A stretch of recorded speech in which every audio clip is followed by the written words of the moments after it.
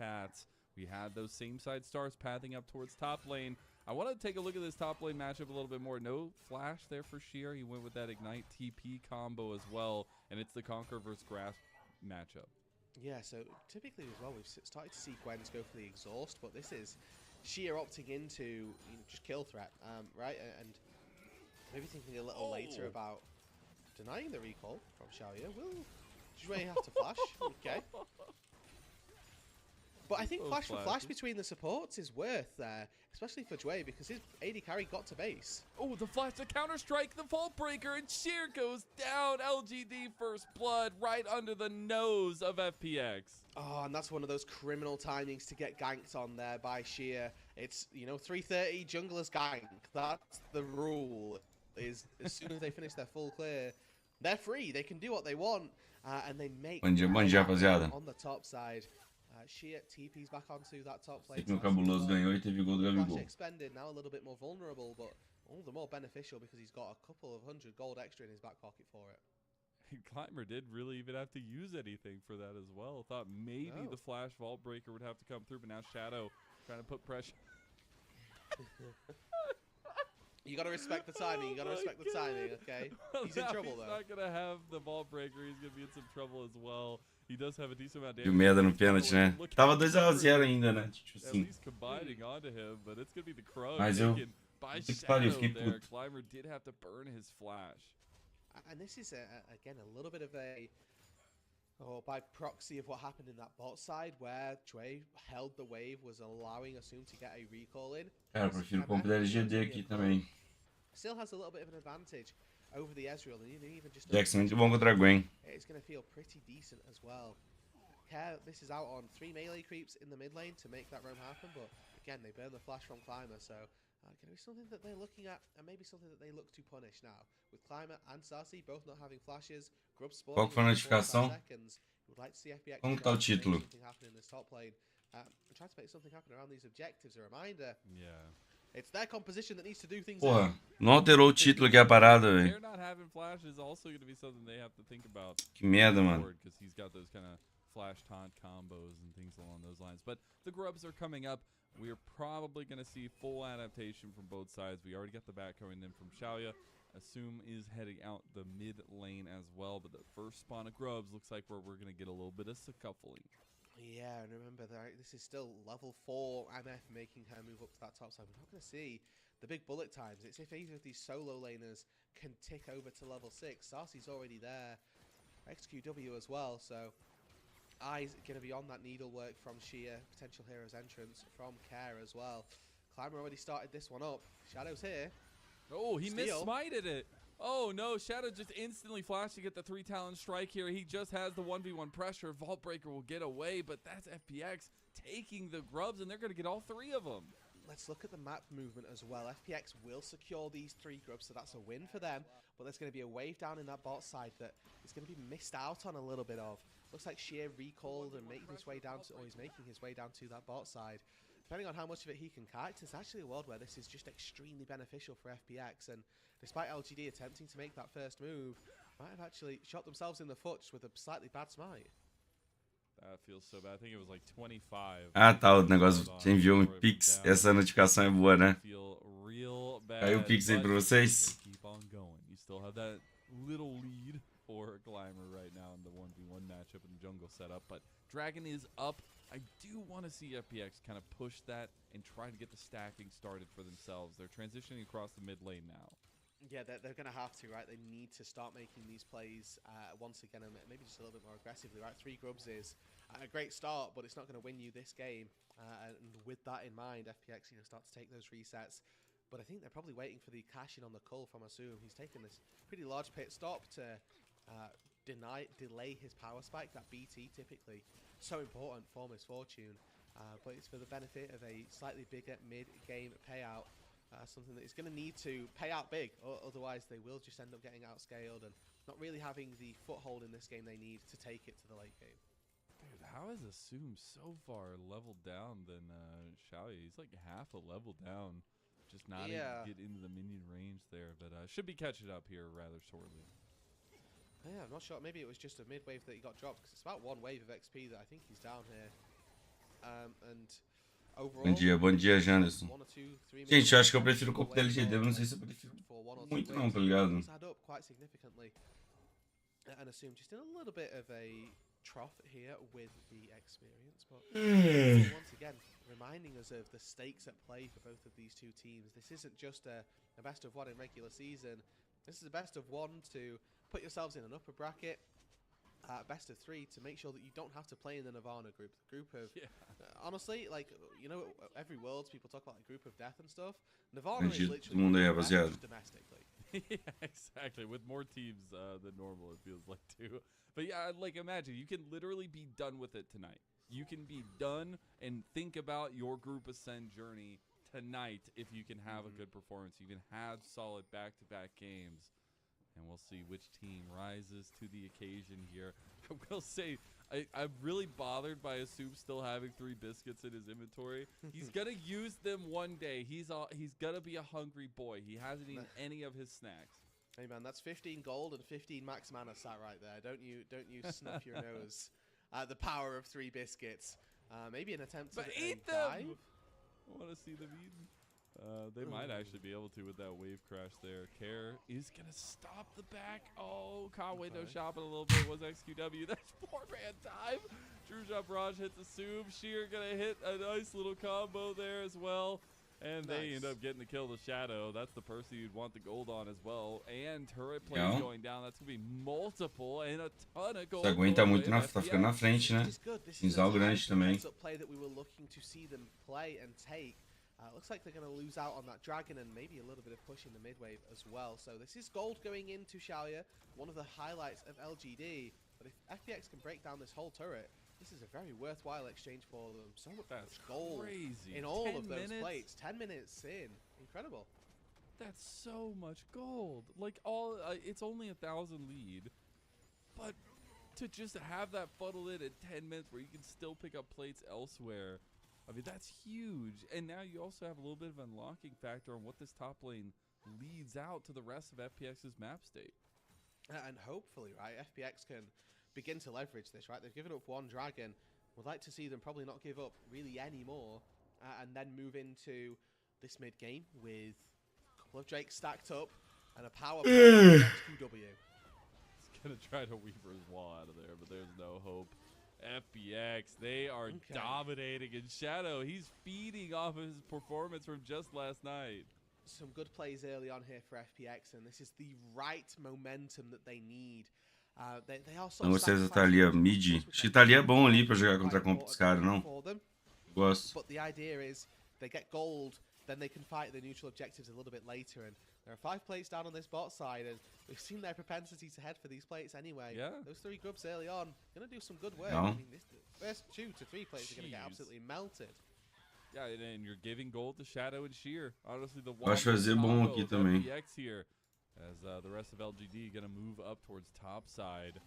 Trying to get this dive onto Care. I think Care might be able to get the minions here, but he's gone a little bit too far. He's going to get the taunt. He's tanky, but not tanky enough. The turret can't ramp fast enough. And the beautiful dive comes through from LGD. A trade once again. So this is going to be turret for LGD. Probably turret down on that bot side as well. And Sheer looks to have been funneled a significant amount of these plates. Not quite sure of the total distribution between Sheer and Shadow, but Sheer is getting a lot of solo gold. And again, for a player who we've been excited by, I've said maybe that this is the best part of this FPX roster, the brightest star that they've got on their side. We're expecting very, very good things from him, being funneled so much gold, so many turrets as well. And despite Care going down on that top side, LGD didn't quite commit enough members, didn't quite commit the right resources, and find that they didn't actually get that tier 1.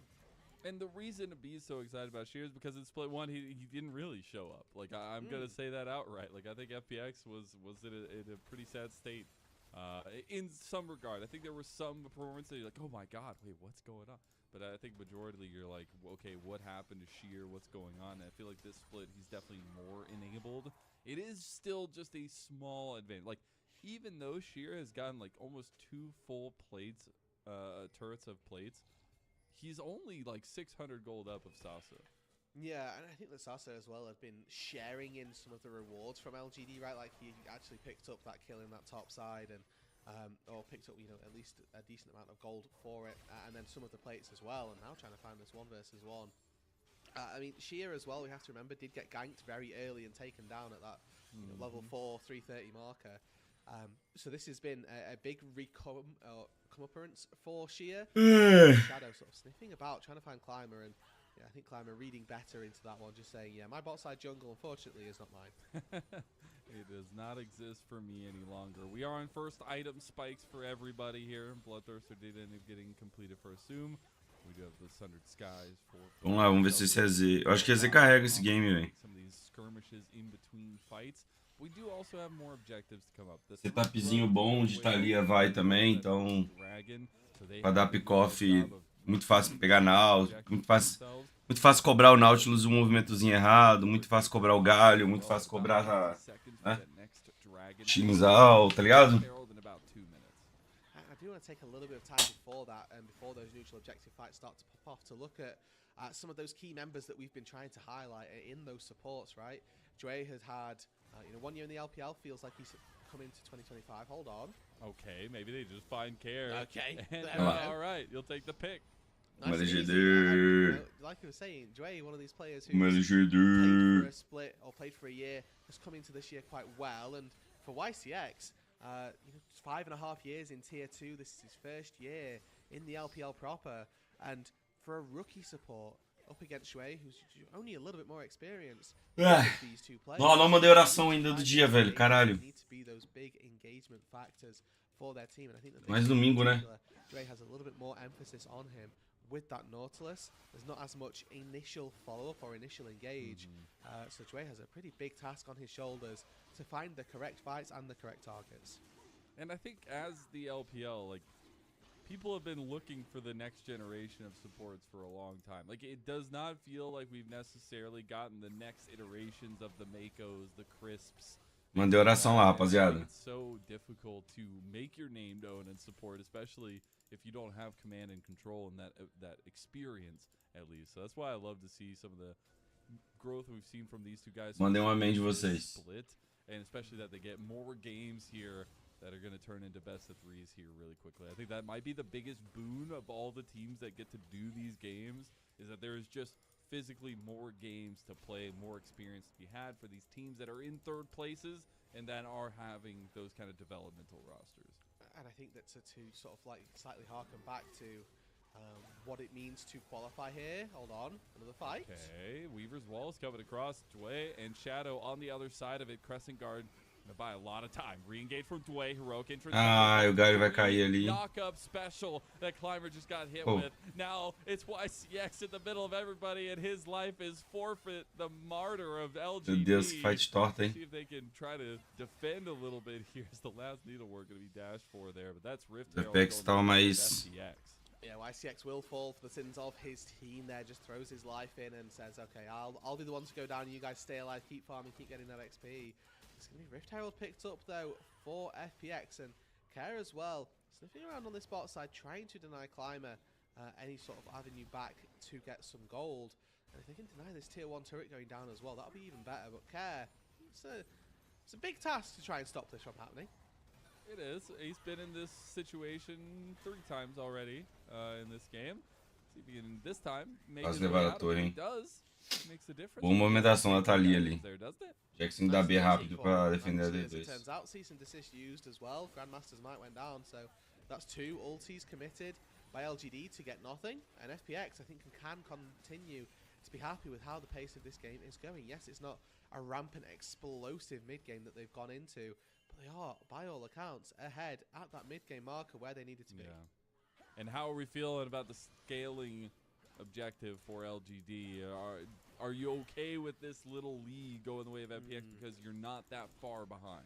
Yeah, I think the neutral objectives is the real big kicker for me if I'm FPX. If I'm LGD, I'm quite happy, right, that we're 1-1 on Drakes, and that's not necessarily a bad place to be in. We've got effectively 15 minutes before we need to fight, before we give up a soul of any description, which might be the straw that breaks the camel's back. But this is something that's going to be really, you know, quite scary for them. The heads-up play from Chue there curbs the ulti so that he can knock up Climber as well. fully channeled bullet time onto XQW means that he can never really get involved in the fight either.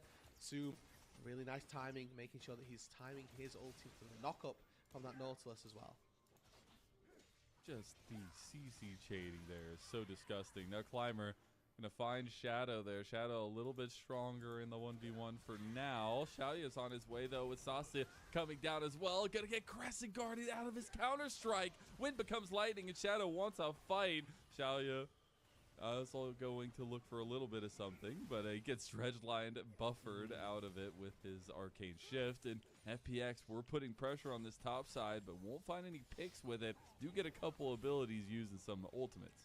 Yeah, Xiaoya's been really good at using that Arcane Shift to get out of Dre's engages. Sim, Juan, tem no Telegram.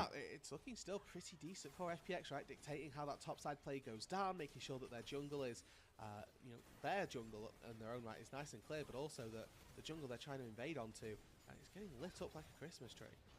Oh, Sasa caught the side lane. Heroic entry. Nossa, Deus. Literally the same combo we just saw earlier used on a YCX, and it works again. FPX go all 5 into the top lane looking for a tier 2 turret. Pick-off Chinzal com galho, gente. Nem existe isso, velho. LGD not quite ready. Don't quite have the answers just yet. XQW. Shadow's in a lot of trouble here. He might look for the fight back on XQW. XQW needs to be a little bit more careful there. They dele ali ganhou tempo, né? Though, and that's pretty big. Yeah, it is. I think that Care bateu bem na torre do mid até agora também a LGD. Tá quase caindo na torre do mid ali. Sat chomping at the bit behind that wall. Made it a little bit more scary for LGD to go for that fight than they might have liked.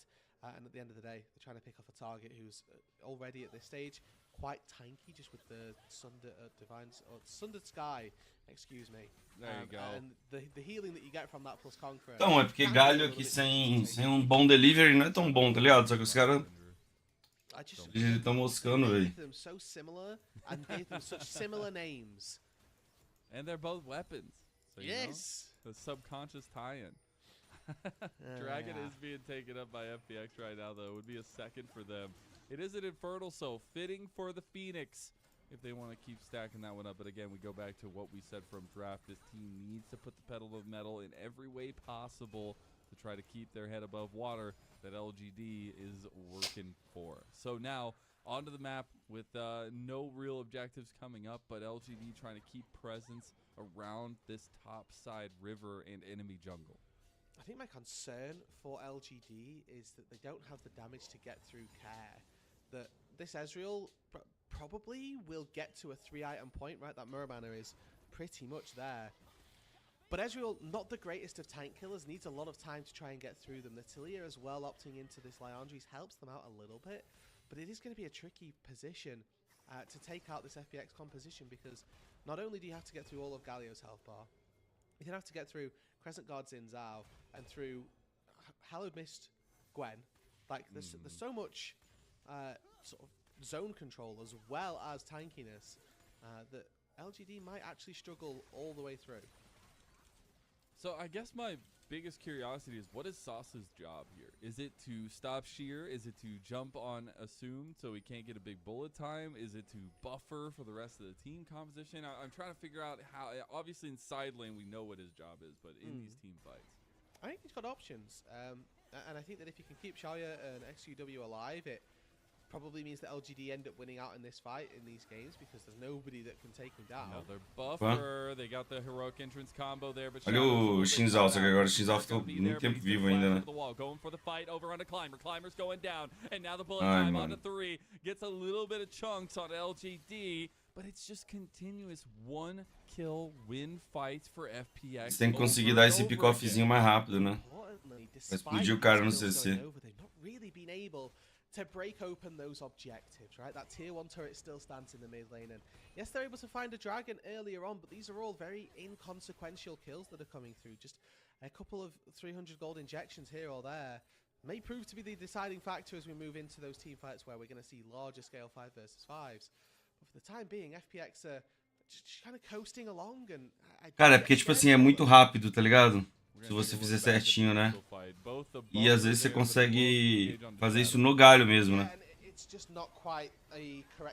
A vai flashar pra ali, tá de sacanagem, né? E a vai flashou ali depois, mano. Não entendi, mano.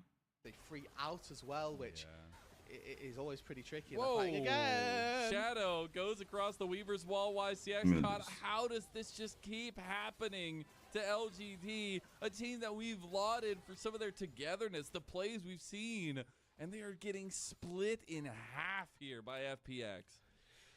Still bound by this mid wave. Xiaoya trying to step up, but FPX move their way toward the Atakan. That's going to be the objective sort of picked up. Tá ruim demais já. Recompense, it looks like. Whoa. É, mano, que isso? Os caras morreram 80 vezes ali no mid, velho. The Weaver wall maybe did a little bit of work, but he was on the other side. That we're gonna have to check that one out a couple more times. As, goodbye. Dway's gonna have some time to check that one out potentially. That he's in the death realm. Roses are going to go the way of FPX, though, as well as the Atakan. They must get all of them, or at least try to. They go back in for the fight. Shadow só se matou ali, mano. Ou não?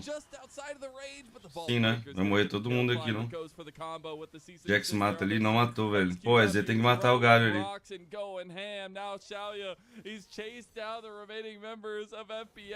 Nossa, o... Ah, mas ele matou. Pô, eles entregaram muito gold agora, não? Ah, FPX. Just as we thought that FPX had got their sort of ideas of how to play the game together, they weren't quite able to convert cleanly. Dre gets caught out looking for a Hex Flash angle for a fight, assumes bullet time goes completely wide, and then Shadow throws his life away in an attempt to bail out the rest of his team. I'm curious as to see whether or not they could have just... O EZ ficou a fight toda em cima do galho, né? Maybe Shadow Olha is isso. sort of thinking, we're strong enough, we can take this fight, but then Sasa ends up with a nice double stun, which really disrupts their fight. Cease and desist comes through, meaning that Assume has no real chance to take this. And Xiaoya as well, 1v1 in Care, who's 2 levels above him. Definitely not something that you're looking for. I'm just so, like, those fights are so ridiculously scattered. Like, Xiaoya was on the biggest flank as the ADC. Things are getting chaotic. That's what we came to the qualification stage for here. And now we get to see this chaos unfold just right behind the leader, LGD, FPX. They're feeling the heat, and now they go for an engage. Oh my god, the magnetic hook. Bullet time on top of it. This is the combo that they were waiting for, and these are the moments that they capitalize on. Olha o jeito que a Thalia morre, velho. Tá de sacanagem, meu Deus do céu, mano. Circles, baby. They found them. It happened. They got the wombo. Como a Thalia morre assim, mano? Link up. They find needlework over the top, and that might just net them the Baron. Dude, what is this game? It is just going back and forth, and then FPX just O Jax levou até 2, hein? out of nowhere. And this is gonna be like a 1,000 goalie that gets ballooned so highly if they can utilize the Baron buff efficiently. They've already got a push starting to build in the top side too to look at a tier 2 up there. Meanwhile, Dragons will be evened up by LGD while they take the bot side jungle of FPX. Yeah, and I think that they, as FPX now, need to take at least... É, os caras sem spell, MF sem spell, e a gente toma um pick-off. Do nada, o Nautilus vem andando reto e hooka, mano. O cara toma. They're not really close to a soul win condition. That Infernal Soul would do so much work for them, but they aren't there yet. They're not really in a good position for it, and they're going to take a little bit of time to get there. So hammering home an advantage in this stage is going to be the really important part. We get to see another glimpse of Jue. Dude, what? I think Fog was doing a lot of work there to keep us from seeing quite how extended that Nautilus hook was. I saw it go very far to the left, Rude. I don't know. Yes. Yes. There's gonna be a Twitter screenshot later on. There's that and how the hell Rel got on the other side of the Weaver's wall. We already racked up 2 of them. We're only 1 game in.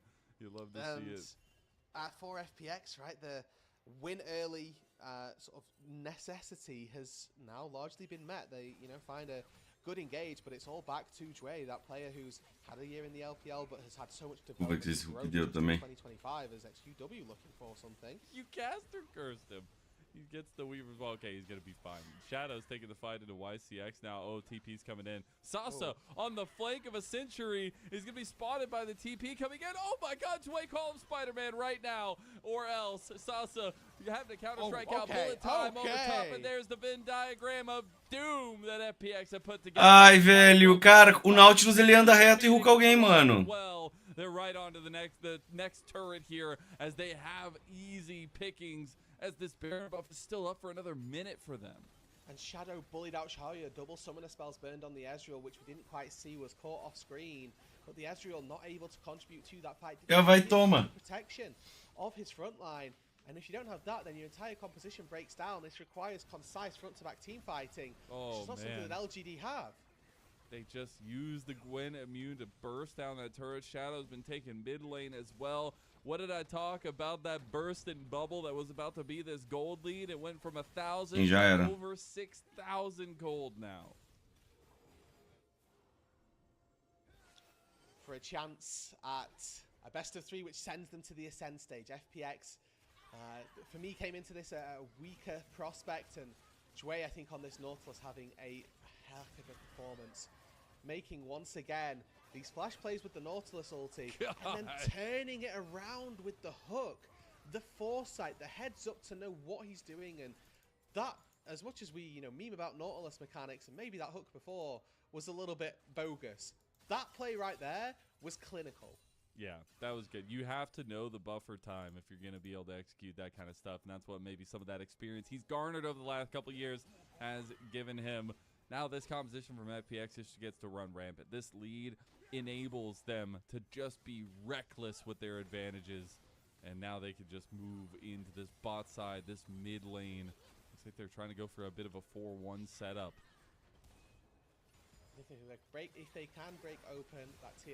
Ó, o Nautilus vai reto ali hoocar alguém de novo ali, ó. Ó, não tomaram o hook, hein. Pô, tá ali, errou tudo, mano. Oh, Shadow. Oh, Shadow. Okay, they're gonna just pop the emergency button. No, meu Deus, a Hel. A Hel morreu ali como? That's your front line. Jway gets caught by the sides. Meu Deus, olha o Jax. He's in there. Bullet time is there onto 2 though, and in the middle of the cease and assist. Now it's Acabou, FPX splitting apart the rest of the fight, but Sasa, he's found another one. He goes down immediately after. Now it's a 2-4-2. If they could find the push. Se a Hel não morre do jeito que ela morreu, tinha game ali, tá? Dava pra ter ganho a fight se a Hel não se mata. Sei lá como é que a Hel morreu. A Hel tinha flash, a Hel morreu com todas as sums up e ult. Não procurou nem o aftershock. Cadê a Hel? Vamos ver a Hel. Cadê a Hel? A Hel tá ali embaixo. Olha onde tá a Hel. Ah, agora foi a vez dela de tomar o hook e morrer. O Jax aqui jogou muito, hein? And Sasa finds a 5-man counter-strike, but it's just without the follow-up.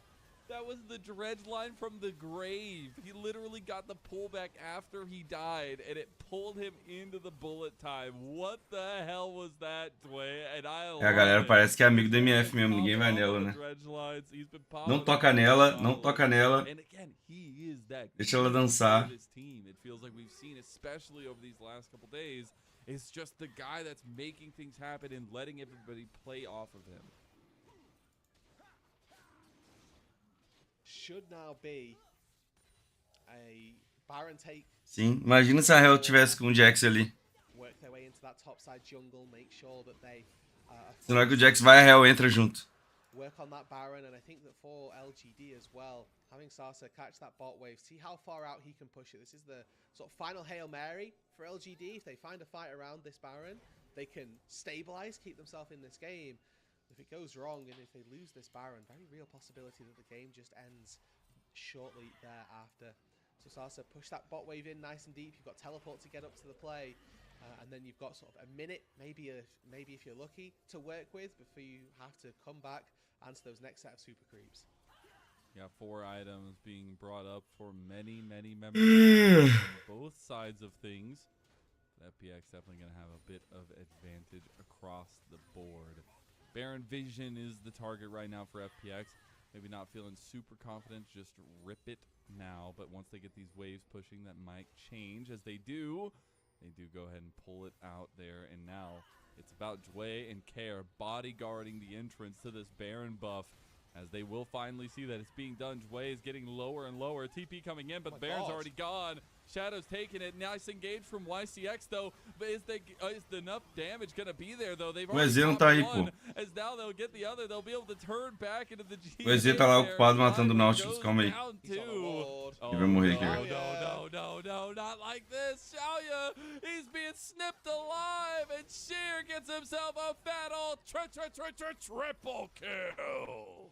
FPX are going to go up into that upper bracket. They will play in the upper best of 3 to secure their spot in Ascend.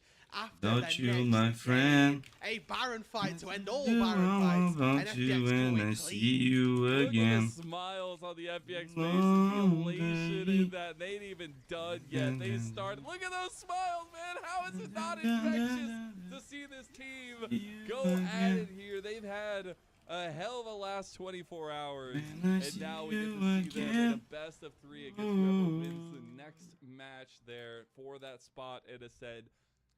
The story of FPX is just one of blazing glory in the latter half of this first opening part of the split. And right, they had so much, I'll call it sort of animosity around the early game for that specific. É, o Gold tava fight ainda mais bizarro, né? Timid, a little bit slow, a little bit delayed, but when they needed to, they bit the bullet. They went, okay, now's our time to find the fight. They were patient, they were biding their time, and managed to get in and get out and do exactly what they needed to. They did indeed. Sheer looking as young as he is, but still looking damn good on the Rift itself. This combination between him and Shadow has been wonderful to watch, but Dway had a heck of a performance in this game as well. I have to think about who gets those MVPs, but I have to say, disappointing for LGD. I mean, yes, it's double round robin. They still have a best of 3 to go to in the lower bracket now that they've lost, but this is a team that had such high highs and had such high expectations for a kind of middle of the pack team, and things just haven't been clicking. No, and it does make their life a little bit more difficult. Obviously, they've now got to win 2 best of 3s to progress into Ascend, and I mean, like we've talked about, being in the Nirvana group is so disastrous just as a concept that 2 teams can't go and play in split 3 in summer. It is a real concern for players, fans, coaches, everybody. If you are supporting this organization, you want them to be in Group Ascend, even if they're going to get sman-dangled by top of the top. They'll play split 3, and that's a win. So for FPX, taking that first step forward, a very big boon for them. It is indeed, and I think they'll be very happy, but they're going to have to refocus in. They only have a little break until they have to go into that best of 3, which should be a lot of fun to watch as well. But man, I just have to say, like, the drafts are working out. It was even on red side. It wasn't even blue side. Like, I'm just imagining back to when Sasso was so excited about winning that 1v1, and now how bad it feels to still lose on the red side, or at least lose on that blue side. Sim, só tem 2 MD1 hoje só e acaba. For FPX moving forward in terms of what strategies they can bring out in that best of 3, because we're finally going to get to the fearless section of things here in split 2. Yeah, and again, reminder, right, that best of 3s for... T1 lançou nenhum vídeo novo não, né? This is technically split 2 placements. We're moving into split 2 Trophy room não. From next week, the week after, right? We've got the rest of these qualifiers where the best of 3s will start to take place, and some best of 3 practice as well. It's going to go pretty well for them. Tem legenda não? Another headache of a watch at the format rundown of what this split is, but we're right there in the middle. You see the qualifier section? We're right there. We're getting further along. We're moving from left to right slowly but surely. But, you know, FPX getting that much closer to putting themselves within that 10-team roster of Group Ascend, the best of the very best. And they had a cliff that they built and pushed LGD off of, it seemed. Yeah, I mean, you can just see the slight discrepancy between Shadow and Climber, really. The only real area of the map where it's not what you expect. I mean, Care, low damage percentage, he's playing Galio, right? Like, we're not really that bothered. Como que o Clim perdeu a primeira lava, sabia que seria vai ficar nesse jogo. Playing so aggressively, it feels like, on this Xin Zhao, and actually having a very decent time, I think. Muito super gap também, né? Yeah, he had some really good moments, and moments that begged a couple questions a couple times. We were like, oh my god, why he's being so aggressive? But then it works out for him, or they at least get out and force a couple of spells, or at least force some tools out of LGD. But then like, it was always the re-engages for me. Like, you always knew it was coming. That's what they drafted this composition for. I said they had a page that was just circles. The circles look damn good, man. Like, it turned out that if you do engage onto a team composition that has invulnerables or at least untargetables, and then you have the heroic entrance on top of it all, like, it just makes it that much harder. Yeah, I mean, for FPX, sometimes just going back to the oldie but goodies will just work out for you. They went back to a tried and true strategy of wombo combo, and it ended up being exactly what they needed. The classic anti-dive, at least. But the bullet times on top, I give a little shout out to Assume. Had some really nice layering on top of that. I don't think he at all was the biggest piece to the puzzle here, but still had something to say. Meu These Deus. are the kinds of performances that give you a little bit more confidence in an FPX that has wavered that confidence over the last couple months. Yeah, and maybe Way just now becomes the... Ó, tô na ressaquinha, tá? That is dirty, man. Like, dude, somebody check him PC. There were too many times. There were too many moments. Yeah, he's just doing... Vamos uns highlights da Kings League. Quais foram os melhores jogos da Kings League ontem? Não, pera aí. Loud 8-4 no fluxo. Vamos ver os highlights. Vamos juntos nessa! Velocidade dos jogadores. Bola no gramado e agora a primeira posse de bola é da equipe do Fúria foi jogão? Vou ver o da Fúria então também. Essa posse de bola com o Essa parada de começar num versus 1 é da hora, né?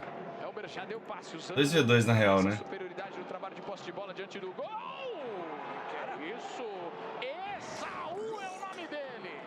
E agora Esaú usando o corpo, tenta pisar na bola. E o goleiro tem que jogar também, né? Olha a chance do primeiro gol na partida agora. Tá lá. O Coringa, mano. O Coringa maluco. Muito bom. O de Luquinhas. Luquinhas faz o primeiro. Vem Elber, esse jogo promete mais emoção. Vai Elber, entrou na área, escapou bem demais, balançou na cara do gol. Que maravilha!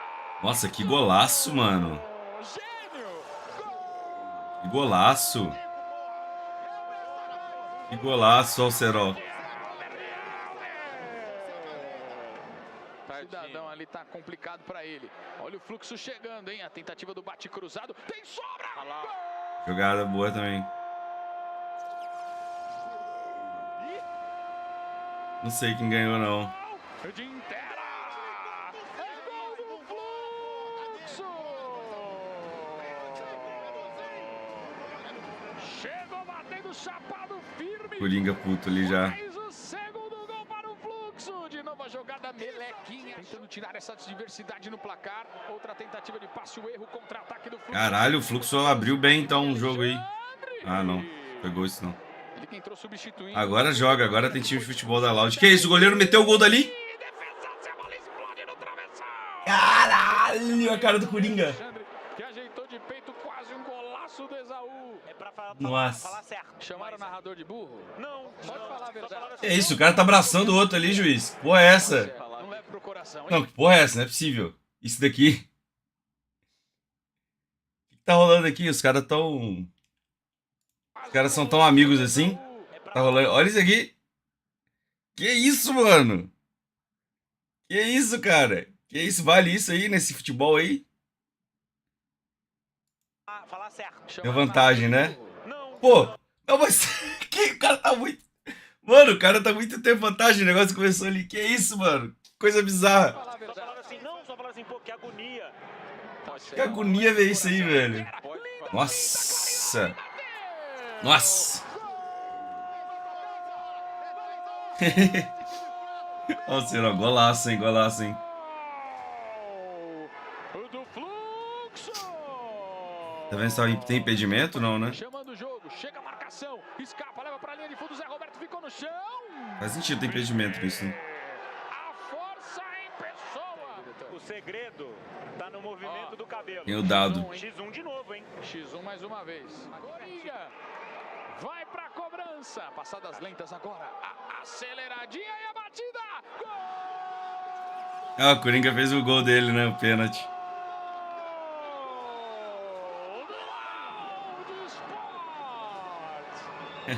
Comemoração do Vini Júnior. Colocar Pô, o Coringa bateu legal, hein? Assim, bateu mal, mas ele pareceu que sabia o que tava fazendo, pelo menos. Eita, caramba, mano. Os caras do fluxo tem um gingado, hein? Elber, passando o pé em cima da bola, encarou a marcação do Luquinhas, colocou de lado, Luquinhas usa o corpo também, retoma essa bola, e agora? O que faz? Tenta sair da marcação, ganhou, implementa a velocidade, Luquinhas vai ficar frente a frente com o goleiro, tenta a finta, escapou, perdeu o ângulo, deu o break. Meu Deus, meu Deus. 1v2, 1v2. Nossa, ai, ai, ai, ai. Caralho, caralho. O Coringa. Que golaço. Não, aqui ele humilhou demais os dois. Que porra foi essa, velho? Tirou o goleiro uma vez, depois aqui, ó. Aqui foi, né? Pô, aqui, pô, não tem como. Aqui não tem como. Ele vai lá, só vai tirar dos dois aqui. Pô, que esse cara foi um pão também aqui agora, é sacanagem, né? Isso, Deus, velho. A cara do Coringa, o Renatinho ali. Ah, muito bom, muito bom, muito bom, mano.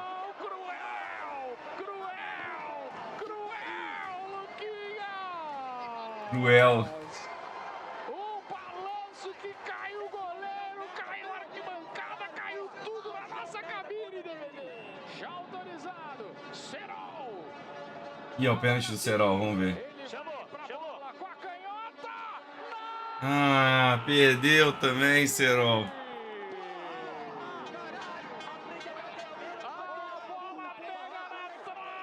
Caralho, o Serol tá vascularizado, né? Bateu com a canhota, subiu demais. O futebol de maluco lá que você tem, qual é o dia? Sexta? Olha o chute. Golaço.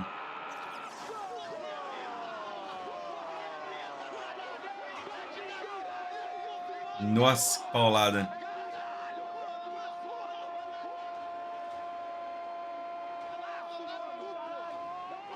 Paulada.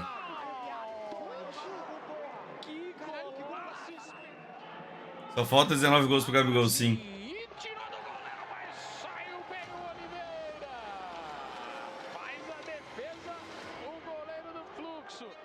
Fisicamente muito bem, mas existe uma diferença. Olha aí, ó, pra tentar diminuir o time do Fluxo. Cara, esse jogo foi jogão, né? Tem gol pra caralho. Bons favoritos sortidos Lacta. Olha esse ataque. Que defesa de Exaú. Merece o bombom, Exaú. Outra bola que sobra. E o gol! Ó.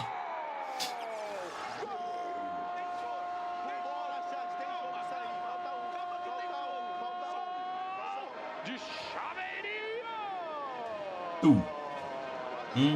Diminui o fluxo, aproveita-se bem da carta que... Bola acelerada no corredor, trouxe pra dentro o Elber, bate! Nossa.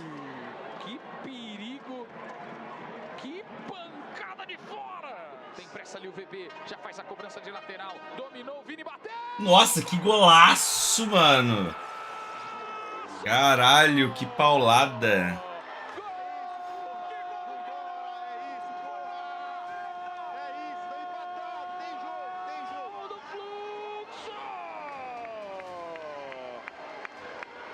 Cara, mostrando a tatuagem lá onde a coruja dorme, ele quer falar isso aí. Essa aí, golaço, golaço. Ó, tirou. Caralho, que jogada. Que jogada. Pô, esse cara aqui é bom, hein? O maluco ali que fez a play ali, ó. O cara é rápido.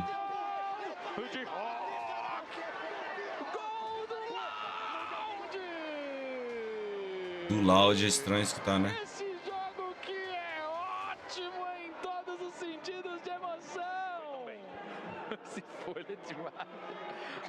De novo ele, ó. No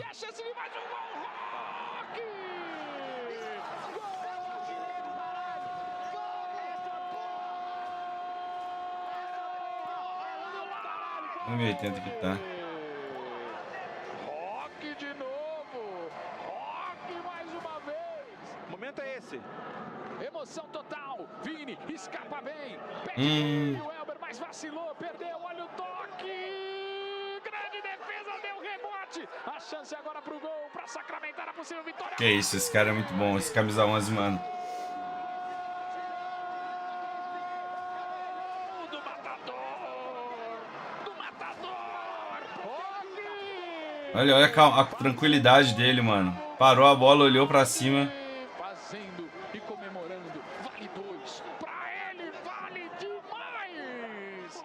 Ah, valia 2. Soube decidir, soube segurar e Acabou. soube ser vitorioso. Sai de campo com a vitória, Raoni. Jogão.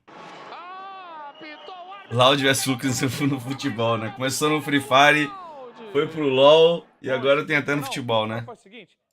Muito massa.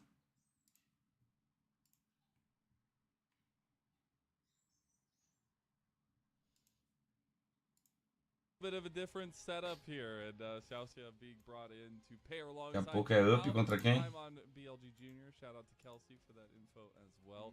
Also, shout out to Kelsey for producing this entire show, being extremely sick. Shout out to you, Rude, for being here with me, yelling at video games while you're sick. But please, everybody go wish these two very, very well wishes here to get better. But I'm wishing Ultra Prime some well wishes here to try to find out what works for this team, because I gotta say, it hasn't worked.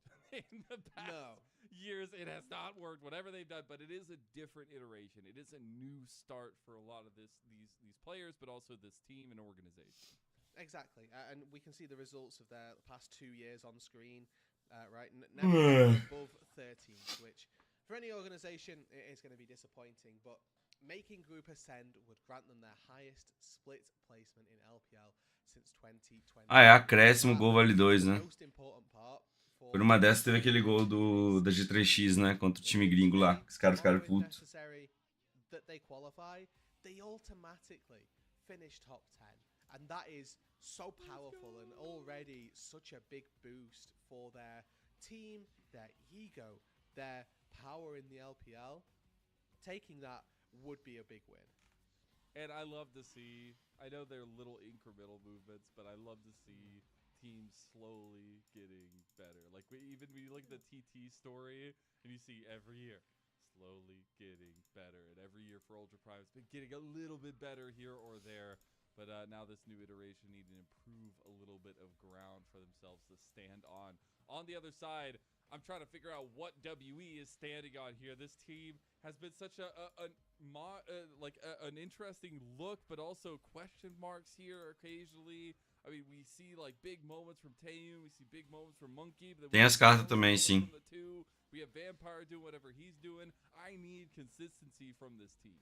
Yeah, it's that recall back to are these teams going to be consistent enough? Oh, o coach da WE é o Teacherman. Vocês lembram dele? Era o cara mid laner da WE que falavam que ele era platina. Ele só jogava de galho e TF. There is definitely an element here of maybe they've got what it takes. I think that coming into this best of one, they should come in as underdogs up against Ultra Prime, but Aí começou a rolar um rumor que ele era platina e tava jogando LPL. That's very true. There's a very real world where we see WE take this game and where we see Ultra Prime once again just not even the final hurdle this time, but at like the second to last one, just crumble. Yeah, and I really am just like, there's gonna be so many doubters in here. As soon as WE does bad, this EDG should be here. EDG. Meu pé favorito aqui, né, gente? WE are the ones that made it. WE are the ones that won the tiebreaker. And like we had said earlier, Taeyun has been kind of that linchpin for them. So we're gonna take a look at some clips from him, but they need to first and foremost take a look at what this guy's been able to do for the Nossa, o team. Taeyun. Esse é ruim. Player Spotlight de Taeyun é sacanagem. Quando ele tem até cara que nem joga ranked é foda.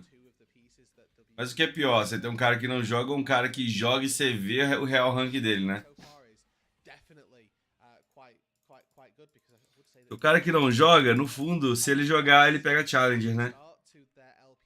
E o cara que não joga? E o cara que joga e não pega Challenger? Não é mais assustador? Giving him that backup, that support that is needed. And when they're winning, Mazel, 7.14 KDA, Yeah. not even sure that like how many wins that have needed to get such a specific KDA, but even still, like a 7 KDA is impressive. It is impressive, but then you also look at the contrast in losses.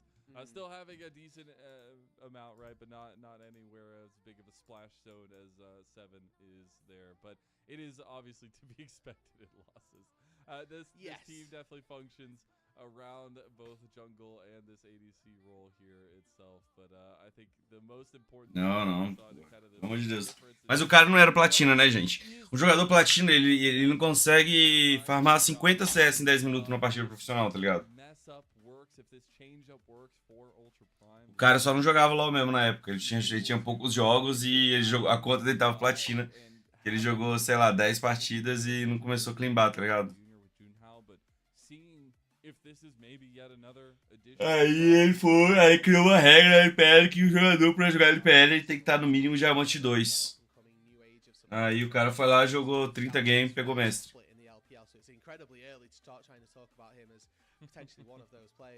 É o coach da IG, o dono da IG que jogou, não era coach não.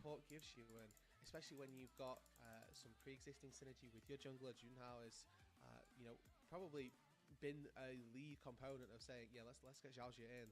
Ai, tô com fome, velho. You can already see some good sort of stats on the screen about how much vision he's liking to play around, and I think kill participation as well. Exactly where you'd want it to be, up in that high 70s. Looking at pegar uma fruta ali pra eu comer. You're there and helping. Only a few days since the signing, but here to make an impact and maybe make that run for Ultra Prime. That's what I want to talk about next, is what lies ahead of these teams, because we have to say this best of 1, it means a lot, but then you go straight into, if you win this one, you go straight into a best of 3 that can be that qualification for you. And FPX is already waiting there after having to, honestly, in my mind, upset LGD and find that win. And now you have a very different bracket moving forward. Yeah, and I do, pity and sort of fear for whoever loses this game, having to face up against LGD in that lower bracket. Obviously, they're in the lower bracket for a reason. FPX certainly coming into a bit of form themselves, carrying over the momentum from yesterday of taking down NIP into today. And whatever UP versus WE looks like in this game, I know that the next game that we get to play is going to explode with power, and sort of what these two teams can show us in a best of 3 is something I'm excited by. So now we get to go back to that prediction conversation, because you had said LGD was going to make it all the way through and I was today, wrong. and unfortunately, that is not going to be the case. They have no chance of qualifying today. It's going to have to be over the next couple days. And now we have to readjust our statements. Is it an FPX drop here? Like, is it from the bottom to nothing, and now to the top to ascend? Well, whatever it is, I think it's going to be a 3-game on our best of 3 to close out the day. Because FPX looked really good in that last game, right? It took them a little bit of time to get the ball rolling, but I really thought that LGD were going to be the best team out of this bracket entirely. And UP versus WE coming in, a little bit less to split between the two of them, a little bit less to split between them and FPX, or the winner of this and FPX as well. So certainly a lot on my mind, keeping me on my toes, let's say, for where these two teams value one another. Yeah, I'm very excited. Now we are going to also get another best of 1, at least solo bolo here. O Edetalia não cancela o hook do Nautilus. Não cancela o hook, stuna ele no meio do hook. I remember looking at the tweet earlier. I'm not remembering off the top of my head. Stuna ele no meio, né? Cancelar não cancela, mas ele vai hoocar e vai ser stunado assim que acabar o hook, tá ligado? Tipo assim, ele vai hoocar, mas ele toma stun, é isso mesmo. Tipo isso. Aí geralmente ele não consegue dar o hit depois, né? Porque o Nautilus você hooka e dá o hit da passiva, tá ligado? Que aumenta o tempo de CC, né? Bom dia, Hopeless.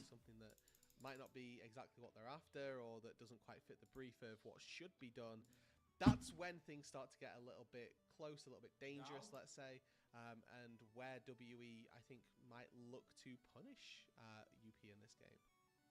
I gotta say, it's the biggest hold on here, maybe, that I can take from this is also that FPX gets a lot of time to rest. Because exactly. It's a tight turnaround. It's a long turnaround here. We're getting back to like the 30+ minutes between games that we were in beforehand when we had the the interviews Ela going tá ali, era on horrível. with the teams themselves. But hopefully we'll be getting into this 1v1 here very, very shortly and get the games underway, because that's the other thing. We still have to get through the 1v1 and then get into the game and the draft itself. It does look like we're finally getting onto stage and getting ready to go. I hope we have a more interactive 1v1. It is the top laners going up against one another this time. So hopefully there's not a... I guess that they'll try and hands check one another in the 1v1. I want so Draven versus Draven. Deixa eu ver se meu ovo tá Level pronto. 1. Just bare knuckle brawl, okay? Because I remember they did one of the 1v1s early on, very early on, and maybe this was like the Master Cup. With you as well, where they did it on Summoner's Rift, and you had the stacking on blue buff. They went to top lane anyway, and then like you just absolutely battle it out, see who's coming out on top. That was back in the good times of 1v1, where everybody just fisticuffed right at the beginning. There was no waiting for the ring of fire every time. One day we'll get back to that promised land. No, you're totally good. Hey, you're the one here doing this while you're sick. I appreciate you more than anything. No, we battle through. We hit the mute button, and we hope that we can built for. Yesterday, I had a bit of a shocker where I forgot to unmute, and we were on air for a couple of minutes, and there was something else happening.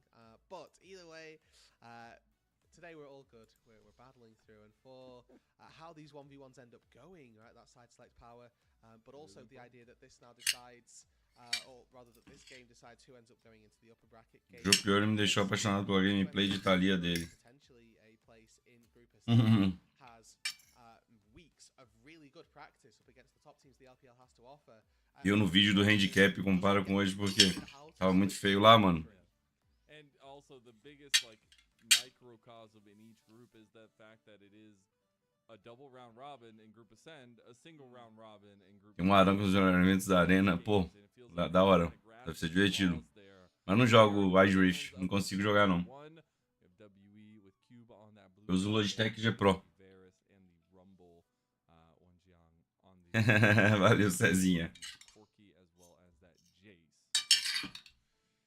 Para usar óculos também, né? Timedinger time, surely. Claire, Timedinger, and Draven are my go-tos. Udyr as well was one of them, and then you've also got all of the knockout champions like Alistair, Lee Sin, Poppy. I think Poppy's really funny in 1v1s. That is very, especially with the Ring of Fire. I'm surprised we haven't seen more Poppy. Yeah, me too. Because you get hit by Keep Reverting, you're done. Like you're out, you're dead. So those are my cheat codes for. Oh, okay. Instant lock of the Aurelia. Okay. So maybe not as much scaling until the Ring of Fire here with the Aurelia.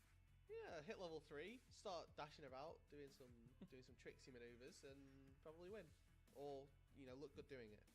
Or look good doing it. I like that part of it. Ah, tem um X1 antes, né? See what the answer is gonna be.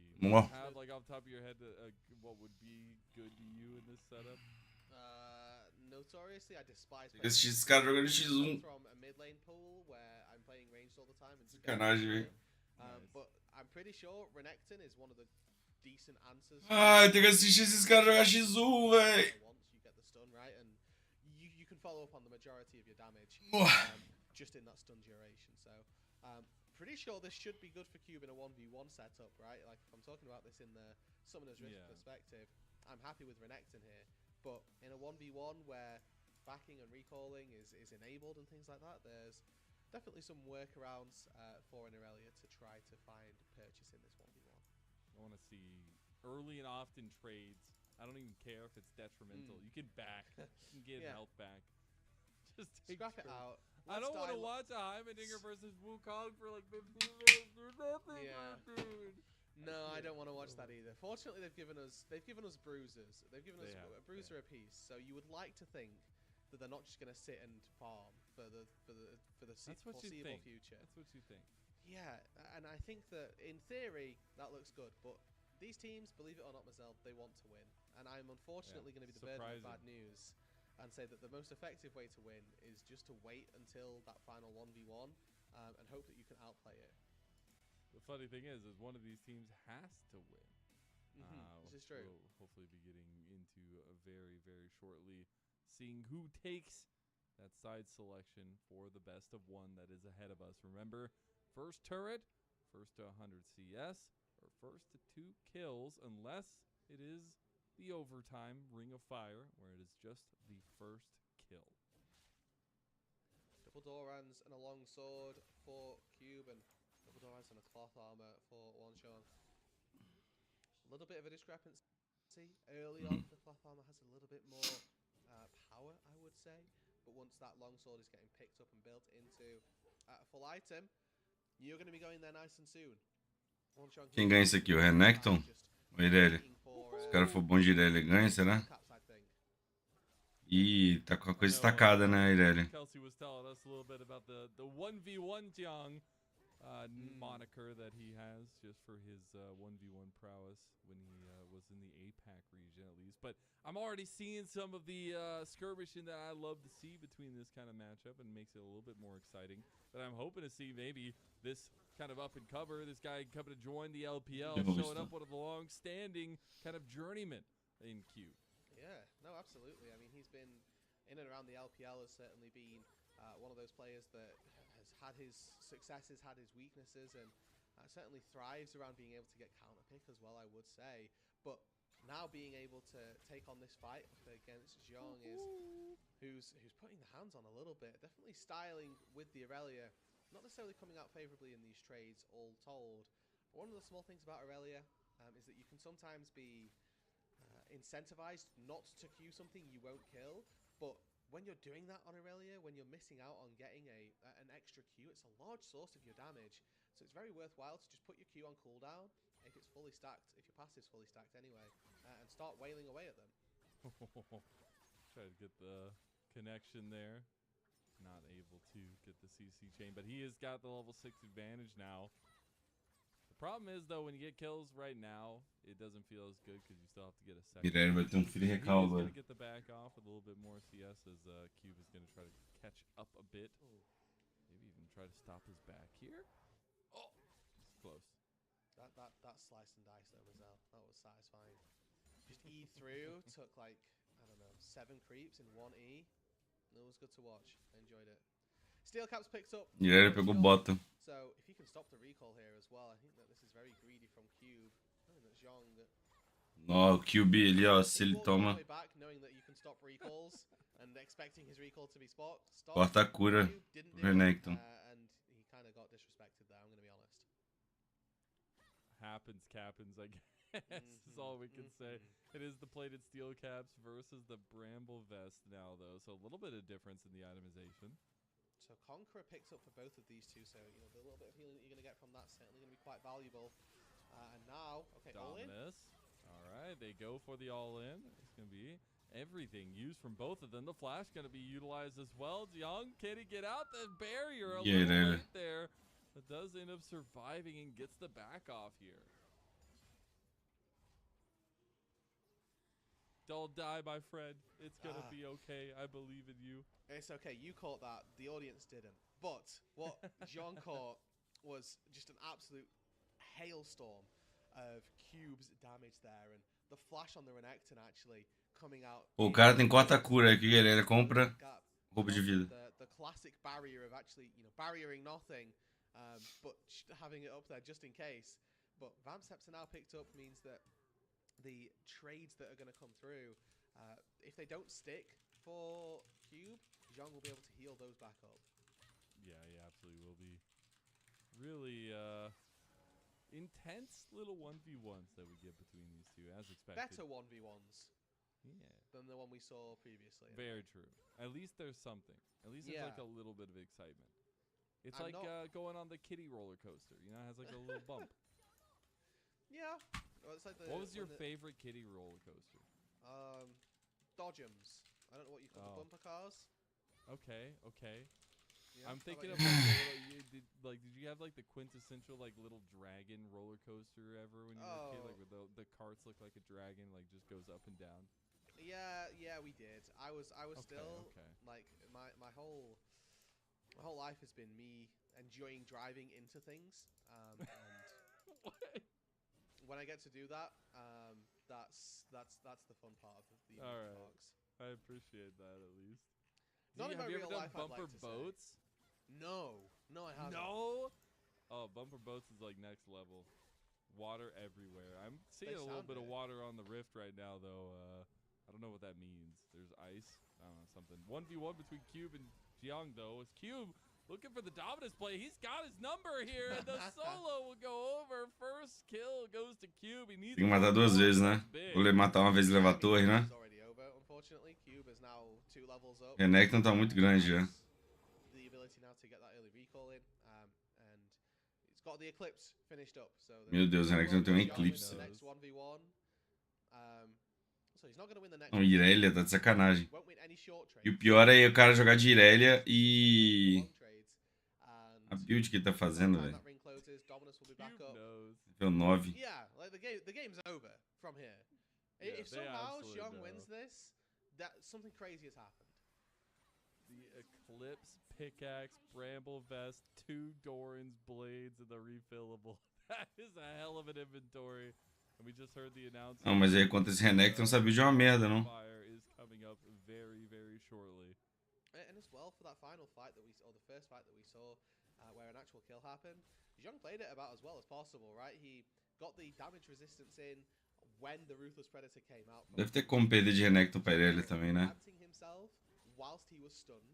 It's the best time for you to do it, and still just didn't stand a chance. He's still down. E agora os caras vão ter que brigar. Finished a blade of the Ruin King, but again, pound for pound and just blow for blow, the Eclipse is going to do way more in an isolated 1 versus 1 where sustain isn't a possibility. I mean, yeah, you would have to be the crocodile hunter at this point if you're young to have any chance here, because that's a 1,000-pound beast right there ready to go. And it's looking like the death roll might just be near. He gets him to half health before the fires are even close. Aí o Renekton jogou bem, né? To pop that dominance, gonna go ahead and get it. Young gonna pop that ignite plus barrier, but he is just dead to the AoE, and an easy pickup for WE and Q. Yeah, and that's how that's going to go for Renekton, right? We talked about it being a potentially winning matchup anyway. Cube did what he was supposed to do. What happened? We've lost the moniker, unfortunately. However, it was a good little fight, and Q, I think, coming out notably on top there, 2-0 in the 1v1, and wins it for his team, so side select. Now for WE, which means, you know, the last game's anything to go by. Congrats to Ultra Prime, you'll be in the upper bracket, but not to be said in jest, really. Both of these two teams still got a massive best of one up against one another to go, and to see who's really going to come out on top. WE are going to be on the blue side, shocker, yet again. So they will be trying to take the prio over that. We'll see what the Gwen setup is, what the Nefiri setup É, o Renekton ali contra o Melee, né? we get specifically. A Irelia só ganha se fosse o Given. Establish kind of what the premier picks are, the Rumbles up there as well. We've had a lot of bans towards the Callistas too. Yeah, and I mean, we were talking about this as well for Ultra Prime, that we're probably looking a little bit more at that bot lane to be an area where they can look to carry, especially with some new support tech, not tech, but like synergy between support and jungler as well. So certainly an area of the Rift that we do want to keep our eyes on, whether that Callista gets locked in or whether it gets banned away. There are some really good choices as well about if the bot lanes do come to fruition, or if that Callista does or doesn't get banned, right? Varus, Callista have been two of the go-to bans just in general, so certainly keeping our eyes on what the bans look like, and I think specifically for Ultra Prime, how can they stop Taeyun? Taeyun, an important factor here for sure. No, in my head, he has been the most important factor for WE, right? Like that has just been their tried and tested player that seems to succeed for me, and that's really the part that I want to hammer home. Well, and you see that kind of damage differential we were talking about earlier, and showing off like what he brings to the team. Now I want to see him step up here and earn that best of 3 to get through the qualification too. Yeah. As the Sejuani ban and the Galio ban are going to be WE's first on that blue side. They do end up getting the Jace and Aurora ban for Ultra Prime on the red side. Yeah, and for now, so Neferi's still open, something that I want to keep our eyes on. Gwen again, something that's still up and available. Skarner completely slipped through the last draft, so maybe not so much priority on that pick as I might have envisioned to begin with. But a lot of top side takeaways for WE, focusing one of each. Mano Menezes caiu no Fluminense, né? Ultra Prime. Como tu fez pra poder ter conhecido da LPL? Cara, fui atrás dos chineses lá na LPL, meio que em Taiwan, conheci a galera da LPL, fui atrás, consegui, e a Riot Brasil não liberava, e eu consegui brigar com a Riot Brasil até eles liberarem, né? E consegui da LCK também. LCK, o CEO da T1 trouxe pra mim. Yeah, so Vi still something that is open as well. Looking at if the Neferi gets locked in on one side, Vi has typically been the go-to answer, just because you're point and clicking. Regardless of how many dogs are around you, you're going to CC the Neferi. And maybe this is just a example of we've got higher priority on the Gwen. So this is, the power of blue side, right? Is that WE got to pick between the Gwen and the Neferi.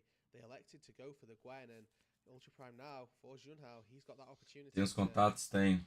take this Neferi out Tem, né? and give it a bit of a spin. I appreciate them giving a lot of resources that way. I think they need to shore up the rest of the composition as well. I like the Rumble to start off, at least, but I really want to see some other pressure points for Ultra Prime, or this Neferi is just going to get single targeted out. I mean, you have a Gwyn, you have the Zins out. We saw how potent that was last time. Now you also have Neferi é o melhor pick com Rumble. Rumble é bom contra a Gwen, né? Is it? Yeah, it is. So Zed. Okay, bro. O Zeca gosta de Zed Vestalia também, né? Saver just says, bring it, bros. I'm bringing Meu out Deus do céu. the Zed. this is why we love Fearless, Marcel. Best of one Fearless, baby. This is what we get. Love to see it. It's not even like he's played it competitively, at least on a stage for Saber. And he's going to bring it out here into the Talia, which is very interesting in and of itself. So the idea then is I don't have a dash, I have blinks. That's how Zed operates. He doesn't dash around, he blinks around. So the Unraveled Earth doesn't actually affect him when he wants to go from point A to point B. Cara, não sei se Zed é bom aqui contra Shinzal, pensando. Telegraphed landing spot for his ulti, which means that landing seismic shove can be pretty easy. So Kara's here got a that 50-50 toss up of, do I want to get death marked or do I want to try and go for a seismic shove? Because the second I use my W, I'm incredibly vulnerable. But if I don't use my W, I'm never getting any value out of that spell or my E, and you effectively become a Q-bot. So the Zed pick in isolation here versus the Talia should do pretty well. Now we actually get the second bans coming through here, at least the second phase. The Leona Varus is the focus for Ultra Prime. It's the Ziggs right now to take away some of that AP focus that we're definitely going to be looking at for Ultra Prime to try to even up the damage profile. The Rel is going to be that final ban. So we still have Kalista open as well, and AD counter pick actually going for Wako here. If he decides to take something a little bit more spicy, I mean, they've already got Zed locked in. I'm not sure how much more we should really be looking at. But for Ultra Prime, what they already have is a lot of dives. So again, things like Kai'Sa start to scream out at you. And Ezreal getting locked in here means that the Kai'Sa... shockingly, it seems like I say it every single game, but the Ezreal getting locked in does open up that Kai'Sa opportunity as well for Wako. Karma getting locked in, though. Extra element of laning prowess here with this Ezreal to try and pair up. Karma aqui, velho, será? Another circle.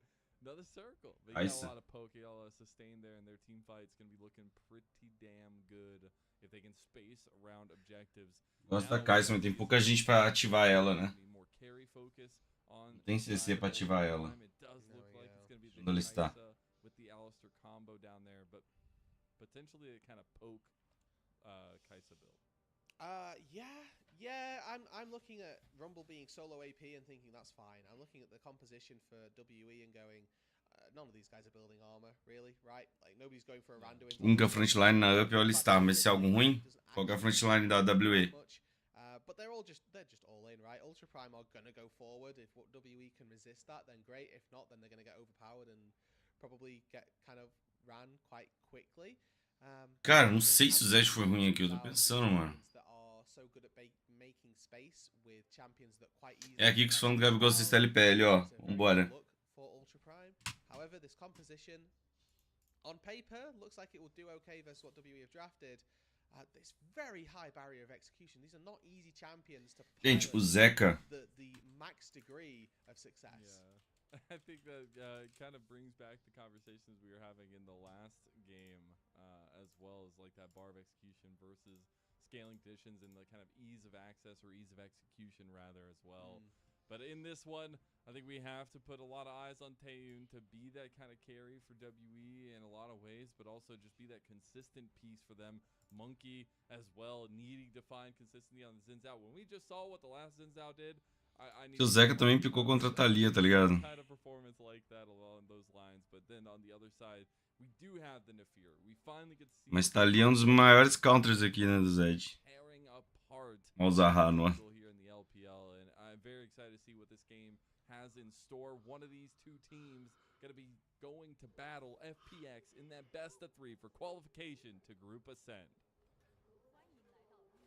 And I think as well, when we remember that context that this is a best of 1 to playing a best of 3 in 20 minutes after you've just finished that, there's a little bit here of animosity. Maybe more almost. than 20 minutes. Yeah, probably right, but they have a pretty tight turnaround on it, and I definitely think that it's something that both of these teams need to have in the back of their minds. Of, well, actually, yes, they've got tape on FPX because they've just seen them play, but also Vampire here going to be looking for an early chunk onto Wako. We love that, but they're going to get tape on you as well, and they're going to have a little bit more information moving into and being able to prepare for that draft nice and early. Does give a slight advantage for FPX. It's where Ultra Prime are just like, how are you going to prepare for a Zed? What's he going to do? What's he going to do? Saber just pulls it out. The coach is backstage as well. They must be working like, okay, well, if we win, we have to play this, so we have to prep this draft. If we lose, we have to play this team, we have to prep this draft. Maybe they're the same, and maybe that's nice and easy for them. But maybe as well, they're just completely different because they're 5 different players they're playing against. Yeah, very true. It's going to be a wacky and wonderful night. I just think it's kind of chaotic to, have to prepare for a setup like this where you have to play a best of 1 and do a best of 3 against an opponent that you haven't played against or had to watch probably because you were scrimming all your groups and you were trying to pay attention to your group setup. But that's always the fun of these kinds of differentiations in the format here. But we actually see level 2 Então, isso que eu tava pensando, 2 assassinos, né? Assim, que deve ser fácil pra resetar o ult da Nafiri aqui. Unfortunately, Zhaojia may have been brought into this roster to have a little bit of synergy with his jungler. He's still Tô ainda de boa, mas he is still quero entender assim, mano. Talvez esse cara seja bom de Zed, tá ligado? Parece que Zed na lane apanha agora, mas depois ele fica forte contra a Thalia, né? Porque ele meio que tem um blink que não é dash, tá ligado? Ele não tem dash, ele tem blink, né? Que é diferente de dash. O W dele não toma stun na Thalia, tá ligado?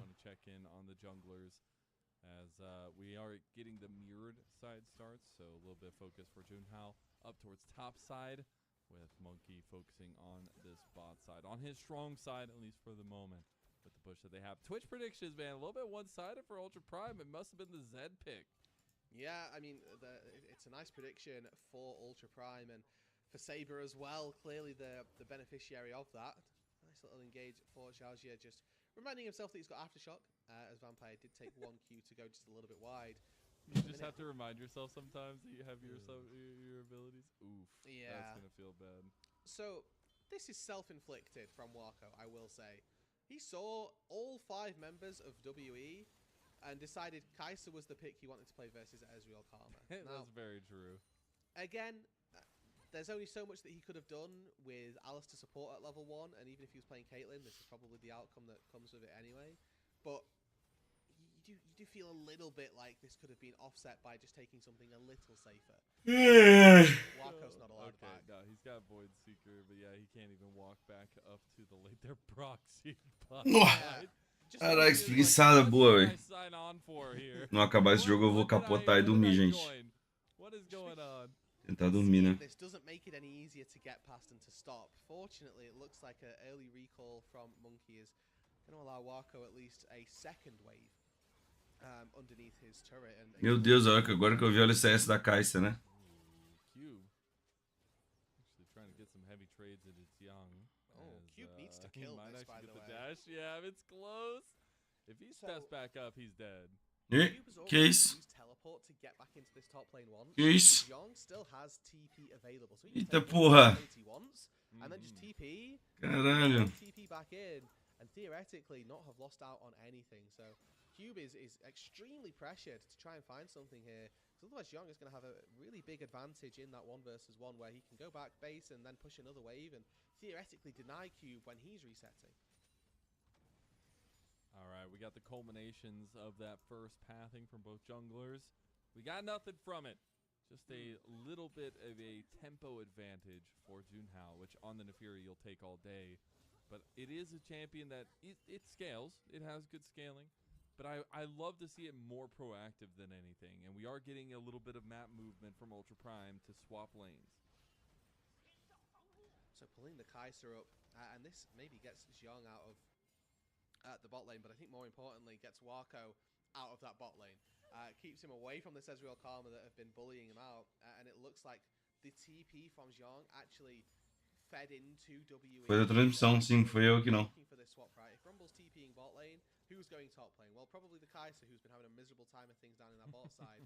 So just sort of trading wave states, and it probably sucks a little bit for Zhang that he had to go down here and now has to walk all the way up if they want to contest these grubs. But he has dinged level 6, so we'd like to think that they're probably going to come out on top on a fight, if there was to be one.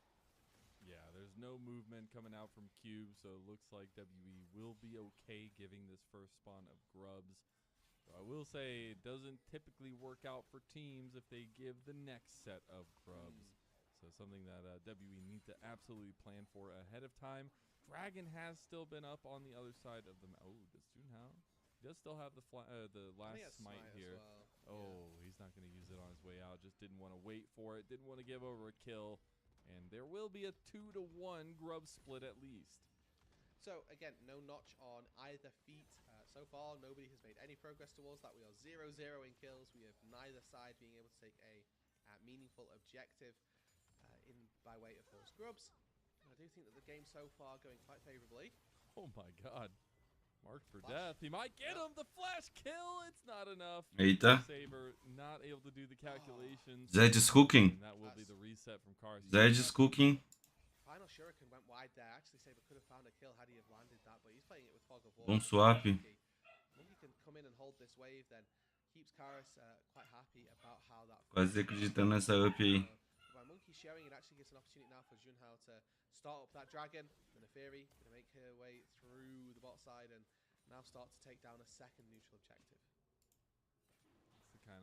Cacau tá chorando aqui, deixa eu chamar ela um pouquinho aqui. For Ultra Prime, just trying to get things on the back end. Cacau! We still have this lane swap that was active in the top side. It's not getting any easier for Wako as it's 80-44 in the CS differential at 8 minutes into the game, by the way.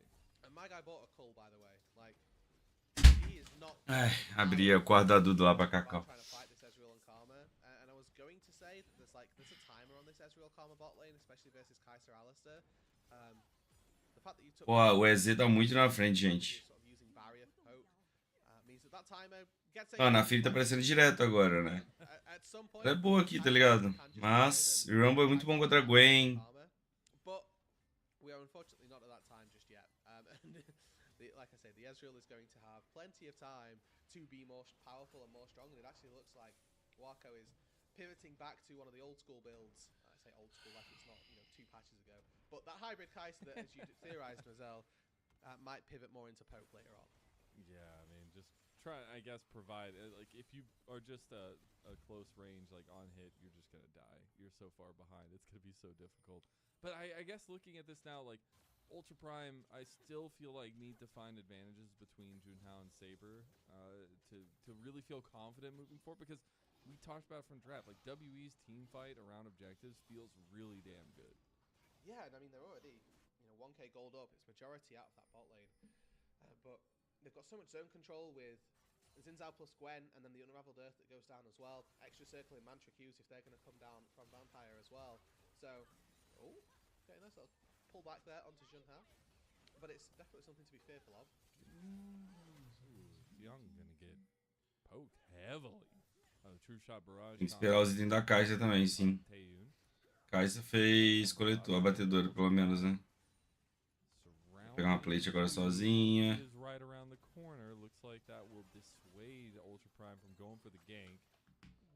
Will stick around for a little bit, but they're losing plates on top side to WE. Yeah, it's a little bit tense here in this game almost. Now Vampire heals to burn, maybe flash from Jiong? Didn't get anything. Okay, so some of the spell burned there by WE to try and get something that they end up failing on. Ultra Prime so far playing for the neutral objectives. WE playing more for that gold.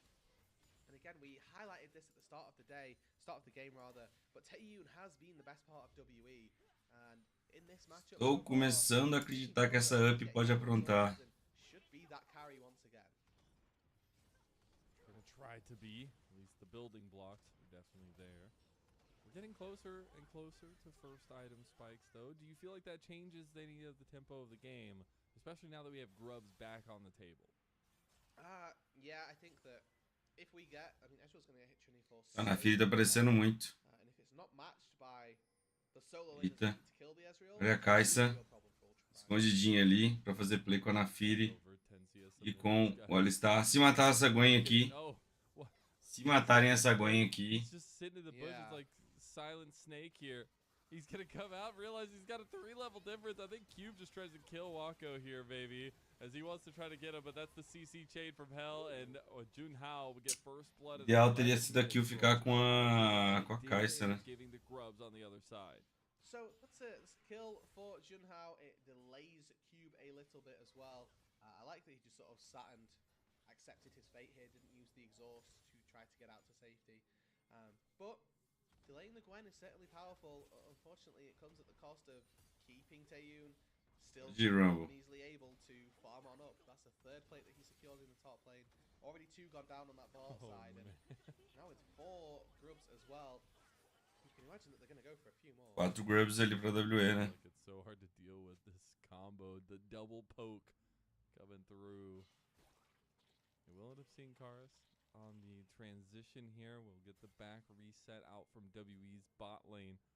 See where they decide to go. We do have everybody backing pretty much from WE, so they could lanes now that they've done lasting damage to both the side lanes. It looks like it definitely is WE redeploying out towards the I think that now Wako has that Trinity element rather. The static shift picked up as well. You feel a little bit more confident, just sat in clearing waves and hits the wave 3 times, fires a Q, the wave's pretty much gone anyway, so that CS discrepancy, not expecting to creep up too much more. Oh my Querendo pegar up também, rapaziada. Dude, this is like peak solo queue experience. Será que tá na hora de pegar up? This Kaiser has been bullied. Equalizer, that Vampire didn't realize he was fully surrounded, and Wako goes back in out of nothing. They make diamonds, but now Cube trying to separate the rest of the fight. Monkey getting on the other side. Caixa tem ult ainda, não? Xiong gets out with his own flash. Needlework not going to be enough to get anybody here. Taeyun does not have the damage just Nossa, yet. Gwen. Now goes untargetable, gets out of Ai, the meu last. Deus. Needlework, Taeyun finally kills Xiao Sim. and WE. Isso não abre espaço pro Zed lá em cima agora, não? Okay, and using this Ezreal now to just really push the advantage, it feels like. Vampire gets caught early on, and in a 4 versus 3 that ensues afterwards, the Ezreal is pushing people back. Wako can never really get in there, use the killer instinct to take out Vampire. Oh my god, he's gonna die. He has true shot. He could get it. He could look for it. He's waiting, maybe. Go for it. Taeyun, the snipe. Oh, okay, Wako knew. He knew.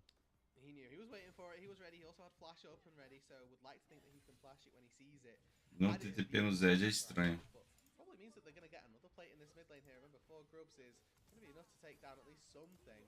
And Vampire's again doing a very good job at just poking out and bullying under this turret. The score may read 0-1. I think Vampire's had a very good game so far. Dude, the fact of the matter is that they are able to use this pressure around the map so well. They're now getting a dragon to even that up, so no more stacking for Ultra Prime. And we've said all along, their composition together is very strong. We take a look at Junhao. Again, a lot of Splinter Cell plays for Ultra Prime, and we see how Vampire got surrounded. Yeah, and he gets knocked up, gets targeted by the Equalizer as well, and Foi aqui pra cá esse aí, pelo menos. Pô, mano, esse Shinzal tinha que ter morrido aqui.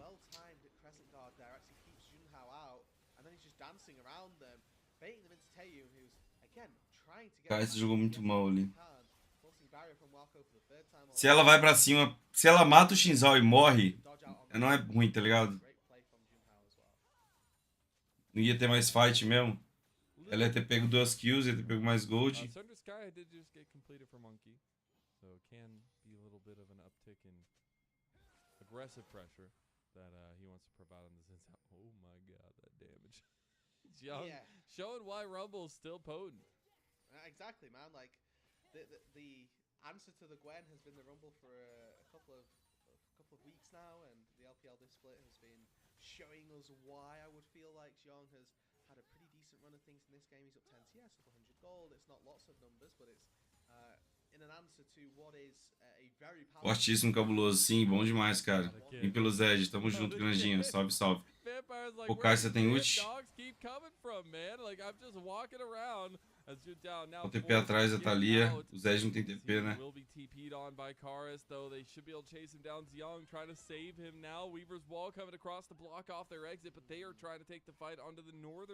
Thalia deu TP. Não rolou nada, então. O Zed vai puxar lá. Colors, but nobody dies. My favorite kind of fight where there's a lot of ultis burned and nothing actually happens. This is free time for Saber on that top side, I will say. The Zed, who's been honestly quite muted so far this game, is slowly working his way into that second item, slowly going to be an incredible threat. And I will say as well, Zed, one of these champions that when piloted well, scales exceptionally well. You get so many shadows, so many shurikens from playing. Quero ver esse Zed aprontar, velho. Hoje o Zed é parado pelo Shinzal. Dano? Acho que não. O EZ. Chegou a Karma, né? Se a Kai estivesse um pouquinho mais forte, hein? Se o EZ, se ele tomar essa, ela morre.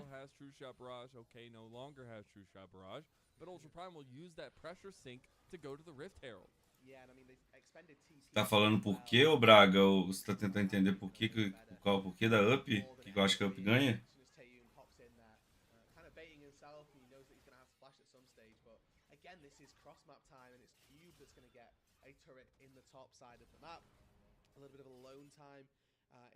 Cara, eu gosto muito de Rumble aqui, gosto muito de Kai'Sa e gostei de Naafiri e Zed, tá ligado? Se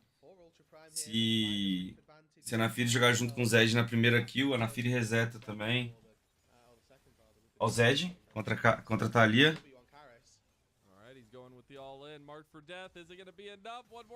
Toma. Toma. Toma. Toma, Gap.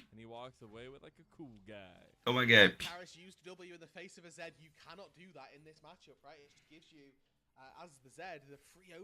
Zed é bom contra a Thalia. Find a 1v1, and that's exactly what happens. It's through the Seraphs, it's through the Flash, and that little bit of extra damage that the Ignite is packing for Saber proves to be enough. He's now opted into the Serpent's Fang as well, so things like Karma are going to be less... Ele tem que ir andando reto. Se a Thalia usar o... Tá vendo? Ele não toma stun com o dash dele. Porque o W não é dash, né? É blink, tá ligado? Aí a Thalia não stuna.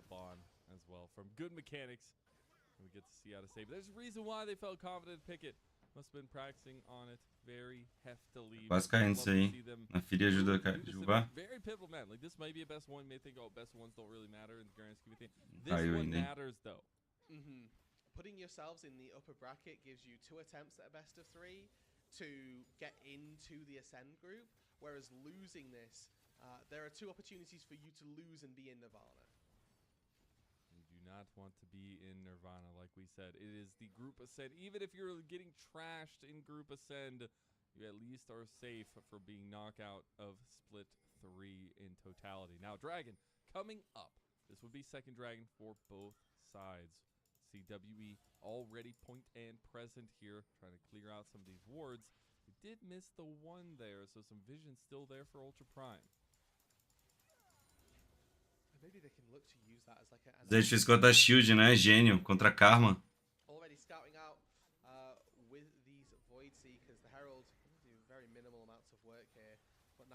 Nossa. Dano do Zed ali. Que isso? Que ele está com o Drake? Nossa, o ult do... Ele está com o Drake. Oh, que isso? Naafiri e Zed vão aprontar aqui. Ah, Exaust no Zed. Beleza, Naafiri resetou. Não? Não resetou, né? Calmou. Just kind of melts Monkey as soon as that Crescent Guard wears off the Rumble, just kind of spit roasting and making sure that the Xin Zhao pays for his overzealous positioning.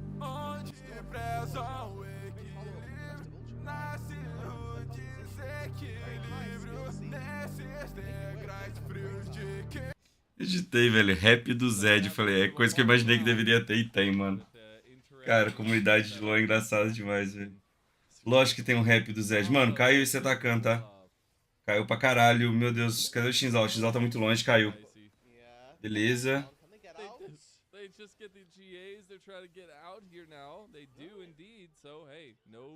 Rap do Zed. Peraí, deixa eu botar na parte aqui. Armação desperdiçada, se eu vejo a som iluminar em minha mente. Lâmina que não vê, é a mais mortal. Viram todo o meu poder marcial. Em meus olhos o inferno, certeza te assombra. Pereça de frente a Zed, mestre das sombras. Pereçar de frente ao Zed, o mestre das sombras.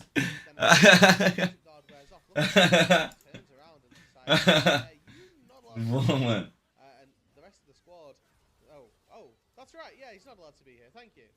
Ai, mano. He's not allowed to walk there. It's just not possible. Ué, aqui não é só falsa fight, foda-se não, de atacar. Qualquer troca é bom. Immediately from Xiaoxia. And now you have Taeyun with the arcane shifts trying to put some damage in Wako.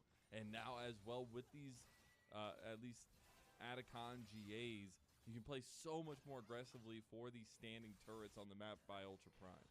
Yeah, exactly. And I think that it's the standing gold that they should be looking for, and it's also the use of this voracious Atacon that I'm sort of waiting to see. Just try and group up, try and find a fight, and make something happen, right? Worst case, you get withdrawn, lose 200 gold, but that's something that you're going to kind of need to try to play with if you want to try and take any form of objective.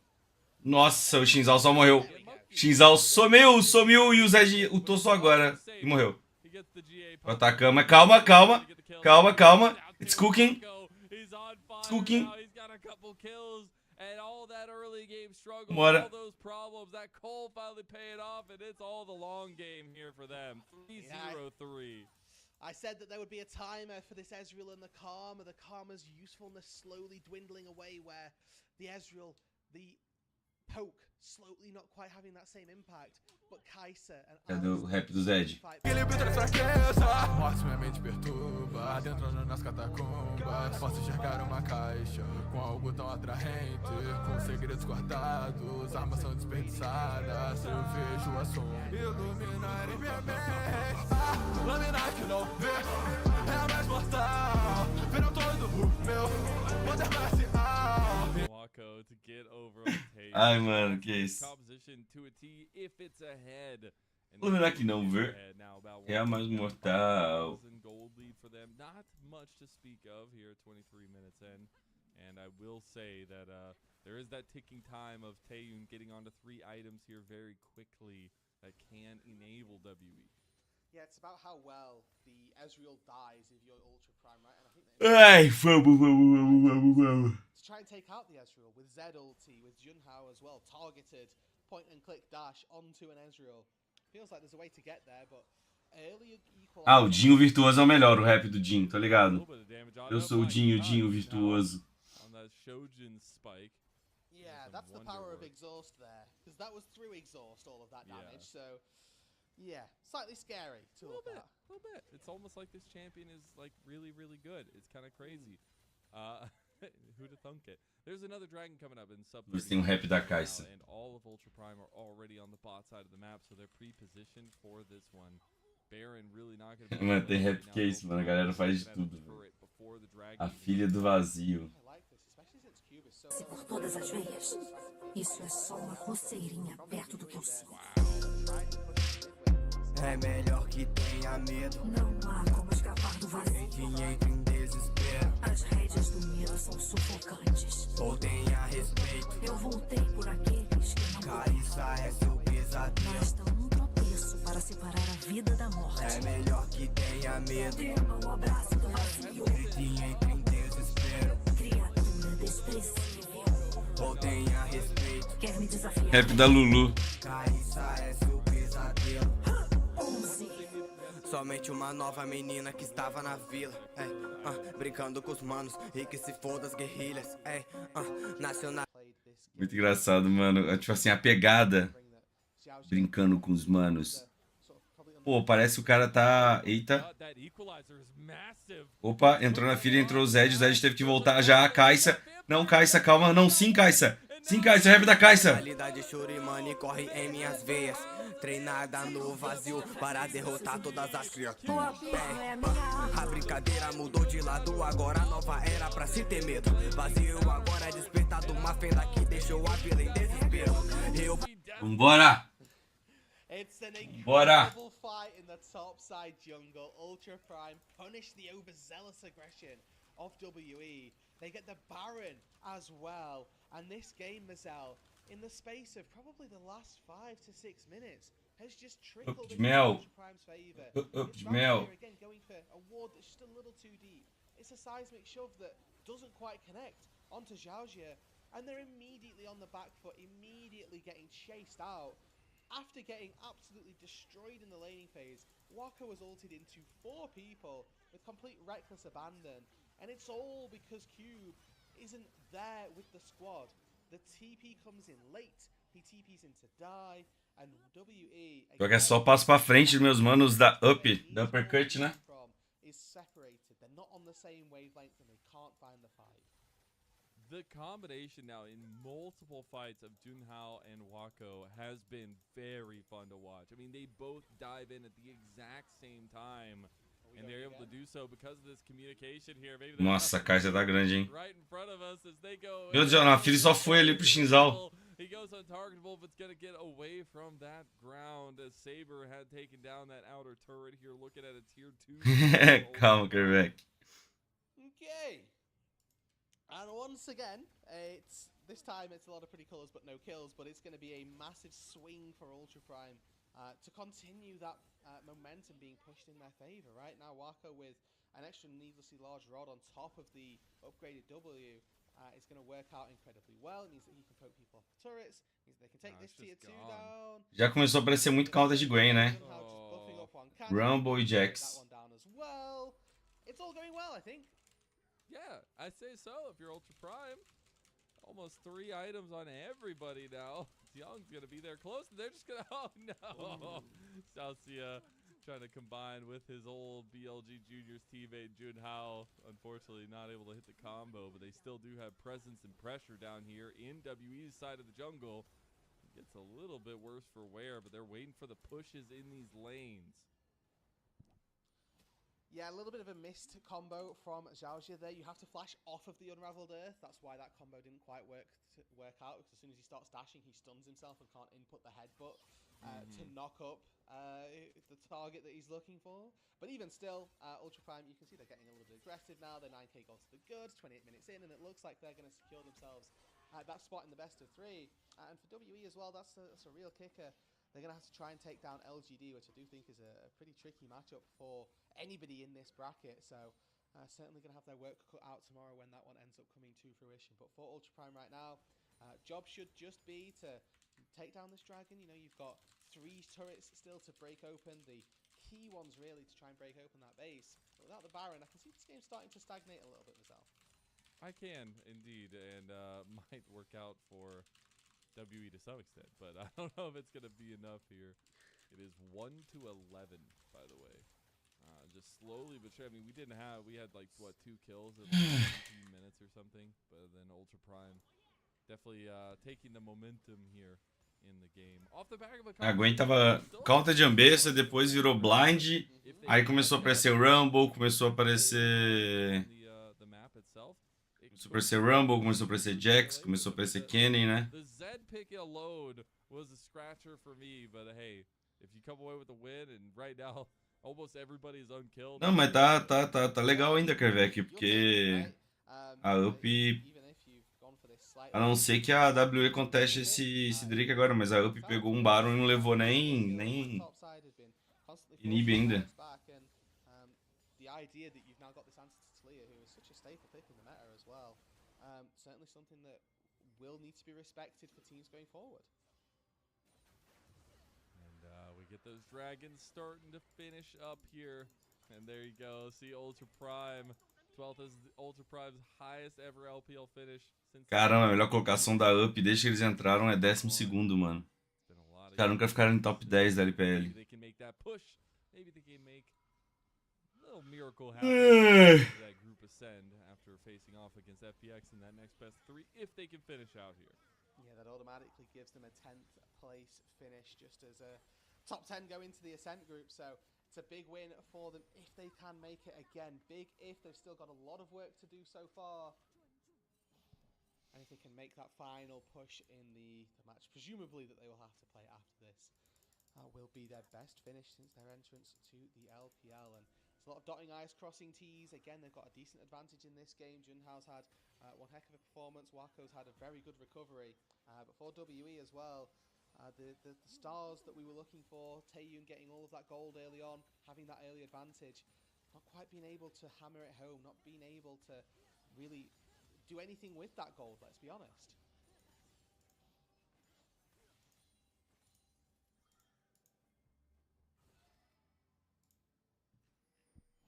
They move now through and into.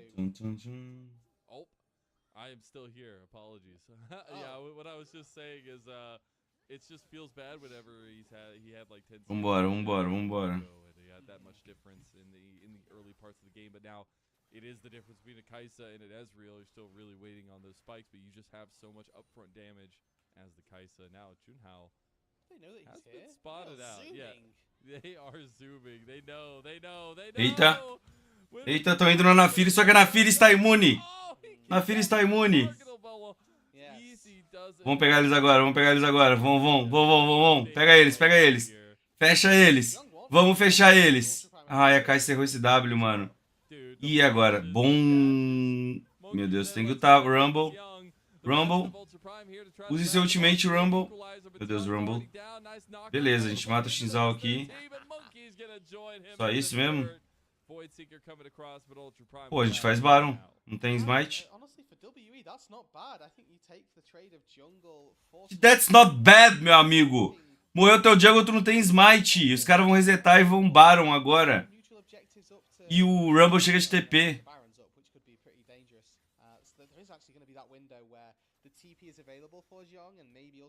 Que isso, mano? Que isso? Parece que os caras não assistem LOL, velho. Como é que o comentarista fala isso, mano? That's not bad. Meu amigo, jungle morrer depois dos 25 minutos é sempre bad. É always bad. É really bad. É too bad. É bad pra caralho. Tá ligado? Aí, ó. It's not bad. That's not bad. Foi bom pra WE. Parabéns aí, mano. Foi bom pra WE. Nossa, a gente matou um top, mas perdemos só o jungle. Tá de boa. Agora toma um TP do Rumble aí e toma a fight 5v4 além de perder o Baron. Olha como é que não foi ruim. Toma agora. Vai, toma um reset da minha Naafiri aí. Vai, Zedão. Vai pra cima dele. Vai, Zedão. Vai. Solta os cachorros, Junhao. Vambora. Não, Zed, não morra. Morreu. There's still one left. It's Vampire, the only saving grace of Ultra Prime, but Ultra Prime on the verge of getting to that best of 3 in the upper bracket. Baron at their backs, 30 seconds on the death time as Mazel. Não, ele falou pra WE, mano. The best of one goes their way. O cara falou que não foi ruim pra WE trocar um jungle com um top. Pô, pelo amor de Deus, acabou. Vambora! Bora, uppercut! To see who be the first ones to book that spot in group ascend. Let's go! Those two should be delivering FPX off the back of a slightly upset victory versus LDG and in a good run of form, taking a game up against NIP yesterday. Ultra Prime here with a composition that had a couple of head scratches, right? Zed gets locked in, Naafiri for the jungler, maybe that's a a little bit too OP a pick to be losing quite that easily, but the Zed getting picked up for Saber certainly had a really good showing. Maybe not the explosive team fight that we were hoping for, but the side lane control, I think, largely in his favor. First competitive Zed for the guy, but like it's not in his Leaguepedia at least. that's what I'll give. And that's awesome to see in a pivotal moment when you know you want to win the game, to go with that. And it was literally just the full like assassin composition, right? You had the Kai'Sa diving in, you had the Nefiri. It's so fun to see these kinds of compositions be a staple now. Bora. Meta. Yeah, and I think that's the power that you get with just being able to run some best of ones, is that you can just go, okay, we're doing full dive today, and that's the strat that we're going for, right? And I mean, I'm sat here saying we should be banning Kai'Sa. Rapaziada, eu vou desligar a live, acabou os jogos de hoje. Talvez eu abra o Palek, mas eu vou ir dormir agora, beleza? Tamo junto aí. Bora capotar. O Witcher, ele tá dormindo, né? Valeu, valeu todo mundo aí, tamo junto. Tem mais jogo hoje não.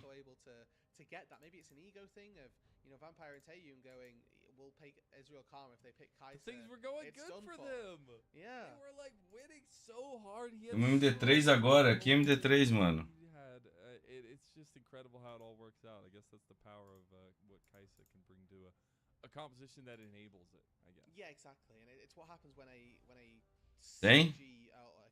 carry synergizes with the composition, right? Like, it didn't matter that she was so far behind, because eventually she could just hop on whatever the Alistar knocked up, along with the that had come through from a Zed or a Nefiri, and find a couple of kills. And those couple of kills immediately offset the 15 minutes of hardship that she had to go through. She's right back in the game. Yep. And we saw what happened. Like, literally, the timing on the Killer Instincts was so perfect so many times to join right at the right moment to kind of enable the Nefiri as well. This is a good showing from Ultra Prime. Was this kind of to your expectations when we came here today? This is the Ultra Prime we wanted to see? It is. Now, Ultra Prime as an organization have proven to be... Não, eu posso dormir mais, eu posso dormir depois, eu não tô, tipo assim... Tô virado nem nada não, tá ligado? Só achei que não tinha mais jogo mesmo. But this is a new Ultra Prime. This is a rejuvenated roster with different pieces from different areas of the world, and I think that Wako in particular, I mean, internationally, MD3 agora. Vou dormir não. Tá, gente, já volto então. Vou só jogar água na cara, acho que vou tomar um banho então, beleza? Já volto aí. Não, fui dormir 11 e pouca da noite. Acordei às 6, tô de boa. Já volto aí, gente. I think we're thinking don't blind pick Taliyah, or if we're gonna set up for Taliyah, we'll throw a Zed ban in there. Dude, it's like going down on a deep dive here. You start up above the water and then you just go down, down, down. 1,000 leagues under the sea there. It's an old reference. 100% KP there for Taeyun, but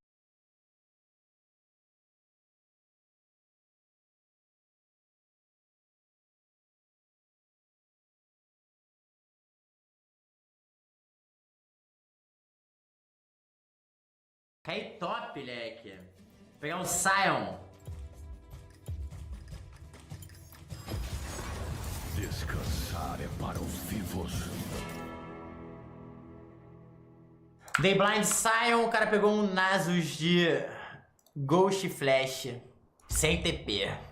Cara, já vou colocar minha Grasp aqui, ó. BlazeCon.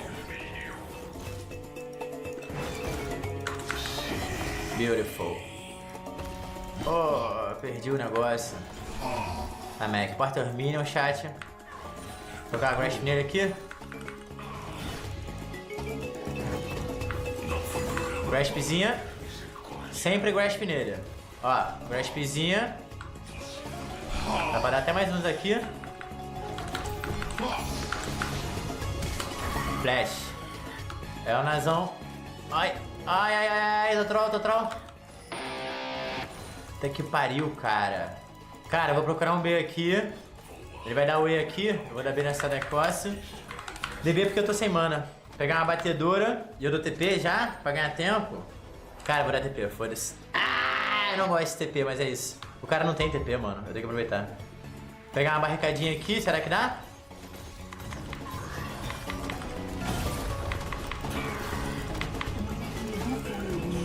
Tá bom. Vamos dar uma esquipadinha na lane aqui, chat. A cor de cavaleiros. Rolou entre mim e o Nasus. Cara, você acha que eu tô jogando com qual boneco pra negar o Nasus? Eu dei Blind Pick Sion e ele pegou Nasus. Você acha por causa de quê? Porque eu não consigo ficar negando stack a ele. O que eu posso fazer é o que eu fiz level 2. Eu joguei perfeitamente até agora. Eu vou dar B porque a Diana já acabou os assuntos dela lá no bot side. Então acho que ela vai vir pro top, só que o Darius já farmou tudo top side, mano, por causa da minha pressão aqui. Olha lá. A Diana provavelmente tá pingando pra me matar. Vou pegar esse aqui. Ó. Ó o que eu achei. Ó o que eu achei. Ela acha que eu não mato ela não, mano? Tá, eu mato. Eu quero pegar a wave antes de tudo. Derviei, peguei grasp. Eu tô esperando o quê? Que filha da puta. Vou voltar pra dar dano em área? Não, não vou precisar. Mano, o tempo que eu tô ganhando aqui, eles são muito estúpidos. Nossa, eles são muito burros. Isso foi muito bom, chat. Peguei a wave inteira, vou parar o B dos caras. Mais uma grasp, por favor. Tá ótimo. Diana perdeu os campos bot side, olha o bot deles. Isso foi, mano, isso foi muito bom. A área vem aqui, foi o creme de la creme. Agora a gente não gastou a ult, ainda bem. E o que eu faço?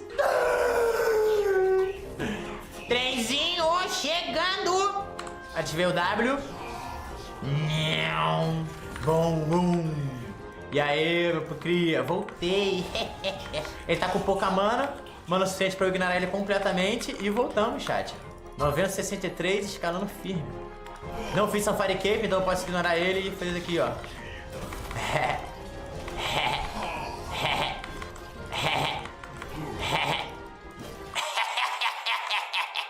Agora ele vai tancar a wave se ele for inteligente. Eu não vou deixar, não vou deixar. Cria, só chega pra trás, tá? Você é uma putinha, mano. Só chega pra trás. Não fode, moleque. Vou dar essa torre aqui. Agora eu vou bater nele, chat, porque eu tenho tempo de sobra, entendeu? E ele tá sem mana. Um possível solo kill aqui, vamos ver. Vou acompanhando ele, tentando dar um creep block. Só a ghost mesmo, ele tá sem mana. Puxar isso o mais rápido possível, ele vai perder uma wave, provavelmente. Essa é a melhor maneira pra eu fazer, o cara que perguntou. Você tá deixando ele farmar free, Juqueira? Eu tô maximizando meu recurso, diminuindo um pouco dele. Olha o meu tamanho, cara, eu tô imenso.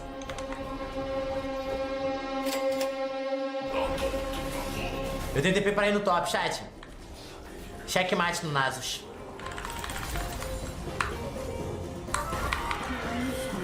Holy, mano. Que gameplay, cara. Meu Deus. O Nasus vai puxar, eu consigo puxar mais umazinha. Sem fazer perder. Ele vai querer ultar minha torre, mano. Eu queria muito puxar essa próxima daqui. E... ó. TP top.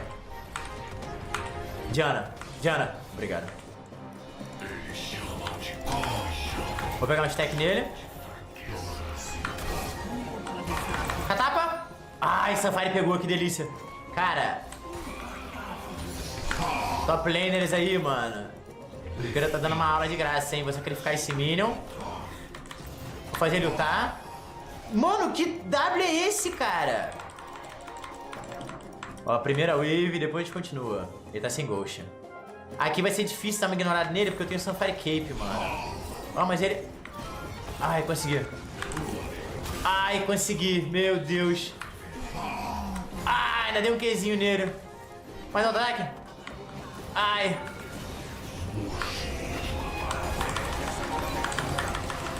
Meu Deus, cria. Mas tu jogou muito mal, não? Nossa, Darião. Nossa senhora, se for cagar, tá? Só sai. Tá feio. Chat. Mano, pausa o cronômetro, são 14 minutos. Olha os itens do Juqueira, velho.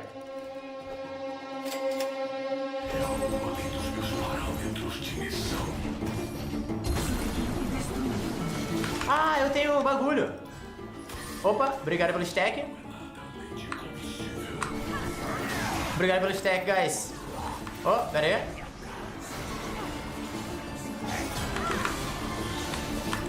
Obrigado pelo stack. Será que eles viram meu item?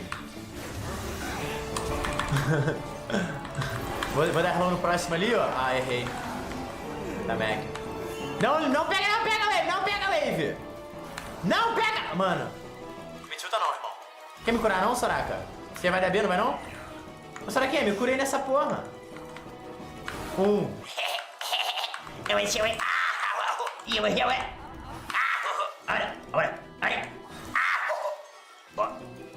Sai, não quero dar XP pra você. Obrigado, sua putinha. Você gosta, né? Você gosta de ser feita de putinha. Ai, você adora. Você também gosta, né, Ari? Pelo que eu tô vendo? Pelo que eu tô vendo? Vocês todos adoram. Eu sei exatamente o dano que eu dou. Baixa a bola. 17 em mim, quase 3 itens, com bota fechada. Aí vem o Joãozinho, 3769, usuário dele no chat, prata 4 há 7 anos. Como que o Naso está 1/1? Tem um farm ok e tem tão pouco item. E o Juqueira tá igual e tem tanto item a mais. Por quê? Não tô entendendo. Objetivo, amiguinho. Sem Doran Shield, sem Doran Blade, sem comprar poção, botando bota na runa. Juqueira nunca faz.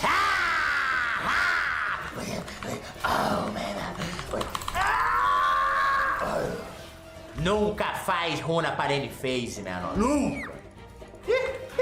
Você quer me dar? 1. Ah, vai você daqui mesmo. 2. 3, please, 3, please. Uau! 4.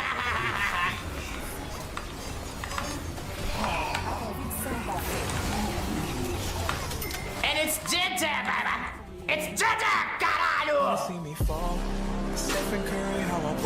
Que aula!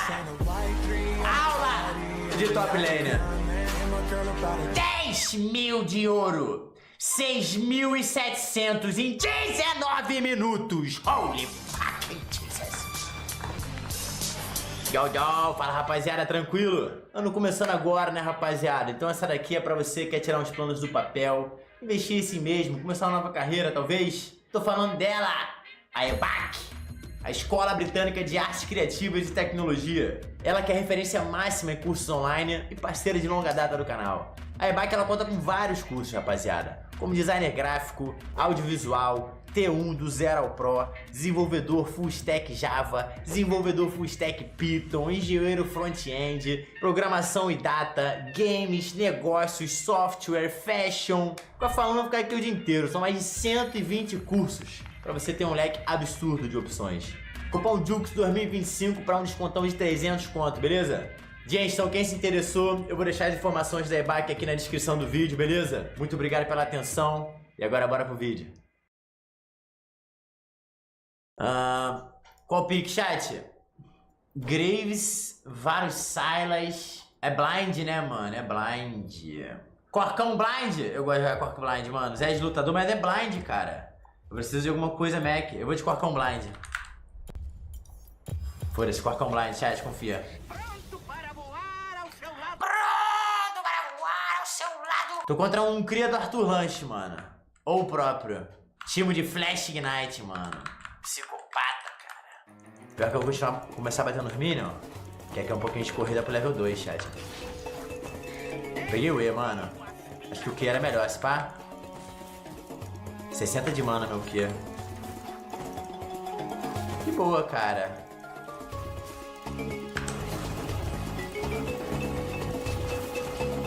E olha lá. Quem ganha, chat? Melhor pra mim, mano. Mano, é melhor pra mim, pô, DTP. Ai, eu queria tanto ter farmado o suficiente pra uma batedora. Só que qual que é a brisa? Ele gastou poção, eu não. Ele gastou poção, eu não, menor. E eu DTP. Melhor para Juqueira, baby.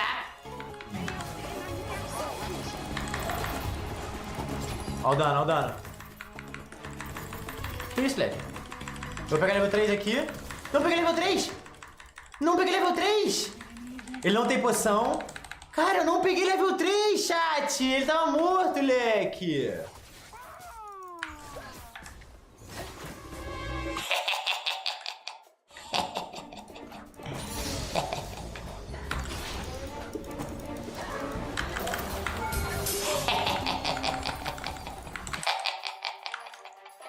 Please, Graves. Please, Graves. Sem flash W. Oh, my goodness. Tudo nosso, caralho. 13 a 9, level 4 a level 2, caralho. Ai, morreu. Olha o dano, chat. Eu vou deixar assistência pro Echo. Mas tu viu o dano? Tu viu o potencial de dano? Ih, Grave só pra dividir XP do menor. O menor vai surtar.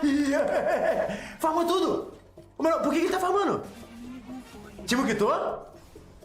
Cara, pode ser o fim. Pode ser o fim. O tipo quitou, menor. Que porra é essa, Timão? Menor quitou, viado.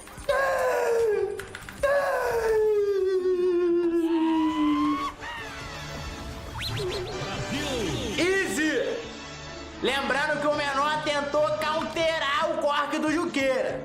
Ele tentou counterar. Eu loquei blind cork, ele falou, não vou counterar o cork. Acabou quitando, né, meu parceiro? Não quis aparecer no YouTube, rapaz, mas tu vai aparecer de qualquer jeito, caralho!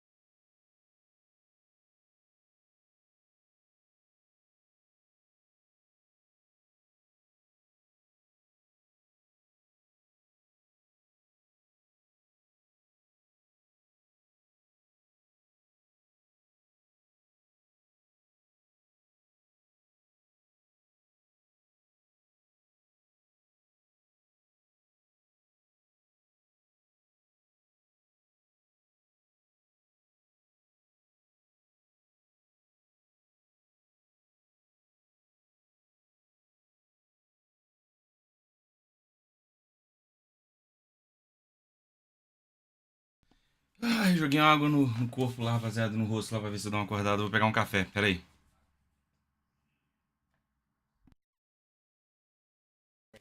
Presence as the Ring of Fire coming in. The all-in has been started. Sheer just going for the throat here onto Saber. The needlework is there and he gets him. Turns out it all matters is just having a little bit of tankiness.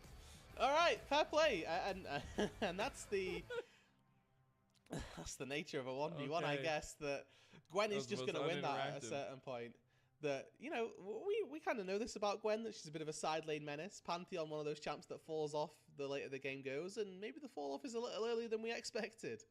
Now he's like, you see, I should have chose Rengar.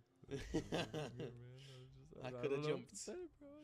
But now that means that UP win, right? Like they wouldn't, they lost the 1v1, so they win. True. They at least won game. But the problem is this time it's not a best of 1, it's best of 3. So yeah, but they don't have to play for side select in the second game, right? I hope. I don't think. Yeah, it should go to. I hope not. It should go to loser. I hope not to. Yeah, I just hope not. Let's go with that. And the loser picks is standard best of format. So, it is. It should be good juice for whoever takes the L in that to get themselves another game or first game on blue side as well. But Rude, this is the first Fearless series we get. True. Finally, all the way. A huge amount of time since it feels like, at least since we started. It's only really been like a week. Yeah, yeah. This is we the finally 8th get day. Fearless. Because we're speed running through the LPL placements, right? Like they gave us 10 days to get it all done, and but by hook or by crook it will be done. And you know, by the end of tomorrow, we're gonna know which 10 teams are making themselves a nice little bed for 10 best of 3s. Or rather 9 best of 3s double round robin, and which teams are going to be terrified because they've got potentially a minimum of 10 games to stop themselves from being sent down to Nirvana. That's so insane to think about, just in the longevity of things, is like literally 5 best of 3s. Yeah. You compare that to so like the minimum so versus 18? maximum for both of these is pretty crazy. Yeah. So 18 best of 3s versus 5 best of 3s. That's unstable. That's it's a maximum of despicable. 15 versus a maximum of 48, right? Or that's 30. Crazy. Yeah, something like that. Math's not no good. math Don't do on stream. Yeah, That's the that's the number 1 rule of 54. broadcast. Say random 54. numbers. All right, yeah. 75. 18 times 3. Yeah, sure. I mean, even still, sorry, 12. that wasn't a flame at you. I lost in the sauce. With you Ultra Prime starting out presumably on the red side, then it's intriguing whether or not Saber will end up with a counter pick once again that is going to be quite as exhilarating as the Z. I mean, taking on R3 as well feels like it could have been answered a little bit better with those second round picks, but they just opted to go for Ezreal Karma and sort of throw caution to the wind. Now we'll get to see what it is that Ultra Prime want to do with their composition when they know that they're going to have a bit of an answer as well for maybe more than one role. That blue side pick, I think that them getting a hold of Neferi, it seemed like they were happy to give it up and they had an answer, but they got it in that last game, which might have honestly caught them by surprise. So I'm interested in whether or not they think that they've got an answer to Neferi, if they've got a draft in mind for that situation, because they didn't ban it out, and it's an entirely possible situation. I just feel like every time we think about that, every time we try to say that, oh, this is the comp that's got the answer, it's fun, Neferi wins the game. And it's like, man, we thought we had it, but it doesn't work out. This champion is just ridiculous right now. FPX will be on the blue side to start this off. It is a best of 3, so keep that in mind. Anything picked here in this first game will not be available for the remaining games. I expect this to go all the way to 3, so we get the full breadth of the Fearless system here. FPX did ban away that Wukong and the Kaisa on the blue side, so a little respect there, as well as the Jace and the Corki ban by Ultra Prime. The Sejuani, the final ban by FPX. Okay, so it seems like teams are happy to sort of go for these Gwen Neferi trades. I'm not sure that both of those are exactly on the same tier of broken currently from what I've seen so far today, but it seems to be the trade that these teams are opting into. Maybe there's like a third pick as well that I'm just missing on the red side that Ultra Prime are quite happy to pick up. Looking at whether or not this is Neferi or this is something else. Yeah, Rumble's good. Eu voltei. They're just banning Quem tá aí comigo? now as well. The Fury is gonna be Quem tá aí comigo? immediately picked by Quem tá aí comigo? They're gonna feel very happy with that one. Yeah. First Shadow pick na dominated on Fury. yesterday. Shadow. Player of the game got 12-0 and 14 on it. So absolutely, right? We'll take the Neferi hands down. They get the potential Rumble lock in, but now Uma coquinha também. the chess moves being played here. Ultra Prime Tinha zero, né, rapaziada? Pra continuar no foco aqui, ó. Vambora. Waiting on to see what the choice is going to be for the top lane matchup by FPX. Yeah, I do think the Varus is a very good takeaway here, and they've taken the Rumble knowing that the Gwen's going to get picked up as a response care back on the Galio, so again, they have a bit of time to just be a threat once more.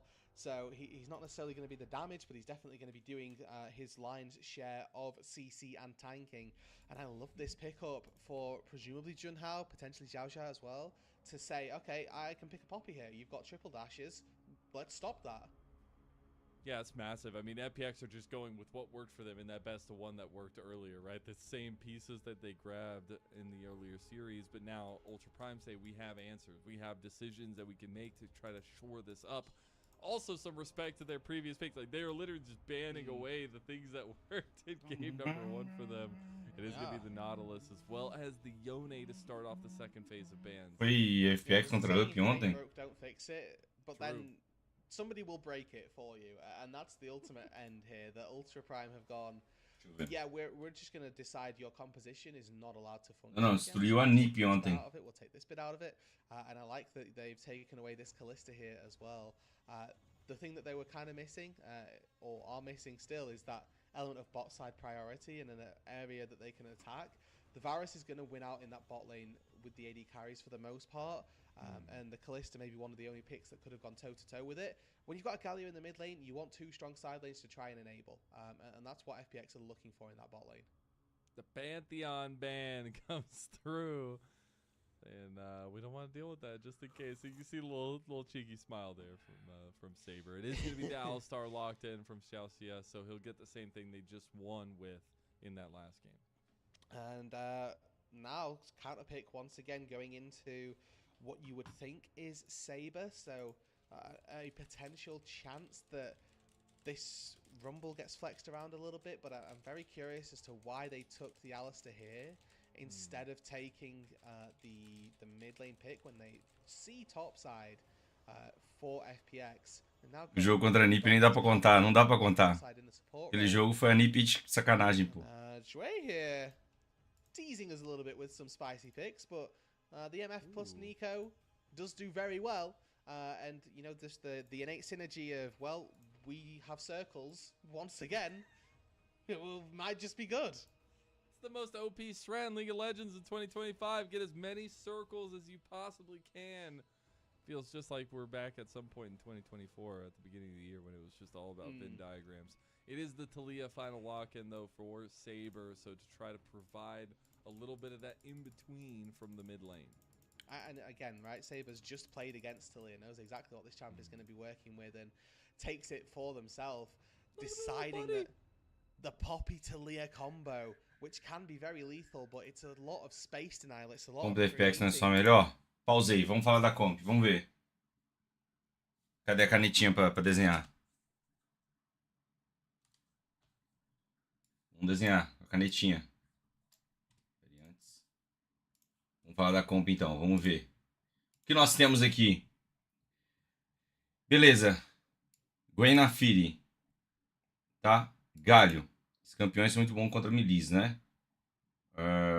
1 melee, 2 melees, 3 melees. Rumble geralmente está aparecendo como um bom counter de Nafiri, tá? Mas Galho é muito bom contra Rumble. Né? Esse cara countera esse countera esse. Meio que isso, né?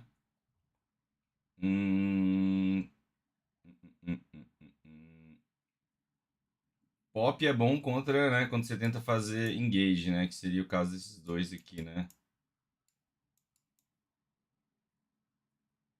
Difícil da pick-off em alistar.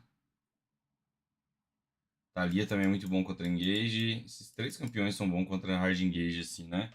Quem tem mais range? Varus tem mais range aqui, né. Lane Phase. Rumble ganha.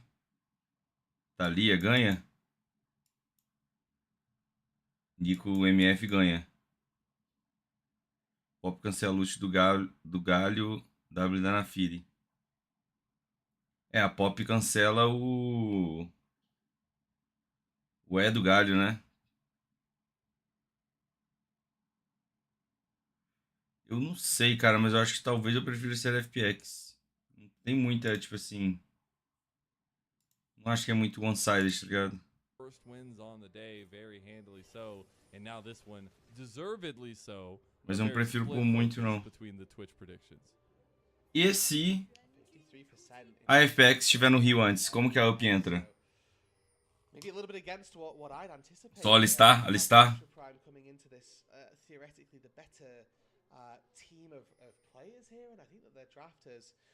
Given them an opportunity to harness that. I think that FPX are all on the same page, right? Don't get me wrong, but I do think that FPX are going to struggle up against what Ultra Prime have picked in for themselves.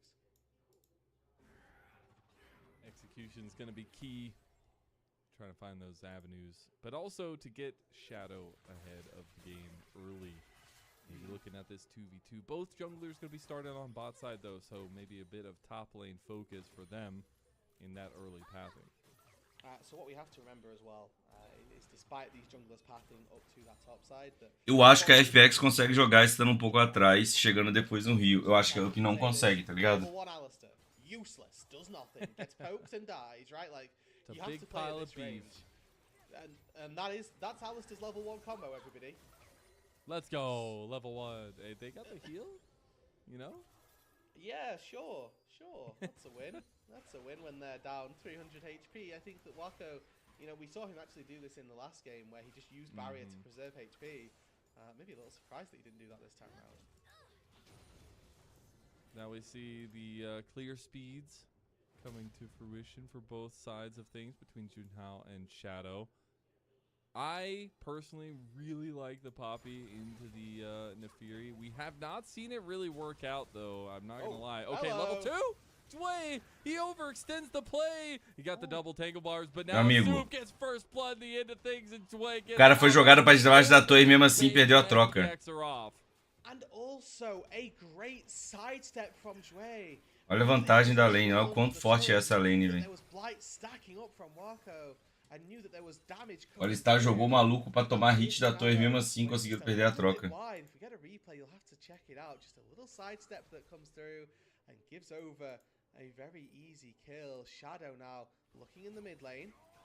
Trying to go for the taunt play here. Shadow has a lot of damage early. Get the flash out of Saber. Deixou bem o Saber. Hit back by the seismic shove as achei que ele ia morrer mesmo com flash ali depois. Tá, pouca mana. Opa, o Junhao. Now Junhao might just have it, but he realizes Care can make the difference with the amount of CC chaining that he can have. Shadow will win out on the Scuttle fight. É, gente, tô de fora. Não dá, né? Não tem. Preço tá ruim, né? Tem preço, né? 35 é osso, né, mano? Não tem como não. Vamos esperar ver se acontece algo. Caramba, mesmo assim. Esse é pegando nos dois, desviando da flecha. Nossa.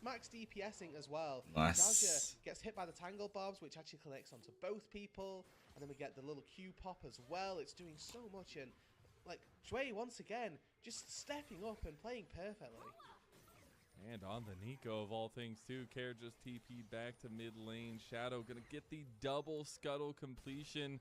We do have lane swaps coming through though. Wako and Xiaoxia have gone to top side preemptively to get away from this pressure that FPX have on bot side.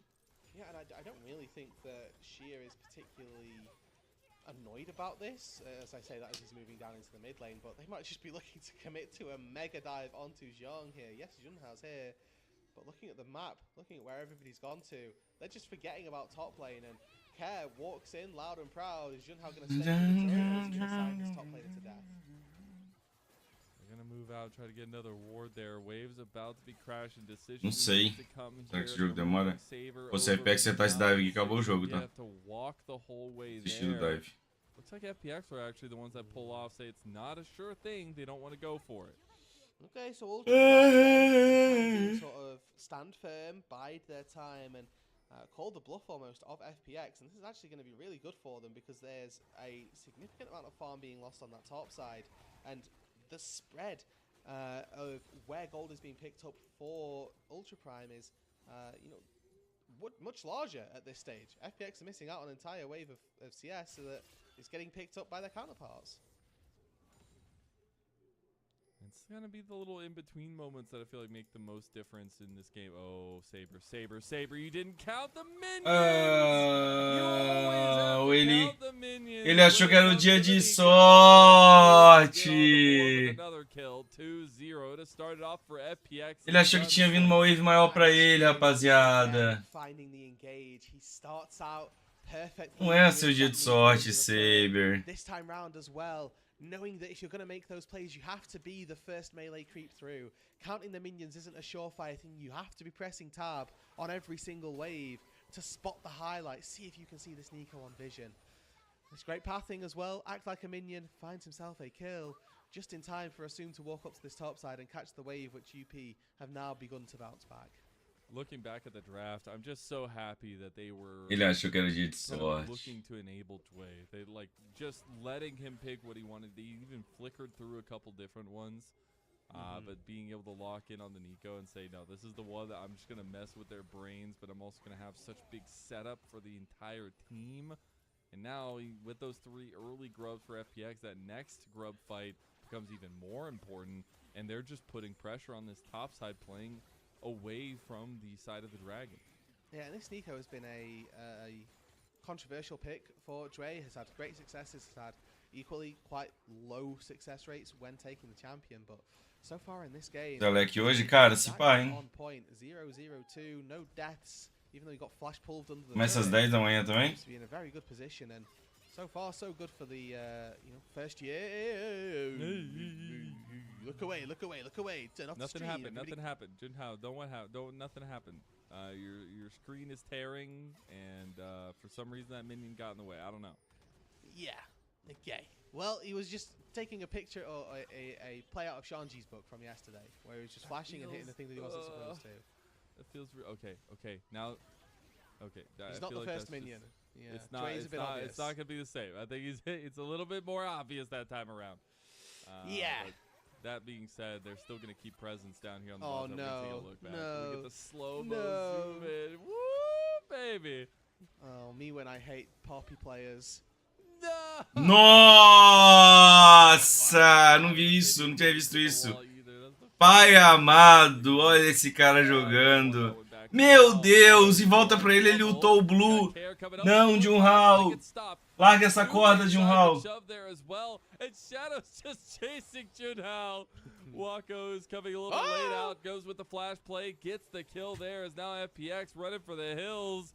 Saber couldn't find the damage, and unfortunately Shadow fell after all of that. Yeah, 1 for 1 in the long run, so, I mean, that's not that bad for either side. I think that the fact that Wako flashed is actually the big deal. FPX also coming out on top because they get a little bit of time with these plates for Sheer. So for FPX, I think just the small advantages here. They'll know that the Varus flashed. They also got the flash out of Saber as well. So small wins, as little as they come, but definitely very valuable. And Junhao sends his blue buff to Narnia instead of the Neferi, who's able to go invulnerable and sort of duck her way out of it. And then Vitality, Giant X, Koi, Carmine Corp. We don't need to talk about the fact that his ulti didn't. Podemos dar uma olhada depois com calma. Then why'd you talk about? I don't know what you're talking about. Lançar uma múltipla, né? Nothing happened here. Nothing at all. About a minute until that next grub spawn comes up. You have to think Ultra Prime want to reposition over to that side of the map. Nobody's taking the dragon just yet. There are some pings down that way for Ultra Prime, but it does not seem like that will be the biggest prevalent objective in this game number 1. As you were showing off there earlier, they got a little bit of history here between some of them. Yeah, I mean, Dre also was on Ultra Prime after playing Primeiro drink aos 10 minutos. BLG Junior, so the sort of BLG Junior scouting grounds certainly Chance de out. jogo longo, né, It's just aumenta. all BLG, right? There's a bit of a comparison to be drawn in English. Qual que foi o Drake? But the Foi... idea that you know, BLG Junior is actually Ultra Prime Junior. You know, it's a nice little thing to think about. That's what it truly is. Peraí, não fizeram o Drake ainda. We are on first items for some members of FPX before we get into this fight for the grubs. The redeploys have already been signaled. We have Sheer with TP coming back out the top lane. Of big importance. We have the Eclipse for Shadow. We got the Bloodthirster for Assume. Grubs started up by Ultra Prime here, Rude. Remember that wall is available for Saber if he wants to try to cut them off. Playing on this pink ward here, Xiaojia as well, looking for an engage. If they can defend this banana bush, it could be a good fight for them. Keeper's Verdict used, but that's just care, and he's about to have Heroic Entrance. The last grub is there. Sheer decides to kick off the fight. O cara jogou, isolou o galho, né? Que é o único que consegue voltar. Three-man knockup from Xiaojia, though, and FPX are fighting tooth and nail, though. They have split the fight a little bit, and now Shadow is in a 1v2, but has Saber blocking off the rest of the team. Ih, olha só, na Fira está imune. And maybe they can chase Shadow going a little bit overhand, loses a couple of doggies, but that should be FPX's advantage. So a 2 for nothing, and the grubs, in fairness, do get picked up, but Young now. What are we doing? 2v3, Sheer taking the angle here. I think Care's about to go down, but Shadow is there to help secure the kill. Sheer is up, taking down Young. I have no idea how that even started off with that angle, but Ultra Prime are punished. Yes, and for honestly illegal behavior, to be honest with you. Ultra Prime, once again, Junhao, the only target you can't knock away here is the Galio, because he's got this global ultimate to just rejoin the fight immediately. Sheer, just such a good position. The Gwen Galio combo has been lethal for so many years, and at this stage, the idea that getting it to work out to perfection is difficult. It is just a novel concept, and for FPX, they find a couple of kills. They don't get all. Caralho, não vai ter Drake no jogo, não. They're able to get a couple of the early ones, and then find themselves in what is now a 2,000 gold lead. So small advantages across the board, but one that you'd like to see snowballed. And we were talking about kind of the differentiation between the compositions and the kind of dive potential that FPX had in a lot of regards to what Shadow can kind of kick off for them. And that lead is going to help feel confident in that factor. Dragon did just get started up by Junhao, but I don't think he can actually stay to start it up, or finish it rather, because the rest of FPX are surrounding that side of the map. É proibido fazer... Proibido fazer Drake, né? Pô, São Paulo ontem, realmente que bom que a gente não foi, né? Na múltipla. Bem que falaram, né? São Paulo ia jogar sem a galera, eu não botei. Agora, Cruzeiro, Real e PSG bateu, só falta o Barça. Não lembro quem foi que tinha dado a cal. Bateu o Cabuloso, bateu o Cruzeiro, né? Bateu o Real e bateu o PSG. Só falta o Barça hoje.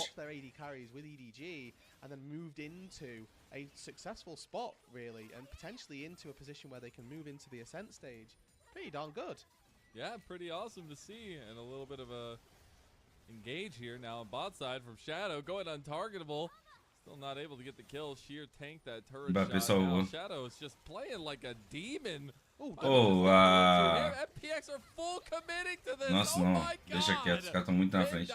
Eu falando que a FPX tava fazendo cagada, mano. And they'll find more picks. And there we go. I mean, Junhao here not quite able to get in and really do anything there. So nice to see that the Ultra Prime squad are attempting to fight back, but even nicer to see that there's a successful bout from FPX that stops them in their tracks. Now, the theme of the day, the word of the day that we came into these matches with was consistency. And seeing these kinds of performances from FPX, not only that first game we saw, but now kind of following it up with good macro decisions. I mean, that is a breath of fresh air for this team. Yeah, it really is. And it's not just one player in particular as well. This feels like the most consistent we've seen the majority of the FPX roster. There's not particularly been an instance where I've gone, ooh, this player shouldn't really have been there, or that, you know, Shadow, I think, who were on the Zinzao in, you know, the best of one that they played, probably was the closest that we got to, but that felt like maybe just me not understanding the limits and Shadow actually having the better read on what he could and couldn't get away with. So actually quite happy with how FPX have played in the the last 24 hours or so. I've had a pretty decent run of things. Pretty decent indeed. Gonna try to finish it out strong. But I know we're going to 3 games here anyways, so we gotta expect a little bit of longevity for FPX to show that grittiness and come back and get that spot in Ascend. FPX though, they'll just be farming it up. I mean, you've got Shadow up CS over Junhao. You've got CS differential for bot lane as well. Now Xiaoxia getting caught out. Maybe Junhao can help him over the wall. He's lost about half his health. Unbreakable is down. Now TP coming in for Ultra Prime. Shadow might get caught. You don't get the pop loss of the Mano, meu Deus, olha a Up jogando LoL, velho. as well, and now Shadow is Bizarro. going insane. Quando na fila e forte é muito bizarro, né? And they barking. And they try to get the hail there from Assume. He gets the flash play. E na fila injetou, não. It's Junhao now going down low. And Nossa. time just used for the mental damage there. And FPX go to 11-3 in kills. Zhong forced to flash out on the top side as well. I think he may have even found a solo in the back half of this, but that's Joguinho bom pra só assistir, né? For what is an incredible fight once again for FPX. Just the aggression coming out of this Neferi. Like, I don't know how many times we need to say this. This champ is pretty darn good. It might just need to be a red side staple. And Shadow has proven that he's either put the time in on it or knows exactly what it is that he needs to be doing. Na fila só vai pra frente. Meu Deus, o cara parou o TP. Assim. He does turn this round though. He does make care pay. He does, but the flash over the equalizer on the top. Yeah, okay. You care. He did this for the team. He did this for the team because it does make a difference. Like if that TV goes through, it's actually game changer. Mas esqueceu o TP? Yeah, no, it genuinely is, right? Like imagine equalizer in a big choke like this, or he didn't get the wall bang. Oh. Junhao's Poppy has left a little bit to be desired. And in live! Yeah. Se ele dá o TP ali, realmente podia dado uma fight ali pra Up. Can't stop, man. It is just oppressive. Não tem como não. Shadow's still going, right? Like just aggressively sort of flexing his chest almost and knowing, all right, well, I'm gonna keep vibing. I'm gonna keep going for this, and that is really what you want to see. It's when you've got this lead, Vitality contra quem? letting it go is such a powerful tool that very few, I won't say very few people, but that most people won't really look to leverage. Sei lá, hein, velho. Vitality contra Giants. Sei lá. More siege to be done as the Rift Herald did get used. Acho que é jogado, né? Too much back from it. Second Corre contra Carmine, tá maluco. And this lead Carmine ganha. to over 5,000 gold. 18 minutes in. A massive differential being developed here by FPX, and they have the tickets to go again. They got all ultimates. There's a dragon up on the table. Shadow is just running through the enemy side of the jungle. Might have picked off a little bit more than he could chew. Ó, mataram na fila. Olha a Up. Still in the fight. Sheer getting the heroic entrance. As here comes Meu Deus, dito isso, no, only one, but the bot awesome. FPX mata todo mundo. Trying to lock down Saber. They end up getting the tank. Xiaoxia. Junhao goes back in for the claim kill onto Jway, and FPX, I mean, they're playing a little reckless. Yeah, that was that instance that I was talking about. Okay, Shadow, you're a little too far forward here, and that not really that much, but it's definitely a worrying sign, an indicator that UP aren't all out of this game just yet. A fan of the fact that we're able to get a couple of kills back, and Ultra Prime not out fully. Really good heads-up play. Ultra Prime thinking, okay, well, Wako stepped up here. We have to try to defend him. Chain of Corruption instantly into the wall bang from the Steadfast Presence, and even with the flash, there's just a little bit of damage coming through. Red buff plus the equalizer managed to take one down. Good response from Jway as well to try to buy a little bit of space, but ultimately steps in just that little bit too far forward. Could have caught Jiang there. Maybe it's a little different, but it's again Saber with another really solid team fight where he's just catching there, a little flick back, pulls Jway back in and takes him down as well. Just a little side note, Junhao, he hit 2 wall bangs in a row there. Let's go. Let's go. A little comeback. Poppying. We're poppying how it's supposed to be. We are getting equivalents of the second items for some members of Ultra Prime now, but Atacon looks like it's the target for FPX. They have a lot of strength, especially with Assume down there on 2 items with that Essence Reaver. Atacando. Oh, it's Drake gone. could turn into, yeah, this thing's gone. Já caiu, né? TP's in. Saber's not TPing to respond. There's dogs Go for a everywhere. fight. Okay, it is secured by a Shadow, Eita. but they will Nico lose morreu away insta. immediately. Bullet time really doesn't get any. Nossa, o Junhao errou. De novo ele ia tentar ultar o Galho, mano. Ah, o Galho não tinha ult agora, pelo menos. The other side as well. Way will pay his life. Now they're going to cut them Oh. off. This is a big play from Ultra Prime. And a huge steadfast presence flash from Junhao. Os caras já morreu, eles pegaram a MF lá também, né? Caramba. And these are the chaos moments that we expect in this qualifier match. FPX throw their lead again. The fight around the Atacon does not go their way, and it's Ultra Prime sniffing blood in the water, deciding that they've got a lethal injection that they can deal to FPX and dealing it mighty strong. Wow, just picking up on the throw from FPX there, like you were kind of mentioning. Chains of Corruption onto Jue. Really nice fade away from Wako.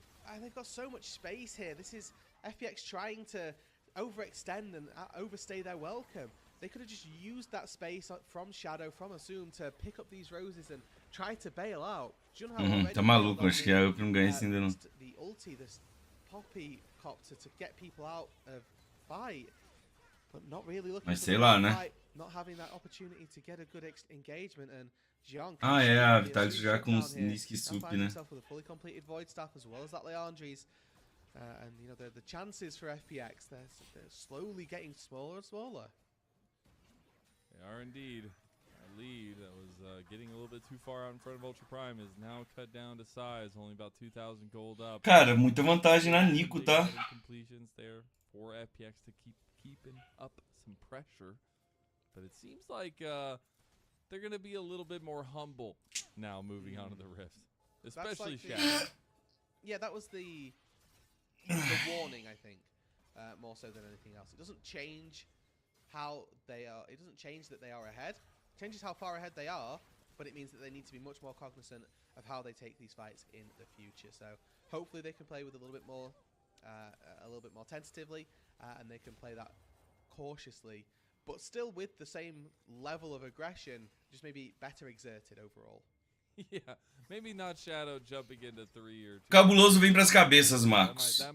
Gabigol está de volta.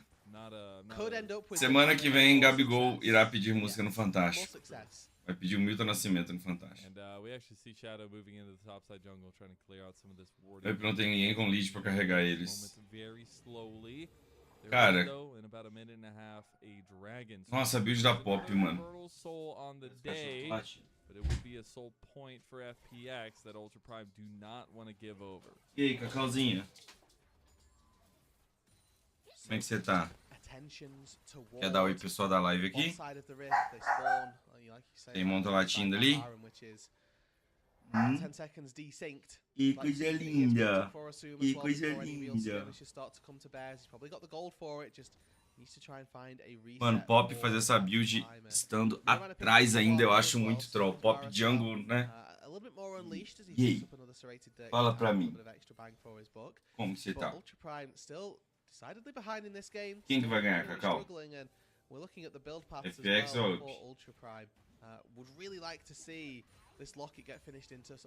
não faz na minha cara, não. Vai dar patada na cara, velho, tentando.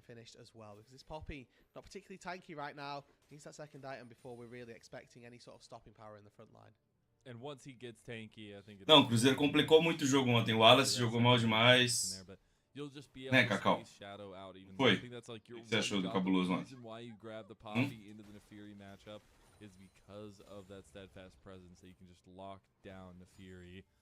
gente resgatou ela tem 2 semanas, tava na rua, toda machucadinha. Já tá mó de boa agora, ó. A cara ainda tá muito apegada emocionalmente a minha, a Duda aqui. Aí a Duda saiu agora, ela tava meio nervosa.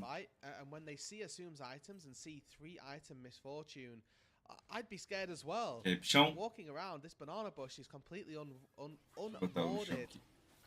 FPX have got all the control around this river, and they've even warded their flanks to make sure that there's no unique angle for them to get. William voltou a jogar bola, né? around, but don't need to hover too long. They might get in trouble if they do. TP's coming in. Shadow just going to dash over the wall. I think that's a bold TP setup, but both TPs wound up being used by the top laners. Joy is just a little puppy. He's going to throw the Tangle Barb there, try to get some mid. E agora a virada da UP, rapaziada. FPX. I don't think this is a situation where FPX are super confident to just burn down the Baron, but it's getting closer to that fact.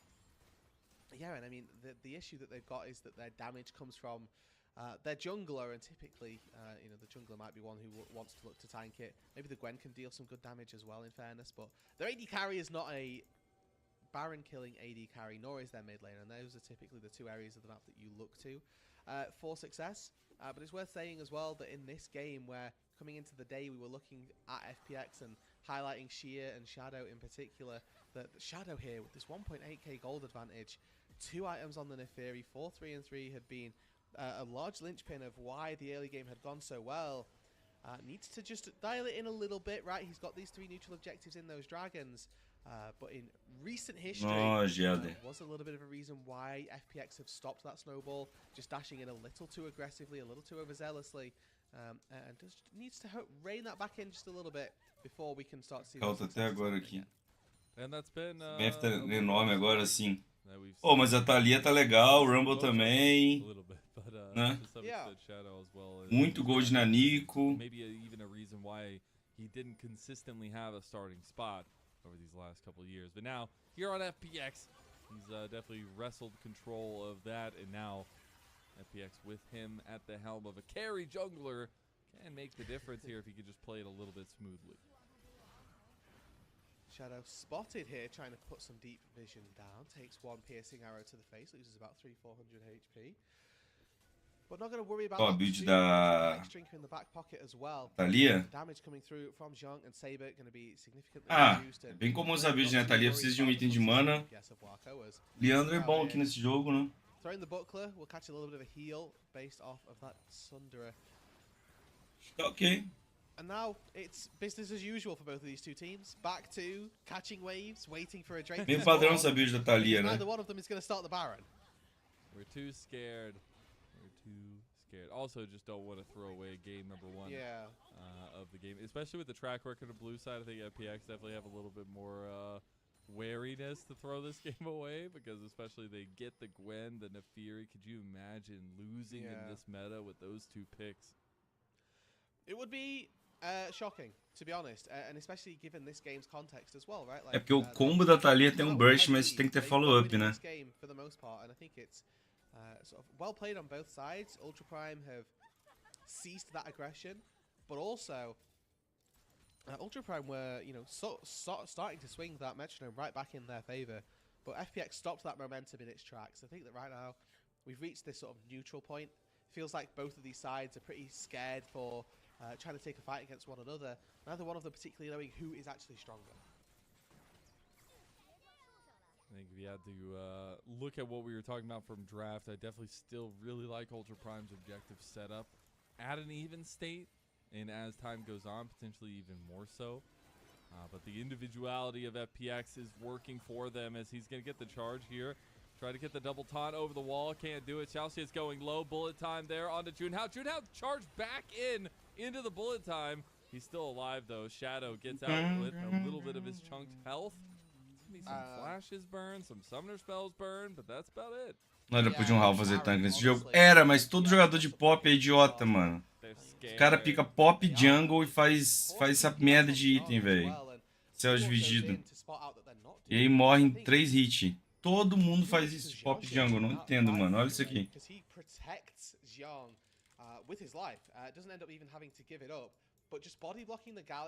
Falta o Croc ensinar esses caras, velho. Um pop jungle competitivo você não pode fazer essa build, velho. And if you look at the Drake timer, you'll begin to recognize why, because if they've spent a little bit too much time dilly-dallying around the Baron, any potential contests mean that they don't get soul. This Dragon here feels like a much more surefire thing. It's also a lot lower stakes. If they lose this Drake, not the end of the world. Hello, Junhao. They get soul. We are fight. They get the slowdown here on the other side of the fight. I will say, before the scoreboard went away, we didn't get 3rd item completions for a couple members of FPX. So Junhao pulou na Fury. Deu nada de dano e perdeu 20% do HP. Parabéns pela build aí, Junhao. Care has been doing so well at being the one absorbing these keepers' verdicts, making sure that he can ulti back in. So as long as Care is the one standing point and center, FPX should be good. Shadow's on the weird side of this fight. Needs to be a little careful. Into the pop blossom, into the knockback from Xiao. Just saved that fight. Dragon denied by Ultra Prime. Now they actually try to find the fight on the Shadow. Sheer going in. Sheer going with the unstoppable. Going at least a little ham here. Needlework is in there. And heroic entrance. Só ganharam, to lose his life. FPX. Não tinha mundo pra leading the charge. And now Shadow gets the resets. And that is off to the races. Off to town. And a triple kill for Assume. Varus morreu com tudo up, né? Start the fight and a triple kill to end it. Assume destroys Ultra Prime and is going to send FPX to 1-0 in this game. Olha isso aqui. A clean 5-4-0 ace in the bot side. Dragon be damned, they take the game. Pegar a partida aqui, ó. Felt a little dicey here or there. FPX did not. Todo mundo faz essa merda de item, velho. Good in the end. They just catch one slip up of Ultra Prime and they just end the game. Almost 10,000 gold up. And that is a first game win for FPX. One win away from Group Ascend. Boa, Jander. Coming into today, right? FPX may be one of the teams that I was definitely least hyped on, but I mean they are now one game away from being a part of that top 10 teams and the pack of 10 teams that get to play so many more games of LPL next. Ai, pessoal, vou dar só uma ficar ali com os cachorros um pouquinho aqui e já volto, tá? Só dar uma recuperada aí que eu tô meio cansado hoje. Já volto pro próximo jogo aí. That Nico, right, started off the fights and started off the snowball, particularly for Assume, who 2-0 to begin the game, felt quite confident, was moving around the map.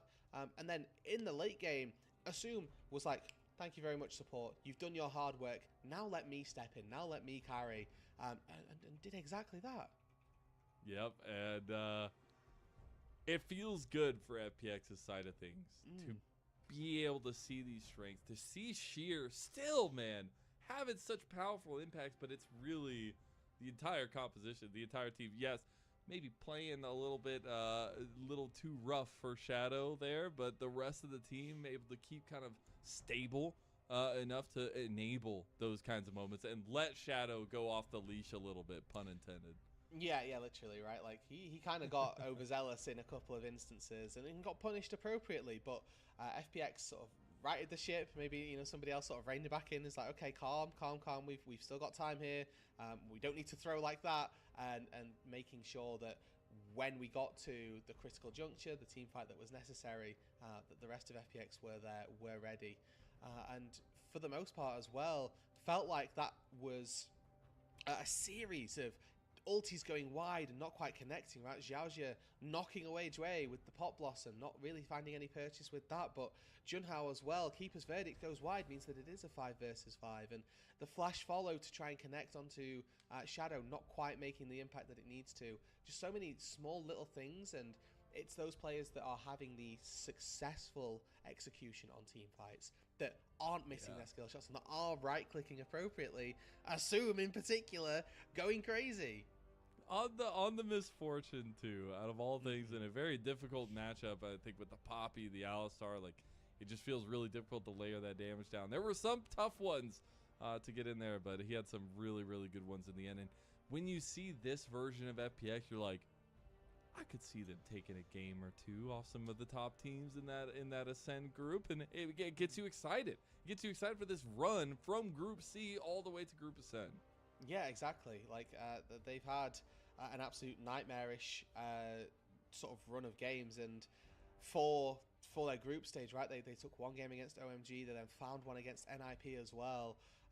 Maybe came into this as, for me, again, for my money, one of the weaker teams in this bracket, but just goes to show you that, well, I don't know what I'm talking about, to be honest. Show up on the day, I guess. That's all that really matters. They're doing exactly what they're supposed to. Yeah, we'll take a look back at some of this. We'll see some of those overzealous moments from Shadow, but then sometimes it just worked out for him. No, absolutely.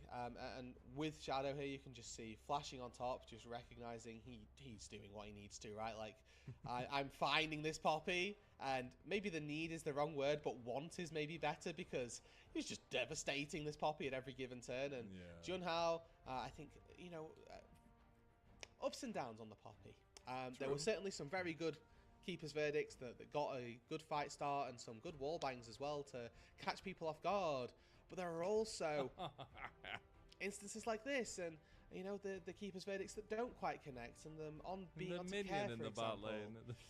Yeah. So it's a tricky one for Junhao. I think he'll know as well that mechanically there are a couple really important moments that he didn't quite connect on. So for Ultra Prime, there's not necessarily a they're clearly better than us moment, but definitely some instances where you can think, yeah, we could have done a little better. Yeah, for sure. And I think the Nefiri question has to remain. The Nefiri question has to be in Group Ascend Nirvana, please.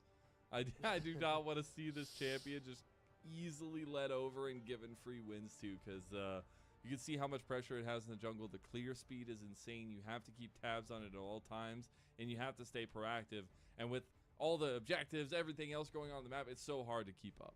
Yeah, and I mean, the way that this fight breaks out on the top side as well, it's Dway finding a double route with the Tangle Bobs to connect and to lock up Saber to take him down, because the late game Talia as well, no shy of damage, could have probably carried that team fight, who was able to kite appropriately, but got caught by a Tangle Bob.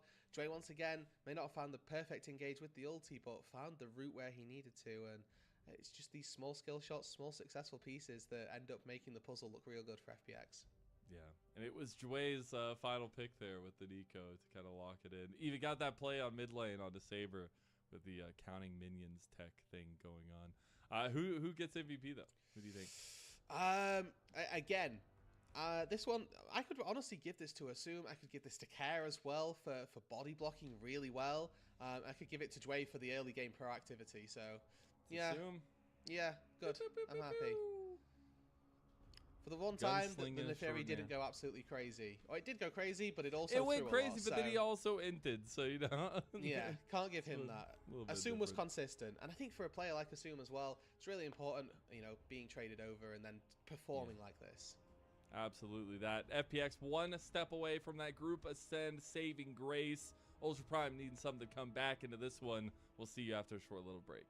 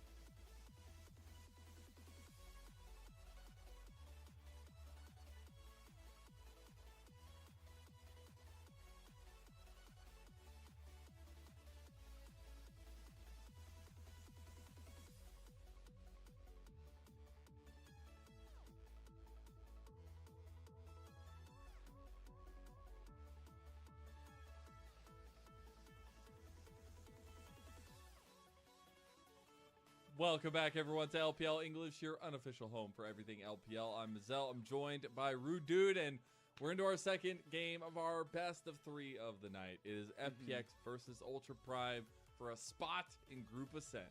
Yeah, I mean, if anything, if that game's anything to go by, we could very easily still be in for a full 3-game series, right? FPX took that game, but it was by no means clean.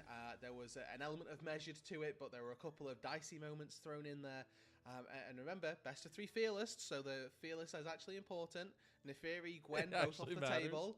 So the power that FPX will have had from that first game and the champions that they were able to pick is now significantly reduced. I think Xin Zhao has just skyrocketed in his stonks for this next game, especially between these two junglers and seeing exactly what kind of aggressive junglers we get in terms of either facilitation or skirmish-heavy junglers. But that means that we have to also take stock of what has happened. I think Ultra Prime looked a little bit disleveled, looked a little bit disjointed as well. And if they can't win here, if they can't push us to 3, they will end up going down to that lower bracket and facing off against the winner of LGD and WE. Yeah, and then they've got like the do or die best of 3 tomorrow, the back half of tomorrow even, where the winner, like you say, of LGD WE goes up against potentially Ultra Prime, the way that this game and this series is looking currently, for a very, very scary best of 3 where one of them gives you a lot of safety and a lot of security really in your future for the 2025, and the loss gives you the exact opposite, and it gives you, right, like honestly 5 weeks of devastation really. Like you'd be super worried like that you might not play for the rest of 2025.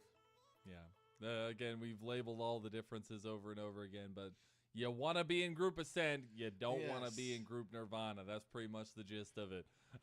Because it is important to think a little bit about the stakes for these teams, but also the track record moving forward, where we talked about Ultra Prime and the lackluster performances, you know, the highest being 12th since 2021, since coming into the league, trying to make that push into that upper echelon, the top 10 here, but FPX also struggling to find that real lasting success. Yes, they've made it to some playoffs here as of late, but it's not been the glory days that FPX once knew. But now getting into it, it is going to be that adaptation of draft here, Rude. We have to talk about what's available, what's going to be those prio picks. I know I talked about the Xin Zhao. I think Vi also comes into the fold there as well. And Bessa maybe now that the Gwen is gone too. Yeah, there's definitely a couple of options, and I think that with those high power prio picks off the board, it opens us up for a little bit more. I think that engage supports are still going to be very important, right? Like the idea that Dre had got to pull out a Nico and still was a really powerful engager means that support pool is still largely open and has like a very good breadth to try to pull from. There's still going to be a good couple of AD carries open and available as well, where, you know, Misfortune's been taken off the board, Varus as well, but Varus frequently gets banned. You've still got your utilitarians like your Ashes, your Jins. You've still got the hyper carry that you might want as well, and the Kai'Sa still something that may well get taken aboard. All right, so you see those Fearless bands down at the bottom of the screen. Ultra Prime will be on the blue side this time with FPX on this red side. We get the Jace, the Corki band by Ultra Prime. We get the Wukong Kai'Sa band by FPX. So a lot of respect being paid at least to what was played. There you go. Yeah, and I mean, like I say, right, Waco's Kai'Sa is not just LPL infamous apparently, but has been, you know, tearing up international stages for a while. And with the Sejuani taken off the board as well, some control maybe rested back into some other tank junglers. We've got Wukong out of the picture as well. Ultra Prime, choice of first pick here. I'm curious to see what they go with. The Rise taken away here from Saber, so maybe something spicy that they're cooking in the mid lane. I'm curious.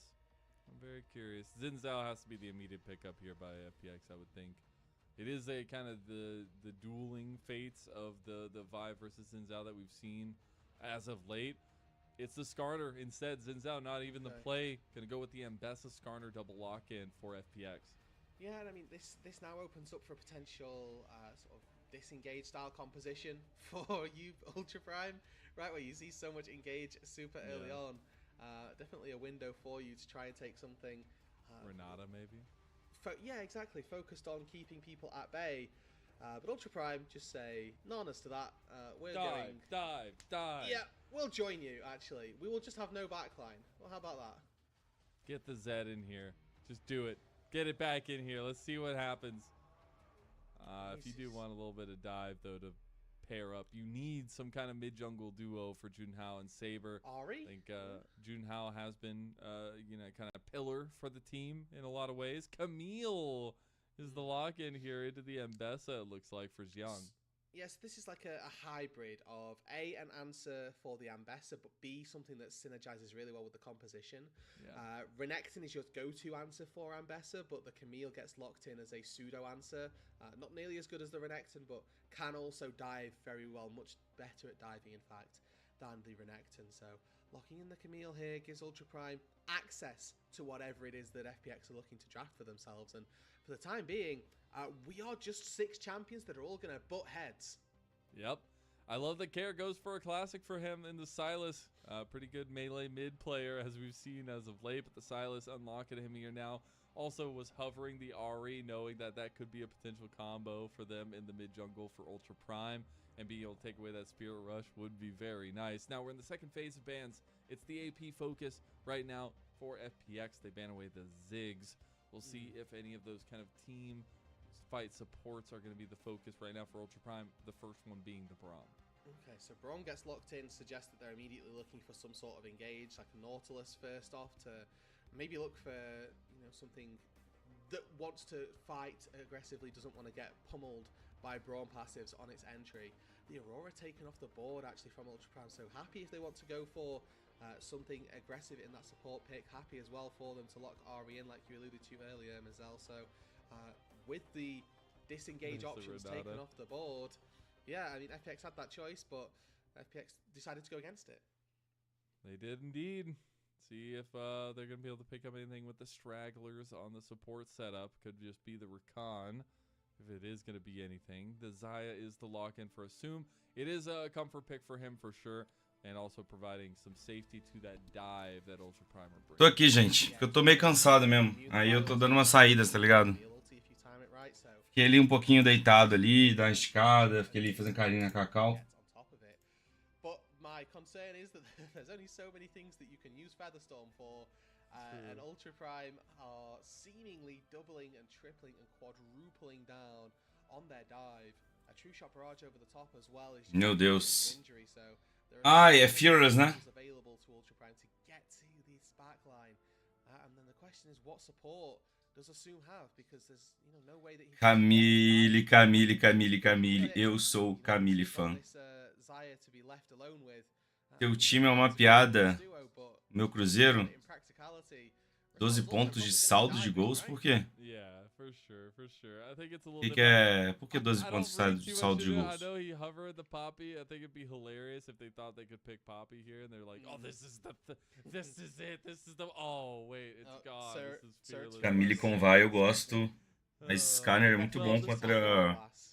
Scanner é muito bom contra. That's all I'm saying, rude dude. I think Ultra Prime are really well set for themselves on that blue side. Pô, mano. Yeah, I mean the thing is, right, is that they've got this really. E a pontuação no Cartola, cadê? If it falters though through this early game, through that level 6 marker. Vocês vão me ajudar. Mano, eu fiz o Cartola ontem, eu fiz com a galera aqui ontem. Vocês vão me ajudar a fazer de novo, né? Ai, perdi ponto com um jogador do Flamengo, mano.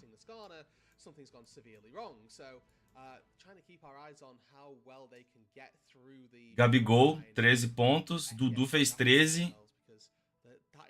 Léo Jardim, 7. Matheus Henrique, negativo.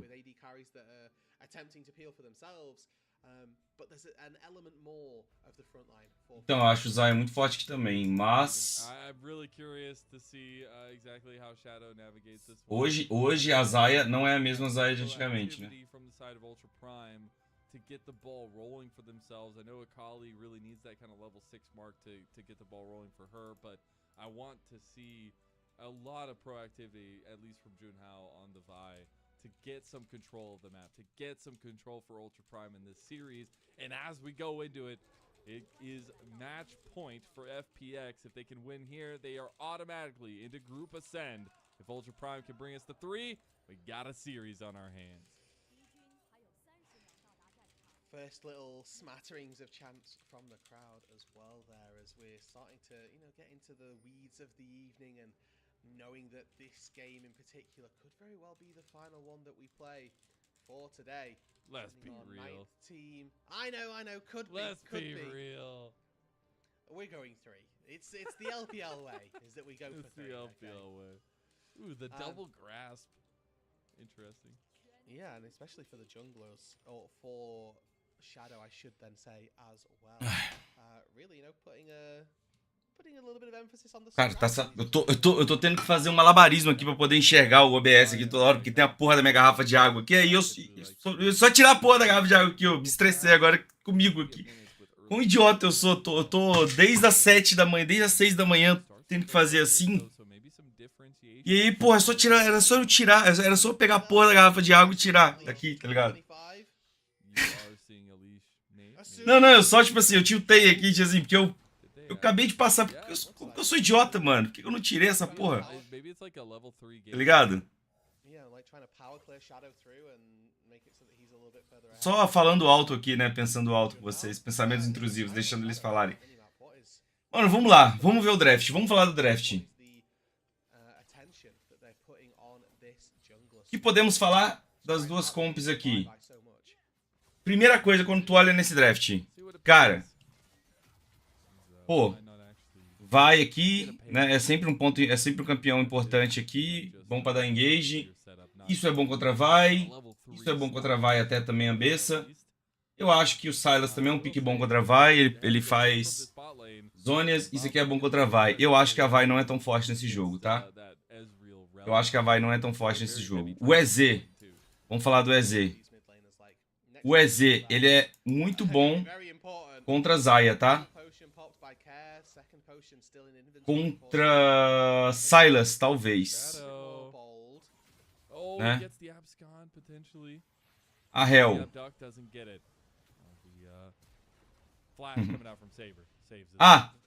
Rakan também é muito bom contra vai, tá? Rakan é um dos poucos suportes que tem escape tool. Tipo assim, o Rakan, ele consegue dar o engage, se receber o engage, ele consegue voltar, né? Então, o Rakan, ele consegue... Se a vai ultar ele, o Rakan consegue... É muito difícil a vai ultar o Rakan, tá ligado? Fora que o Rakan consegue, às vezes, reagir só com o ultimate e dar um charme ali na vai. Às vezes a vai ulta ele e se mata, né? Então, eu acho que vai um pique muito ruim aqui. Camille, eu sou fã de Camille. É um dos campeões que eu mais gosto de torcer, né? Pra esse campeão. É, pra mim, um dos campeões que mais escala no jogo. Porém, eu acho que Camille também não é bom aqui, tá ligado? Eu gosto de Camille, às vezes, contra maguinhos, contra algumas coisas assim, tá ligado? É meio difícil explicar, tipo assim, mas eu gosto de Camille. Eu gosto de Camille quando o dano de um time depende muito de uma fonte. Dá pra entender isso aí? Tipo assim, eu adoro Camille naquelas comps que vão tentar proteger uma Jinx. Camille contra Jinx é lindo. É absurdo. Porque, mano, chega no final do jogo, velho, a Camille dá 2 tapinha e deleta a Jinx, tá ligado? Tipo assim, Camille contra uma Lulu da vida também, por exemplo, pra tentar proteger a Jinx. Se a Lulu bobear, é dois hitzinhos da Camille, que morreu já, né? Dito isso, tirando o que o First Blood acabou de acontecer, eu acho que eu tô mais inclinado pra comp da FPX aqui, mano. O único ponto é que o EZ pode ser bom aqui contra a Zaya, só que eu acho que... Cara, fora a Kali, mano. A Kali jogar aqui contra esses 3 milizão aqui, tá ligado? E o Rakan... Parece difícil pra Kali jogar. Né? Obviamente, a Hell é legal. Quais ults a gente tem pro Sylas? O Sylas tem o ult da Vi, que é muito bom. Tem o ult da Kali, que é muito bom pra ele. Tem o ult da Hell, que é legal também.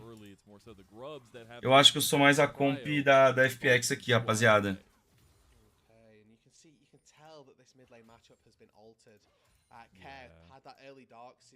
Pô, mas o preço da paçoca tá ruim hoje, né? Como a FPX é Blue Side, é Red Side, geralmente Blue Side às vezes tem... É um padrão que eu vejo.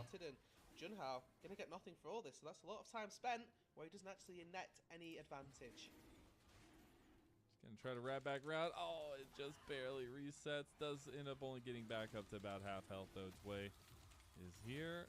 Care gonna move down. Oh, God, he's level 6. Oh, that's terrifying.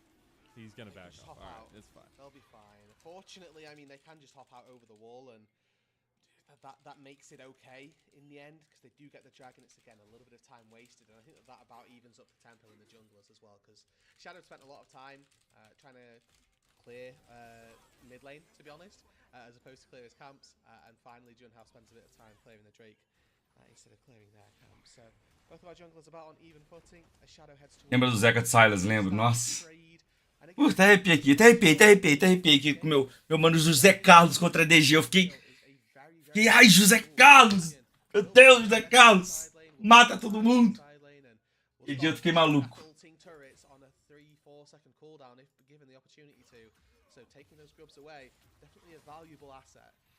It is indeed. Oh, the Abscon of Doug combo.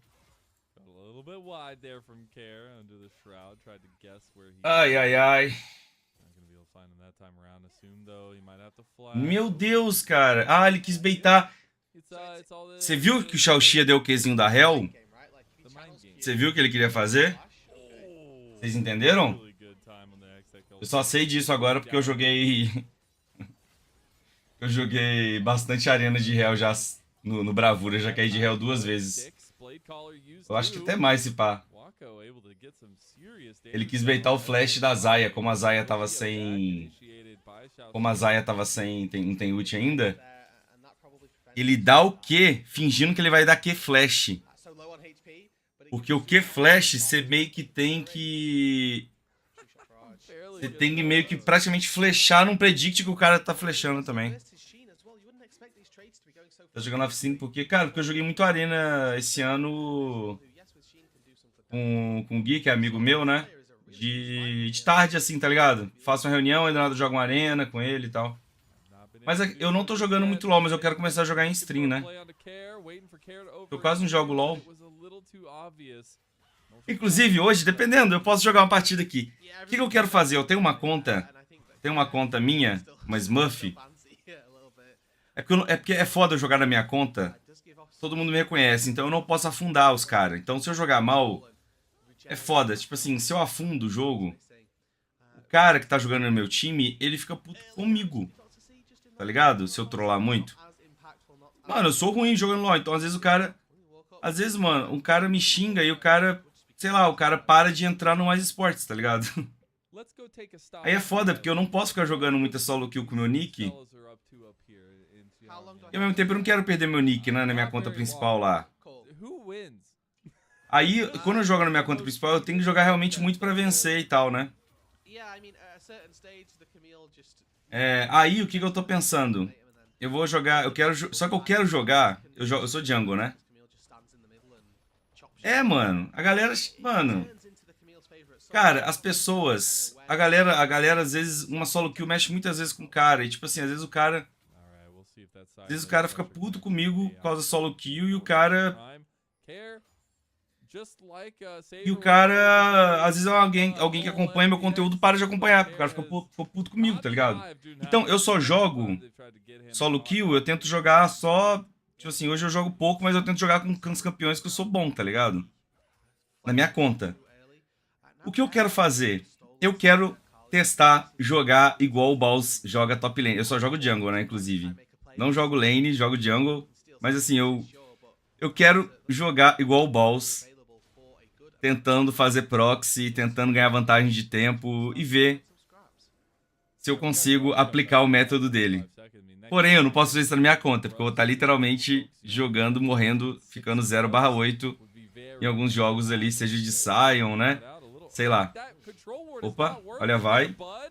Playzinha boa da Up, matou o joelho, não matou. Nossa, não ter matado esse cara aqui, mas alguém vai morrer. Nossa, Ambessa. Meu Deus do céu, cara. Acabou muito o jogo aqui, não?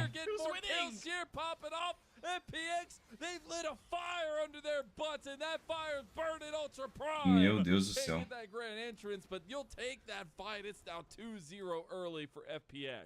And in a fight that starts with Drake getting caught out hitting a pink ward, it's FPX that come out with the 1-for-0. A great impale from Shadow buys time and keeps Meu Deus do céu, mas não dá pra... Essa paçoca tá muito ruim, né, gente? FPX roster just baits in Ultra Prime, just barely close enough to the point that they can get taken down. Nossa. And that's going to be all 6 grubs going the way of FPX2. The siege is going to be 9. We take a look at this. He doesn't even get the ward, by the way. No, I know, he's just greeting. He's doing full. Essa paçoca tá com preço ruim. Por causa do preço ruim, não estaria anunciando o preço no Telegram dessa paçoca. Mas eu acho que acabou esse jogo. Depois a gente conversa disso. Keeping your Ambassador alive, keeping your Skarner on the board, exactly what you want. And for FPX right now, they are very happy with the state of this game. Yuntal finished for Assume.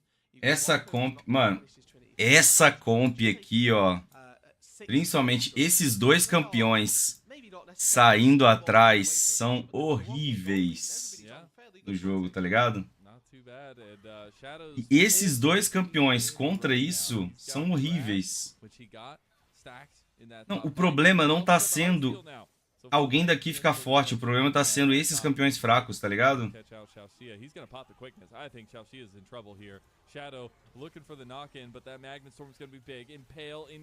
Se o Rakan pegou kill de novo, eu ia falar, se esse cara aqui, mano, se o Sylas ficar forte, é um esculacho o jogo, tá? Mano, 6 grubs pro red side, tá? Meu Deus do céu. Eita, aqui vai morrer o Sylas, não? Ninguém vai morrer, o Sheer vai morrer, a Ambessa vai morrer. Meu Deus, agora os caras foram longe demais, né? Meu Deus, foi só falar, fizeram cagada. Fizeram cagada. Deixaram a Kali forte. Deixaram a Camille e a Kali forte. Não podiam ter deixado. Deixaram os caras fortes. Is the Akali way, and that is exactly what Saber needed. Had been struggling this game, was down the barrel of a very, very scary Sylas who had that proto belt, or at least had the components feeling very, very dangerous and quite threatening. Tô esperando um negócio aqui. Three games. And Junhao was here, he was ready, he read this. Hextech Ultimatum, invulnerables for a little bit, buys enough time, cease and desist locks up somebody under the turret as well. Just a little bit too much taken, too much bitten off there by FPX, and they didn't have the chops to take it. Peraí. Could have just backed off.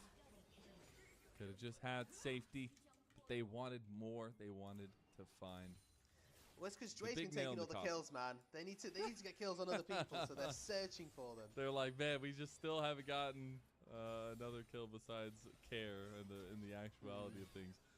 It is going to be, though, a setup now where we have to think about dragon stacking because Ultra Prime, with this next dragon in about 2.5 minutes, point of yet another infernal soul, by the way.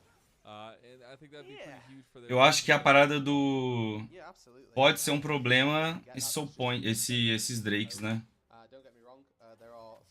Sylas agora, a Kali ficar um pouquinho na frente, só que eu acho que, mano,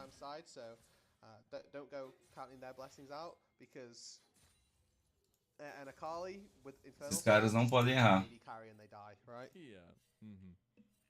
going to be so difficult to deal with, and that's why I really liked Ultra Prime's composition because it seems like FPX are beating themselves at this point, and it behooves Ultra Prime to kind of let things sit a little bit and have some of these items start to come through and have some of these breakpoints. I love that vocabulary, Marcel. Behooves, yes. Yes, it does. Ai, tem Arauto aqui, 1 minuto. Hoje tem G, não.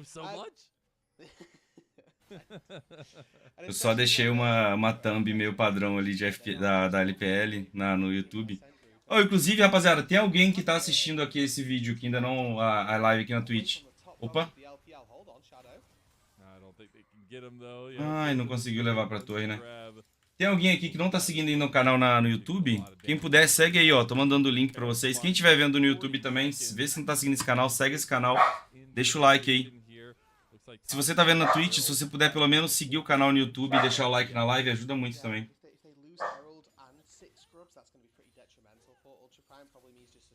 turret in some area of the map. Fortunately, though, so far it really doesn't look like there's been any emphasis from Tá Zaya no jogo, tá ok, né? taking down those turrets, right? They've got 6 grubs, but not really. Pô, a Camille pegou uma vantagem que não foi legal, né? So it's so far so good. Aquele dive top foi muito torto, mano. Got 2 drakes to the good. They're just waiting. They're quite happy. Parada que esses times são ruins, né? Esses dois times aí. They'll be able to attempt, you would like to think, a third play, and I think that's going to be the straw that breaks the camel's back here, one way or the other. Sheer taking a little bit of an all-in into Xiang, but just to get him away from the dragon setup of FPX. É, não, foram meter um dive na Camille, pô, que fica imune, que, né? Fica imune, fica... imune durante um tempinho com o ult dela. Então ela consegue sair de uma skill importante, consegue sair de um CC. Bobeira demais aquele dive, daquele jeito, né? Porque o jogo tava muito de boa pra eles. A Kali tava fraca, a Camille tava fraca, né? O Skarner tava ficando legal no game.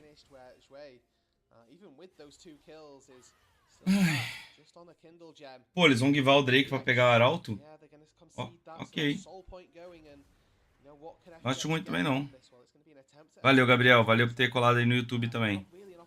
Se inscreva no canal aí, ajuda demais, tá? Deixar o like aí no vídeo e tal. Porque esse é um canal antigo que eu comecei a fazer live lá. Vou começar a soltar uns vídeos ali nesse canal. Sei lá, começar a fazer... Talvez semana que vem, todo dia eu solto um vídeo de alguma opinião e tal.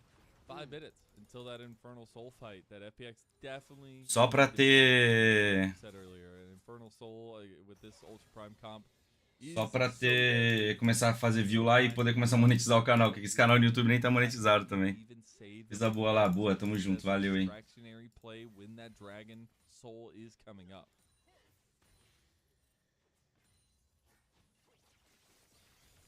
We just continue with this honestly fairly slow-paced game where there's not too much action for kills, and you can sort of feel that Ultra Prime maybe in that last game were a little hard done by how aggressive they tried to be, and that got ultimately bounced back on them. This time taking a much more measured approach. And bom, de novo tentar matar a Camille. Eu gosto da play de tentar levar a torre, mano. Push break aqui, né? Mas não é mais jogo live no Mais Esportes? Hã? Jogo live no Mais Esportes? Não entendi. Ah, tá. Fazer a live no Mais Esportes é porque é meio diferente, tá ligado?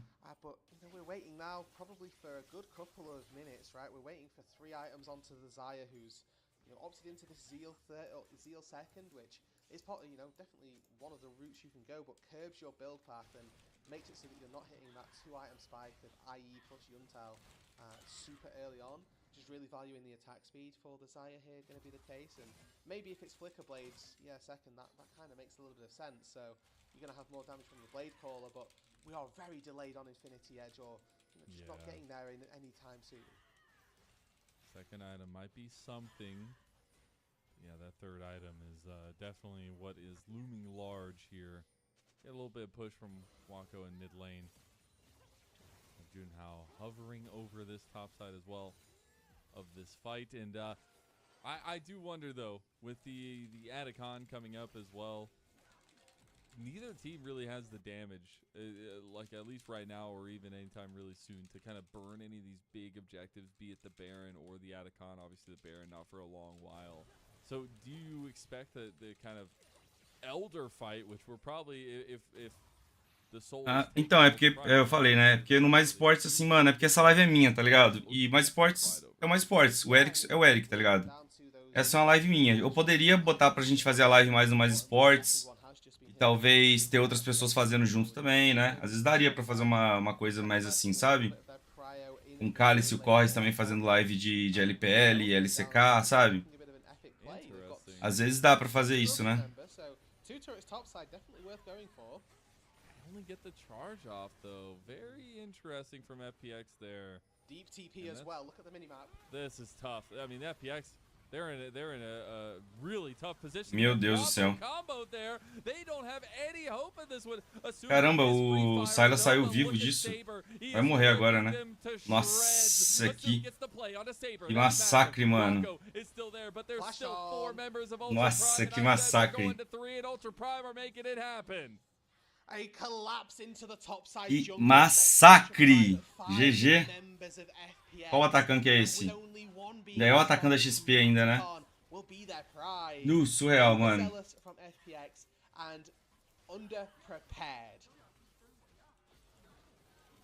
Underprepared and under-executed, I guess is a nice way to put it. This is, they put themselves in this position, and that TP flank was massive. Yeah, just catching everybody off FPX just a little bit off guard. Double magnet. Ai, meu Deus do céu. Pô, esse local aí que eles pegaram pra lutar é muito ruim, né? A FPX não pode lutar assim, eles têm que lutar lugar mais aberto, né? Camille e a Kali bagunçaram demais ali junto com a Vi. Surreal. And really just ready to go take down whatever he can. The time that needs to be bought for Assume to take this game by the reins is long, and I don't know that they've got it in them when there's an Infernal Soul spawning in 15 seconds. Yeah, I think E aí soa agora e os caras vão ter que lutar. Tá, tem algum ult que não tem? Nossa, todo mundo tem ult lá. E flash. Pô, a gente tem mais flash, né, André?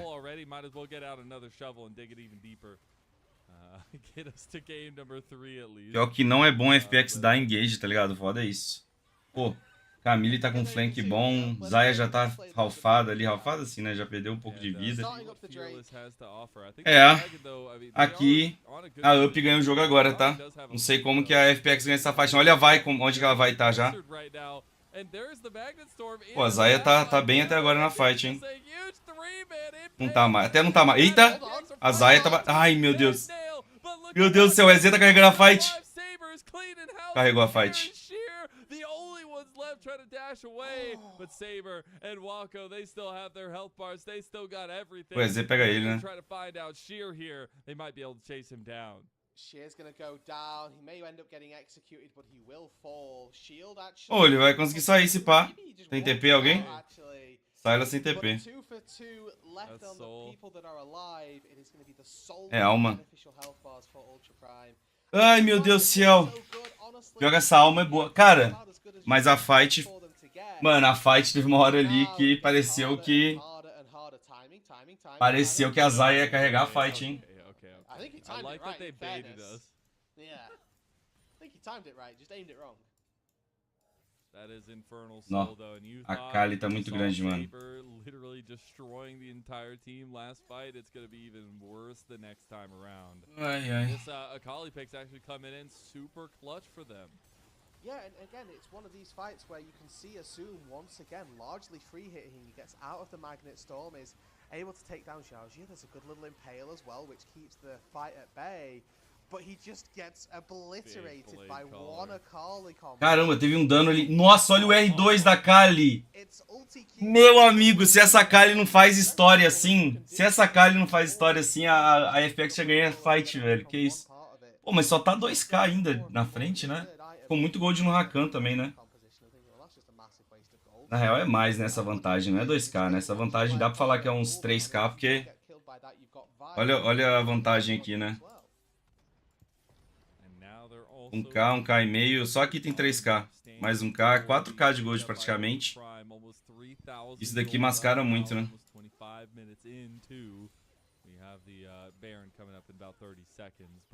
Really, FPX, let's talk about how their ins are looking. Like, how do they find fights? What do they look for in these fights to find success? Because it just feels like they have a lot of meatballs. Yeah, I mean, they have to look for big Impale into big Blade Caller, and then also have Sheer. Just do a little more than he is currently, unfortunately. The Ambassador is not quite hitting as hard as it needs to, and down 2 levels versus Young as well. Definitely could have stood a little bit more of the test of time through that side lane. But again, this is the notion of getting counter picks, is that Zhong probably very comfortable in this matchup, knowing that the Camille's going to do fine in that side lane. And you know, when she is Pô, não gostei da build da Zaya. Ela precisava de ter pen aqui, assim. Untouched really on this Ezreal, hasn't died yet. Tier 1 turret is standing still for FPX. Como foi o Zed? O Zed ganhou, mano. Destruiu o jogo, inclusive. They cannot defend this here. Oh, no, they cannot. But they're gonna try to. Tirou flash. Legal. Okay. Ah, Skarner é bonecão, né, mano? Pô, o Skarner... Pior que o Skarner estacou muita vida naquele item ali, né? Nó. Ai, meu Deus. Nossa, a Zaya tá muito low. A Up não só começa a Baron aqui, não? Yeah, we're seeing how much damage is done right now by Ultra Prime. LDR finished up for Assume as that third item, so not even with the Infinity Edge being picked up just yet, so that enhancement on the crit's going to be, even further delayed, and the damage from the Zaya, not necessarily super lacking anymore. That extra bit of AD is going to be quite beneficial, but thinking about how much he's going to be able to stand and auto attack versus these carries, it's quite minimal. And, the guy might be a little bit more of a veteran than some of the players that we have on the other side of things for Ultra Prime. Sassou pra dizer, a Kali é foda. É, eu acho Sassou fraca, tá ligado? No geral, né? Mas pô, com certeza ela ajuda, né? Você ter ela é melhor do que você não ter ela, tá ligado? É melhor com ela do que sem. Ela dá aquela completada na gasosa, né, velho? Mas pro EZ ainda é foda, né?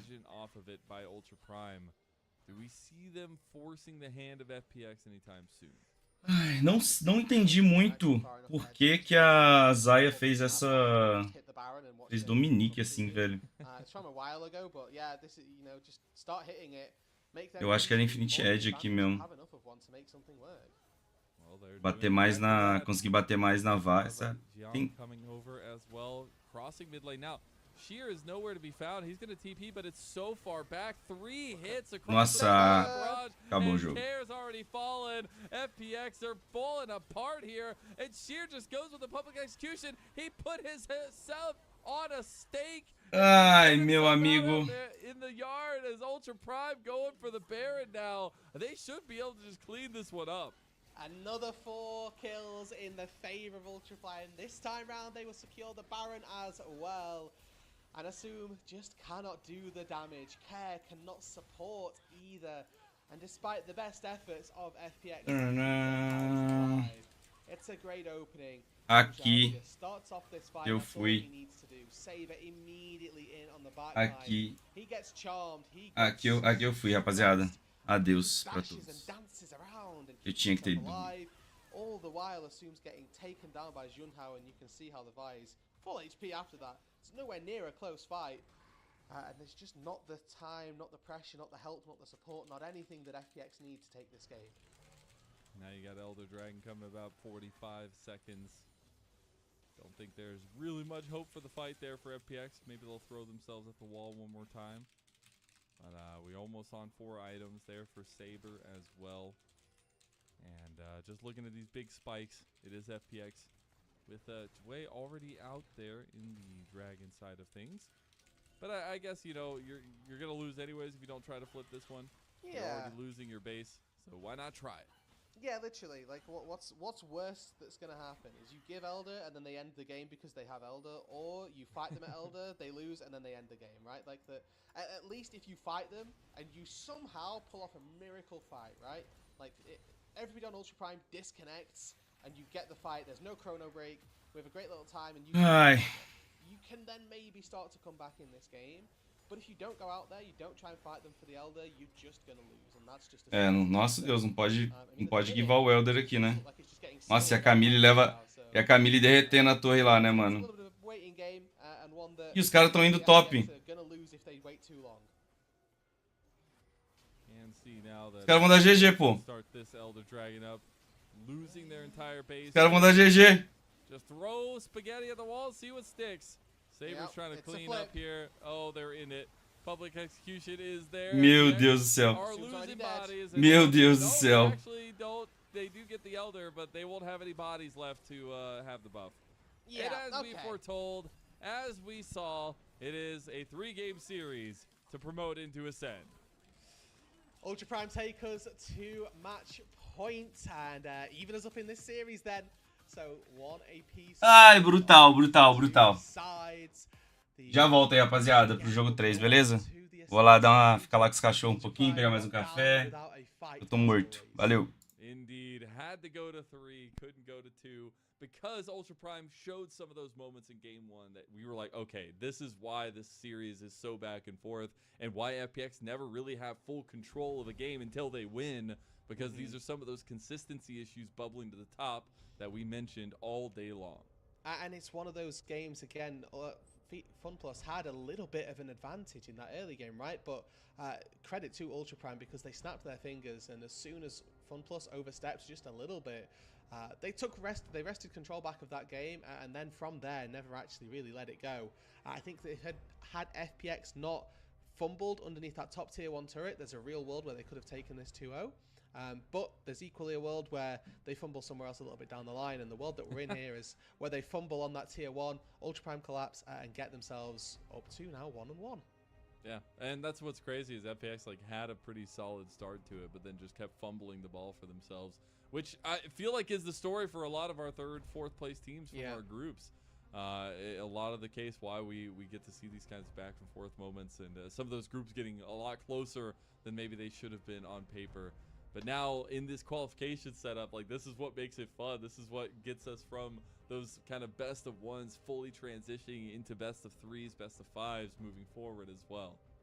Yeah, exactly. It's what makes Fearless as well have that impact, and I do think that for Ultra Prime moving into a game 3, right, I think that they're probably coming in just a little more favoured. I'm not certain of FPX's strategy going into this, but they need to try and rally, try and carry some of that momentum that they got from their game versus NIP yesterday, from their win earlier up against LGD today. So there's definitely roots for FPX. They found 2 wins already on today. They just need 1 more to send themselves into that ascent stage, and to keep Ultra Prime questioning, I guess, a little bit. A little bit. Try to figure out exactly, I guess, what consistency issues can be solved in the immediate future. Like, it feels so difficult, especially now with even more meta champions taken off the table, and we're getting kind of some spice from Ultra Prime in the way that they were drafting there, and the Akali and things like that, like leaving things open for that next setup in game 3 as well. Yeah, and I think as well for Ultra Prime, like they've redone their roster for this split, and the idea that they've now brought in Xiaojia from BLG Junior as well to pair up nicely with Junhao, who they've played together previously, and they've brought in imports from other regions as well, Zhong, Wako, 2 players that new to the LPL and had a really difficult time coming into split number 1, right? Like, the first split for Ultra Prime was not a good one, but at least now they seem to have changed something. Something's just a little bit different for them, and they're putting themselves in what is ultimately a very good position to go into a top 10 finish. True that. I'm really curious to pick your brain. Who you think gets MVP for this one? I think it has to be Saber. I'd lean on Saber, to be honest. Junhao also had like a really solid game, to be honest with you, but I think that Saber, just for the spice and for the idea that he was so far behind, that he probably finds it. Xiaojia also did start a lot of the fights, so I'm also happy with how the rel mechanics this game were looking, and sort of timing wise on that, for when we're talking about the supports being really sort of fresh and new into the scene. That for Xiaojia was a very impressive game to play. Yeah, it was. I think a little bit of praise deserved to the newest member, at least, but it was a lot of attempts from FP. I'm just looking at these moments like, man, they were just trying things. They were just trying to find ways to make this comebackable. But Ultra Prime, these are the kinds of moments where, like, if you can get a lead like this and then show that you can confidently close it out, that gives you a little bit more build up in that momentum for sure. Yeah, and it's like, it's the good teams that will find themselves struggling in these games and then win it anyway. So good to see that. And the final replay of the Elder fight, Assume just what does he do, man? Like, he's using Featherstorm and then gets literally just popped. I didn't even see his health bar. And Shadow, fairness to him, secures the smite. Xiaojia goes down, but yeah, that was far too little, and unfortunately far too late as well. Indeed. We're just waiting for the MVP, see who exactly the LPL themselves voted for. I think it has to be for Saber. I don't think I would, like, there might be an argument. It's tough though. I just feel like those, like, to go down a little bit in that Akali matchup, but then to have like you're literally 100 to 0ing people left and right feels really good for him, and especially after the Zed 1v1 earlier too. It's retribution, right? Like it's that idea that, okay, well, I've been battered and bruised in the early game, but guess what, buddy? Does not matter. I'm playing Akali, and I'm gonna own you. Zed and Akali on the day. Let's go. Yeah, and he's won on both of them. Like, let's give this guy an Orianna, see what he can do. You know, like what Kled mid lane maybe. Kled mid lane. Let's bring it out. I'm here for it. I'm here for it. I do want to see what other assassins he brings out. Maybe the Zed does come back. I don't know. Maybe for a game 3. I think it would have to be a very particular comp. I do expect, FPX to be on the blue side for game number 3. So that does maybe open up things for the counter pick Zed or anything along those lines for Saber. But we'll be getting our MVP here very shortly. It is Jiang on the Camille that gets it. All right. I think he did fine in the side lane. I don't know that he was the entire reason they won the game, but I think that's fine. It's fine and dandy. That's all that matters. That's fine. He shut down Sheer, and then, conversely, it just made it to where they just couldn't play the game. But that's it for game number 2 of this best of 3. We're going to be heading off to game number 3 after a break. We'll see you there.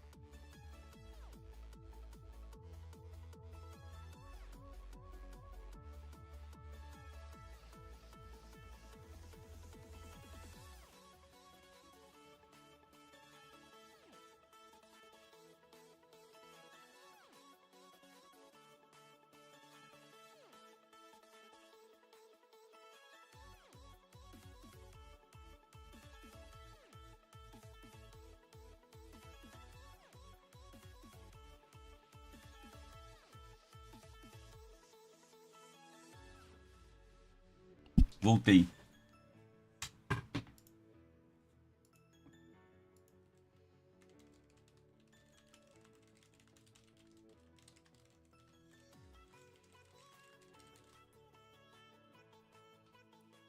Espera aí, deixa eu pedir.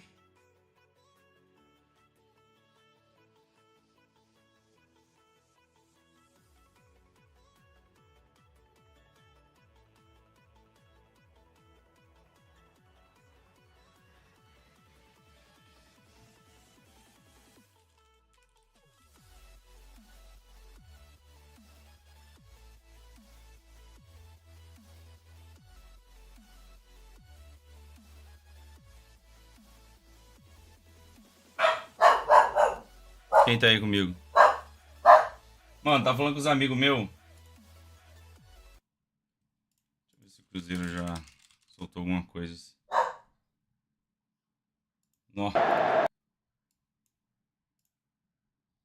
Vamos ver os melhores momentos aqui do Cruzeiro e Mirassol. Até medo de ver.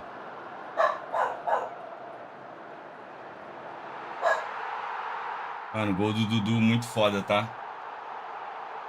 Gol muito foda do Dudu, mano. Muito foda. O William voltou a jogar futebol ontem. Cara, o Dudu... Olha o Dudu...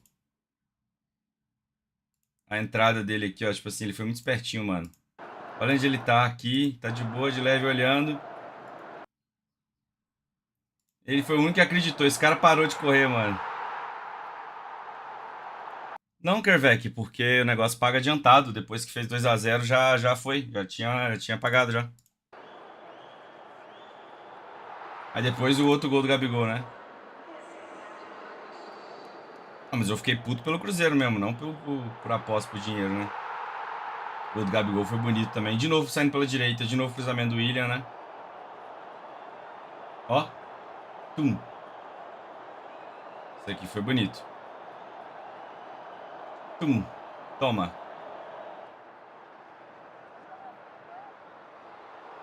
Nossa, essa bola aí. Aí depois... Eu não vi o gol do Mirassol como foi.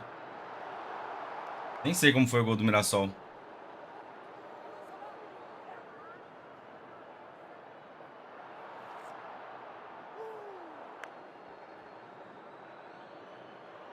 Aí o pênalti. Foi pênalti pra caralho.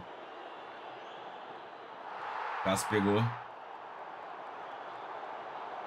É, o cara chutou mal e o Cássio foi no canto certo, né? Se o Cássio erra o canto também, tomava mesmo assim. Nossa, mano, que gol bobo, mano. Não tinha visto o gol. Não vi o gol, eu tava no banheiro na hora, velho. O cara desviou. O pênalti também, super bobo o pênalti. Nada a ver o pênalti, né? Que gol bobo, velho. Olha isso. Pô, ninguém ter tirado essa bola foi paia, né?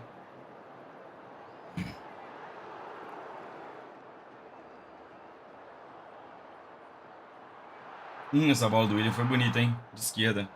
Se o William mete esse gol aí, pelo amor de Deus, cara, ele ter feito... Não sei quantos pontos no Cartola, né?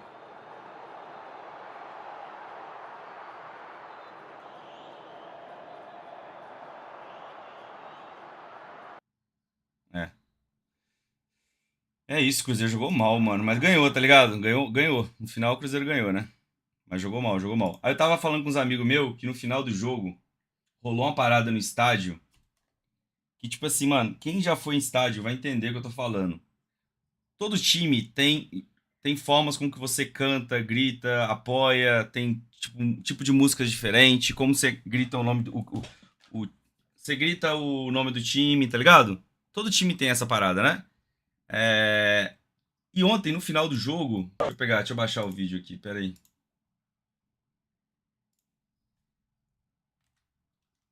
Só pegar o vídeo aqui, que eu gravei uma parte lá, que já não tava tão intenso, mas teve um momento que tava com uma intensidade legal também. Foi a torcida que tava gritando isso aqui, ó.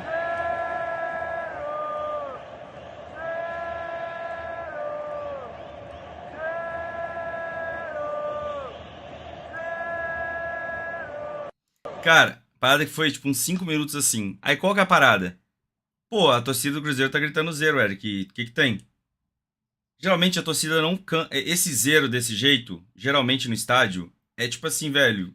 É 30 segundos assim, no máximo, um minutinho no máximo, e já entra pra outra música, tá ligado?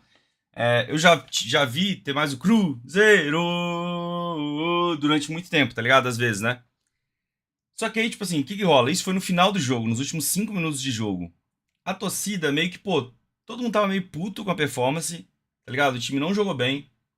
O time teve. O time tinha um jogo fácil, que abriu 2-0, a gente viu aqui, né, pô? Abriu 2-0 com, sei lá, quantos minutos de jogo, tá ligado? Aqui era pra o jogo ter sido fácil pra caramba, sabe? Era pra ter sido um jogo muito fácil, velho. Era pra ter sido um jogo muito fácil. O jogo ficou difícil.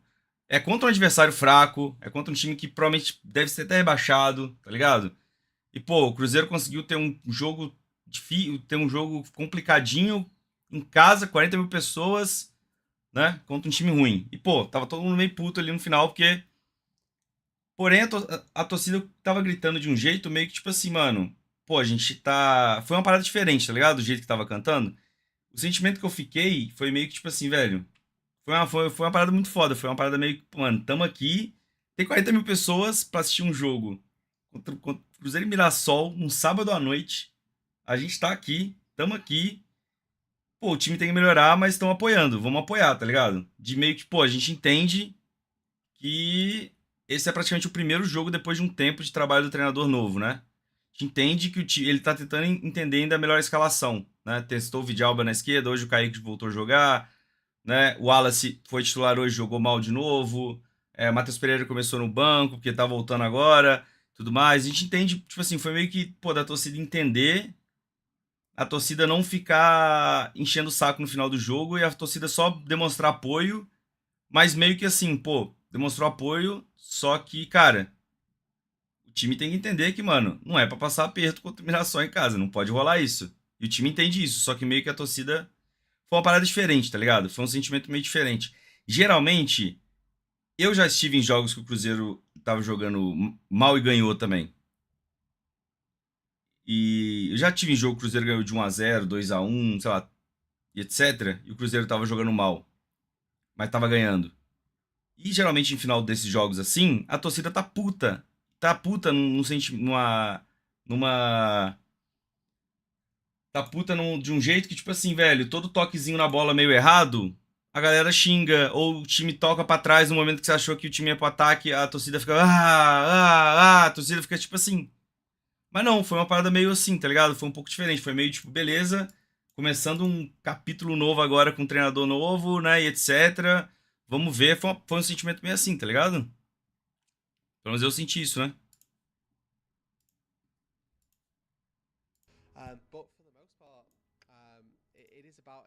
Então, mas o time do Mirassol. Eita, Zed de novo, mano.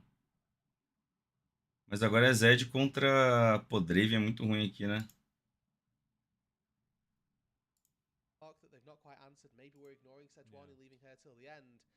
But looking at the big team fight that they've got as well, right? Sedge, Yone, plus a Kennen coming over the top as well.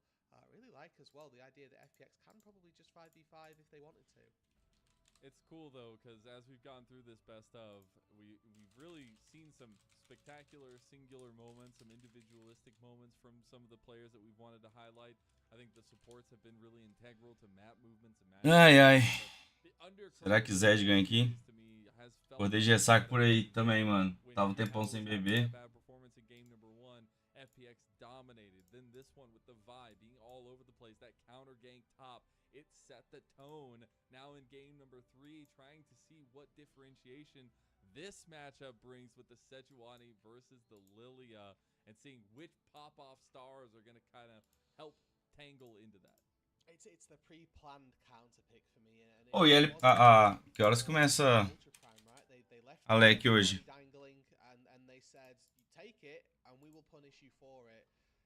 Hoje começa meio-dia, né? Expect to see Junhao try to outpace Shadow in that jungle clear, really start to establish an advantage in the jungle matchup in particular. You can see Dwayne might just look for an early flash on this and try to take Junhao's as well. That would be pretty big. But to get any kind of early advantages whatsoever is the important aspect here. Oh, we're going to get the level 1 kicked off. Okay, one auto attack apiece. Let's go. Massive advantage for FPX. There's no way Ultra Prime can come back from this now. Might as well just put him into Group Ascent right now. Yeah, done. Alright, thank you. Pô, I'll see you all tomorrow. joguinho bom pra ter muitas skills esse aqui também, não? Good. Have a great night, everybody. Have a great night. I do want to focus a little bit more on our supports as well, because I do. Tá alto aqui a parada. A paçoca tá alta, a linha tá alta. Two of the underlying stars for these two teams, even in the Alistair game that Xiaoxia wasn't quite able to. Sei lá qual draft eu gosto mais aqui, tá? Pra ser sincero, velho. Eu gosto muito de Lilia contra. Gosto muito de Lilia contra Seju e Nautilus. Nautilus nem tanto, mas até gosto. Não gosto muito de Lilia contra Ione, tá? O Ione e a Lilia não conseguem dar sleep. O Ione consegue sair do sleep dando E e voltando, se não me engano. Xiaoxia has been a really nice addition, at least as of yet. The Dredgeline magic, it continues from the best of one. Wako, he's gonna regret that Jin pick now as well. He's down under 2. O Draven parece ser muito ruim aqui, velho, não? Magnetic Dredgeline. You can see the biscuits looking to work. Another hook comes through, and it's tirando na lane, né? That takes Xiaoxia now down even further. Assassino tá forte no meta ou a Nafiri tá forte no meta? A Nafiri não é assassina, né, cara? O jeito a build dela que faz e tal, né? É meio bruiser. Opa, vamos conseguir divar. Ó o Draven. Nossa, e kill pra Leona ali ainda. It's just so worth it. Like, so unbelievably worth it to do that. To lose 5-6 creeps underneath the turret for Wako is truly devastating. Now Xiaoxia, you might fancy this 1v1, you know. Okay. Does get the... Nossa, o Draven não conseguiu dar recall, velho. That's actually really impactful. Like, the wave got to 1 melee creep. Sim, estão buildando o Bruiser. É porque o Zed ganhou hoje, o Kevin, só que era contra a Thalia. Não acho que Zed é bom aqui não, tá ligado? Sei lá. Oh man, that's so crazy. It's the little things in League that make it so nitpicky but so fun. We're gonna take a look back at that. So this is the initial hook that is curved around at Xiaoxia, and you know, early barrier comes through. É porque Zed vs Thalia, o Zed ganha muito a lane, né? Xiaoxia not really having the ability to do anything particularly back. Second hook comes through as well as picture. Eita, o Renek não vai tomar dive. But this is just a dive that is so worthwhile. Vai pro dive lá. Oh, ele deu TP pra vazar.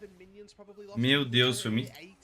Não era melhor tentar limpar o wave e dar TP depois? Mesmo morrendo? Ou se é up... Ultra Prime's bot lane, but unfortunately it is a Nautilus Draven. I feel like that's a little bit more dicey to deal with. I'm gonna say there's a bit more damage coming from the Draven than a Jhin.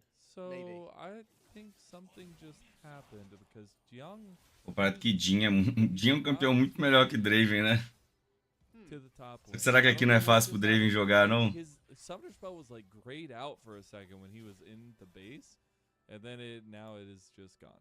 So I don't know what just happened, but Sheer got the TP back to the lane, so that feels good, and he's up CS. We'll put the detectives on it. Twitch chat detectives, get on it. I'm really curious. What happened to Zhang's TP? Well, it's not enough for a pause or anything, so maybe I'm just crazy. That I do want to check on the junglers here, and because you were highlighting the supports, their connection is important to Shadow and Junhao. We're gonna actually play on bot side 2v2 yet again. Not gonna lead out to o main Zed só vai matar se for o Draven ou o Ione. E até o Ione é um pouco difícil também, né? Porque o Ione às vezes consegue curar, dependendo da build dele. O Ione consegue, tem shieldzinho também. These games have felt like whichever jungler gets underway dictates how this game is played and who ends up coming away with the win. So, keeping our eyes on who it is that's finding that advantage and who it is that's making those moves nice and early could very well dictate how the game gets played. Voltaram, né? Ah, acho que a Riot só queria fazer um teste no first stand e entender, tá ligado? Talvez. Geralmente, às vezes, a Riot escolhe às vezes uma liga pra testar de novo agora. É a cara da Riot querer testar na LTA, porque é Estados Unidos e tal, né? Direto a Riot testa umas coisas assim em LTA. Geralmente as coisas são testadas ou em um camp da... Ou camp, né? Geralmente era ou LCS ou na China, tá ligado? Was coming through or thought of coming through from Ultra Prime. They weren't able to get anything, but they're going to be coming up towards top for this grub spot. And I wonder as well if off of the reset, it's going to be a full commit into that top side. You can already see Xiaoxia and Chui making their way into the mid lane. But what about our AD carries? Are they going to make the journey up as well to abandon their bot lane home? Looks like Assume is making that happen, but Wako, I mean, with his tier 2 boots rush of plated steel caps, is feeling mighty useless in a 1v2 or in any sort of skirmish that he might try to find. Looks like he might still try to move out there, but yeah, I mean, this is just going to be 100% neutral objective control so far from FPX, and kind of given by Ultra Prime in that case. A little bit of extra walking from Assume, but he should make it back down towards spot. Yes, Assume actually missed out on quite a lot here. It was really interesting what happened. Because they didn't see anybody committing to the grubs on the top side, they assumed that they were invading in on bot lane. They had no vision on the bot side of the jungle, so Assume actually spent a good minute sort of walking between mid lane to that bot lane and scared to step foot into his jungle, really just cognizant of where people... O que você falou, Mito? Não entendi aí. Nearby, but it actually ended up costing him quite significantly, as that wave under the turret was going to be fully caught up by Wako, and yes, that 300 gold's there, but... Esse Jin de bota de armor. Cara, de boa, né? Ele fazer bota de armor aqui. Despite Wako getting killed really early under the turret, he's probably quite happy with where he's at. Tenacidade contra o Nautilus só te ajuda no hit dele, né? No resto não muda tanto. That could be just slightly a troubling issue for Ultra Prime. We are getting the movement of FPX's bot lane up towards this top side. Even though grubs aren't going to be for a while, they're doing this preemptively. Yeah, I think they're doing this to sim. LDL. É, às vezes é LDL isso. Às vezes ela testa na Liga Chinesa ali, ou na LCS no Academy às vezes, né? Nossa, mano, parece que vai ser... Parece que a FPX vai destruir esse game aqui, hein? Bem parecido, eu também achei que eles iam destruir o último, né? Não rolou.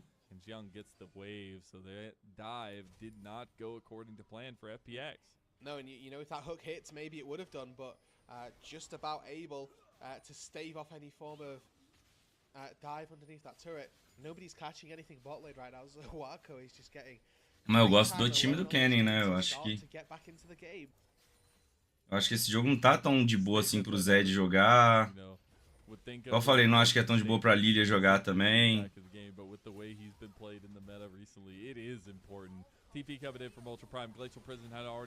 Nossa, vamos tentar... se eles matarem os dois nesse dive aqui... Consegue... Nossa, se conseguir kill pro Draven aqui ainda, hein? Pegaram ainda, nossa. Isso foi huge, hein? Sheer takes the re-engage, takes the aggro once again on that top side dive. Make sure that the kill goes over to Assume, who cashes in on those second set of stacks. And all of a sudden, TPing down to this bot side, let me guess, it's going to be the Kennen to catch a wave so that very minimal amounts are missed underneath the turret. Clinical from FPX, they get the kills, it comes at a cost, the Jhin is starting to come back. Esse game acabou já também. Probably take this every day of the week. Get a replay of how it started off, it's an exhaust onto Sheer, and again, just a heal from Zhong. Keeps it nice and close underneath that turret. But one fadeaway Shuriken catches it. Sheer tanks it, walks himself out to safety, knows that he can drop aggro as and when he needs to. Picture perfect stuff. Yeah, it's nice to see that level of execution as well from some of these teams where, again, the word of the day that we learned was consistency. And I think getting to see little moments helps in that regard. Maybe not all the way since it hasn't happened too often, but pera, o que você falou que não foi burro? Ele exaustou o Kenny. Talvez foi meio, né? É, o Kenny foi burrice mesmo. Tinha que exaustar o Draven se pá ali, não?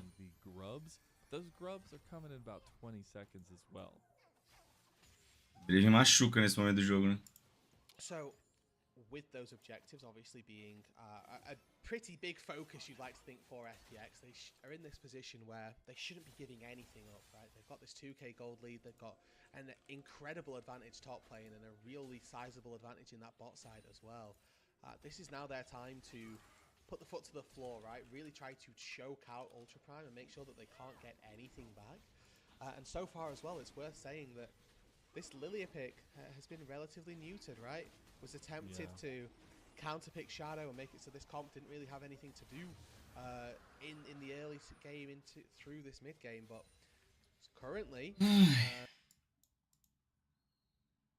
has got built Liandry's and farmed up quite nicely, but is only 100 gold ahead of its counterpart and is not making the impact that it needs to. I do like the Lilia clear speed as time goes on, but yeah, is it going to matter when you've given up so much control of what happens next to FPX? As the grubs are coming up, that's what's happening next here. O D3 qualifica pra quê mesmo? Pra continuar jogando, eu acho, né? No campeonato.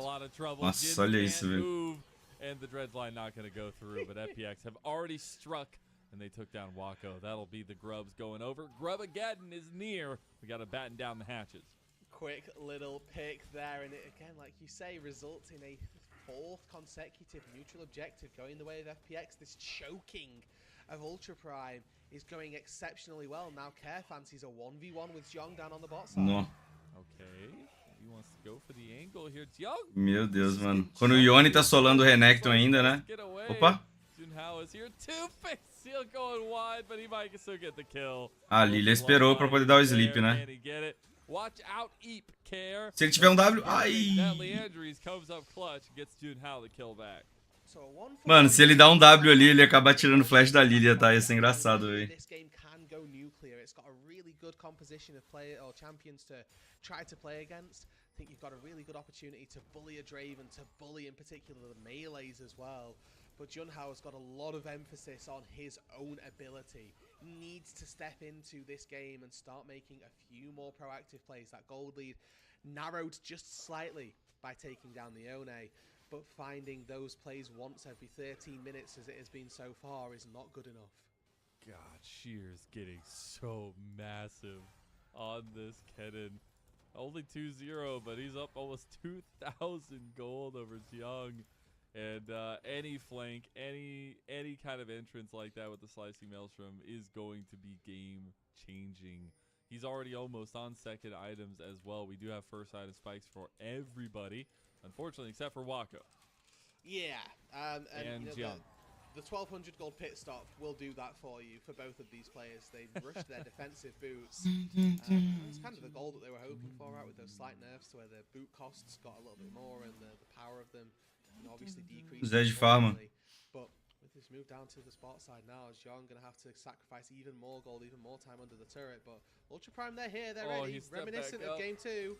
Okay, well, I Meu think Deus. he's dead. He's going to be made into boots, and Assume gets the kill as well. So he gets to cash out, and now they're going to look at the turret. FPX, they are executing this one hugely. This is why, like, that game 1... Mandando ela no Telegram. Eu acho que esse jogo é rápido, mas não tanto assim, porque eu acho que esse time, acho que a FPX precisa muito de Baron pra poder dar GG, né? E a Up não vai só givar o game, tá ligado? Acho que a Up, como é jogo, último jogo, né? Então, eu acho que, pô, o time aqui é muito milizão, é muito importante Baron, tá ligado? Fora que... Qual atacante que é? Eu nem vi, né? Mas provavelmente deve ser o atacante XP, né? For the Kennen and for Shia, this was a player that we came into the day thinking if FPX were going to win out of anywhere, it would come from Shia and from his great play. His laning phase this game has been incredible, and whilst he's not had necessarily the biggest impact, he's been a linchpin and currently is the proponent of the majority of their gold lead. Just because you haven't seen the Kennen 5v5 yet, you can't expect it to be anything other than excellent when it does. And the beautiful thing about this FPX team, this is one of Sim, mas assim, eu acho que eles precisam de Baron. Não, não é Baron aos 25 GG aos 26, né? Baron, pô. Tem fight do Baron, tem aquela paradinha antes. Pode rolar também, mas eu acho que assim... Pode rolar tudo, porque é muito stomp aqui. Tá sendo muito stomp já. And see if they can actually make the difference here. Tier 2 turret, the focus up on this top side. 4 members of Ultra Prime here. Saber no TP, so if they go for this, they're going it alone. Oh, they Nossa, Deus. Pô, esse dive não é meio doideira demais, não? Nossa, olha o Kenny. Ai. Esses caras vão levar inib sem arauto, né? Do jeito que tá. Olha o Zed lá farmando. Yeah, it's a 2 for 2, and in that situation, just isolated, you think, okay, Ultra Prime are happy, but they did lose out on that tier 2 turret on the top side. It was only traded for a tier 1 down in the bot lane. But I think for now, plan for FPX was they've committed very heavily into this top side. They need to get to this dragon. Their Drake stacking is going really well right now. Their neutral objective game has been on point, but just a little bit too overzealous from Jue. I think if this had have landed onto Xiaoxia, it's a completely different looking fight. Much less HP on the Leona, and despite the tankiness, definitely a lot less.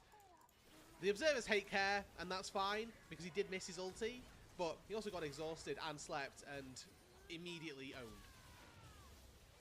Immediately owned. I like it. But now we actually have to get set up because we have this dragon on the table. It's finally not an infernal. Pior é que a UP tá cogitando contestar esse Drake aí ainda, né? Nossa, 6 lavas, né, velho? And with 6 grubs as well, you can see that just a couple of autos do make Só vaza UP. difference to that turret's HP bar.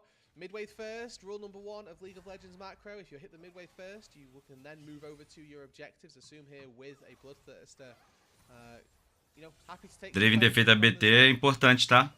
Sobreviver. Já que ele é um dos poucos alvos aí que o Zed, né? Provavelmente o único alvo aí do Zed.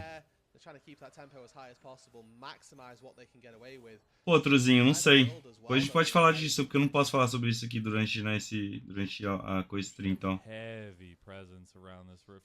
Não é muito bom. Vai morrer todo mundo da UP aqui, tá? Meu amigo. A UP tá querendo só pegar um arauto. Meu Deus. Nossa, olha o massacre. E o Zed jogando LOL. Curtain call open up, but FPX just know where they want to go. They want to go take the enemy jungle. They want to go take the base as well. A UP assim, pô, a gente não pode perder o arauto não, senão eles vão levar a T2 do mid. Eles vão lá, pegam o arauto, morrem todo mundo, perdem a T2 do mid.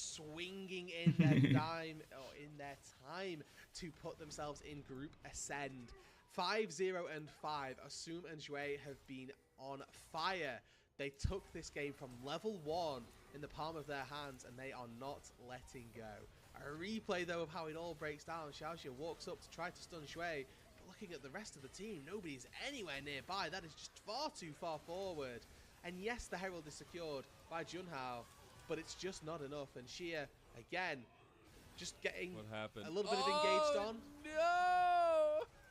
Care with the instant Q3 on Yone. Nice. Immediately, the second he lands, gets knocked up and killed. He's like, you might have been able to get away with that against WE. You ain't getting away with that here. Yeah. He just sits him down, and now 5-0-5 on Assume, a guy that's bounced around so much around the league, and you know, this new FPX presence maybe even just fuel a little bit of the fire that is rekindling that rebirth form, as a charge will come into the top side by Ultra Prime, try to take some of the standing gold, but they're losing yet another tier 2 turret. Yeah, I mean, this is good to get gold onto Saber. Nossa, Deus, olha o Atacan nascendo. E o Zed lá puxando wave. Será que o Zed, será que existe algum... Esse Zed ali, será que ele... Ah, ele não tá tão atrás do Yone. Será que ele ganha o X1 do Yone? Algum main Zed aí? Cadê o cara? Ele tá indo pra side, né? Ele tá com bastante confiança na side ali, né?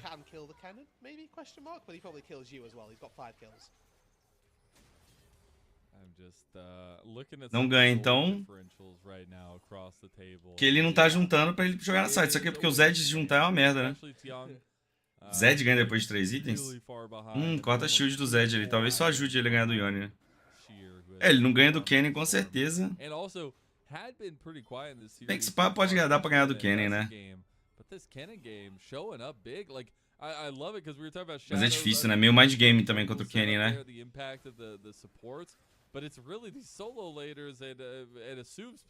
Tem que baitar o ult, sair e voltar, né? Você tem que conseguir baitar o ult e sair.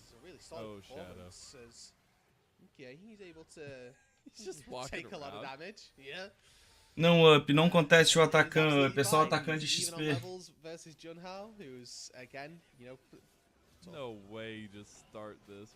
No way? Não, lógico que eles startaram, cara.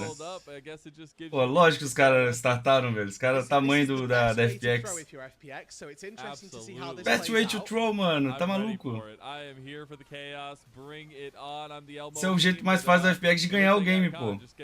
Ali, ó.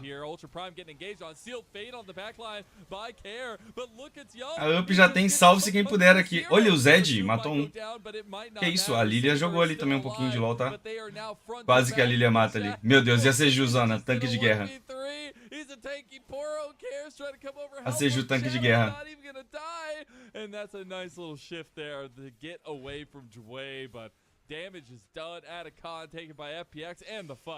And in spite of good judgment, FPX still come away with a fight win and the Atacon. That was honestly as close as it's O Zed só corre. O Zed matou alguém, pô. Ele jogou legal ali, matou o Draven, né? Parece. A very real possibility that, you know, just with a little bit more gold, there's a very real world where Ultra Prime come away with that win, but I think FPX just knowing that they're a little bit too far ahead to make bad plays at this point. Surprised, honestly, that Wako lived for this long, but he flashes out a fourth shot and gets his way out to safety. Saber also manages to kill Assume. There's a good sleep from Junhao as well. There's lots of really, really good things, like all of the check marks that you're after. Really, you know, they came to fruition. This refocus was a little tough, but yeah, like, what are you gonna do, right? Saber killed AD carry. That's a win.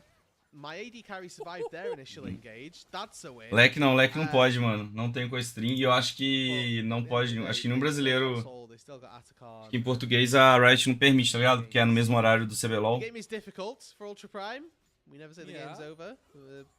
Inclusive até a LPL, vamos supor, se o CBLOL começar. Se a LPL vai até 1 e pouco e o CBLOL começa, eu não posso fazer com string, sacou? That Mountain Soul just makes it even so much harder. Like, it's so difficult, and it feels bad because it does feel like it's an iteration of Ultra Prime that is their kind of bread and butter. I would say maybe. Baron 25 minutos, será? Still not a big fan of the. Tem que ter uma dancinha antes no Baron. Tem que deixar as waves puxadas antes, né, Up? Tem que puxar as waves antes. Deixa só um ir no Baron, dá face check, morre. Aí a FPX vai. O do 26 eu não cheguei a ver não, Jander. Porque eu sempre gosto do 26 também, velho. Meu Deus, olha o Zed. Vai sair vivo ainda? Vai ter uma ult. Nossa, kill pro Draven ainda. Ai, brutal.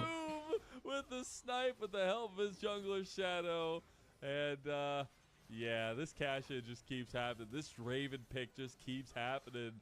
And it was a confidence pick coming out of FPX on the blue side. Absolutely, right? They saw Jhin, they saw Leona, they saw Leona, excuse me, and said, yeah, well, I don't care what you're going to play, actually. We'll Draven Nautilus you. What AD carry are you going to pick that can... Então, a minha visão era que sem Baron era muito difícil levar, mas assim, se o Zed se mata, né, os caras só chegam e levam, né? Meu Deus do céu. Tier 3 mid lane, Tier 3 top lane, they're taking the inhibitors as well. Shadows dashing forward. Leona, mano, meu Deus do céu, não, Leona, não se mate. Ult do Jhin. Limpe a wave, Jhin. Here's the curtain call onto Joy, getting him about half health. FPX will back off because they realize the Baron is up and available. A FPX faz o Baron direto aqui. Não, meu Deus do céu. They should just turn for another fight, and that's what they're going to do. Don't face check Ultra Prime.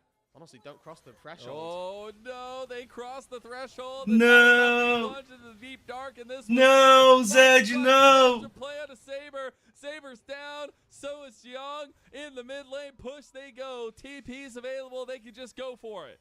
40 Não! seconds on both solo laners, 25 minutes into this Não, game. cadê o Clear Wave? FPX are looking Nossa, to be Clear the Wave. first of our third place seeds to make it into Vá this Baron, game. FPX, vocês têm que ir Baron. From split one being knocked out, the last in their Não! group to Não! find the promised land and finding Cadê o Sleep? Bota alguém pra dormir, Lilia. A Lilia voltou pra dormir. Calma. 15 segundos pro Zed. Opa! Meu Deus! Não morre, Lilia! 5 segundos pro Zed. Calma. Meu Deus do céu. Meu Deus do céu. The Draven wasn't there to do the damage. They're gonna need to take. No, 7 may be an overestimate. I think with it being ramped up, then you know it would have died. But just don't watch Assume in this fight, and we'll all be happy, and we'll say the game ended. But Meu Deus do céu. So Assume gets slept here, takes aggro, QSS's, tries to O kill. Draven se matou pra torre, mano. Yes.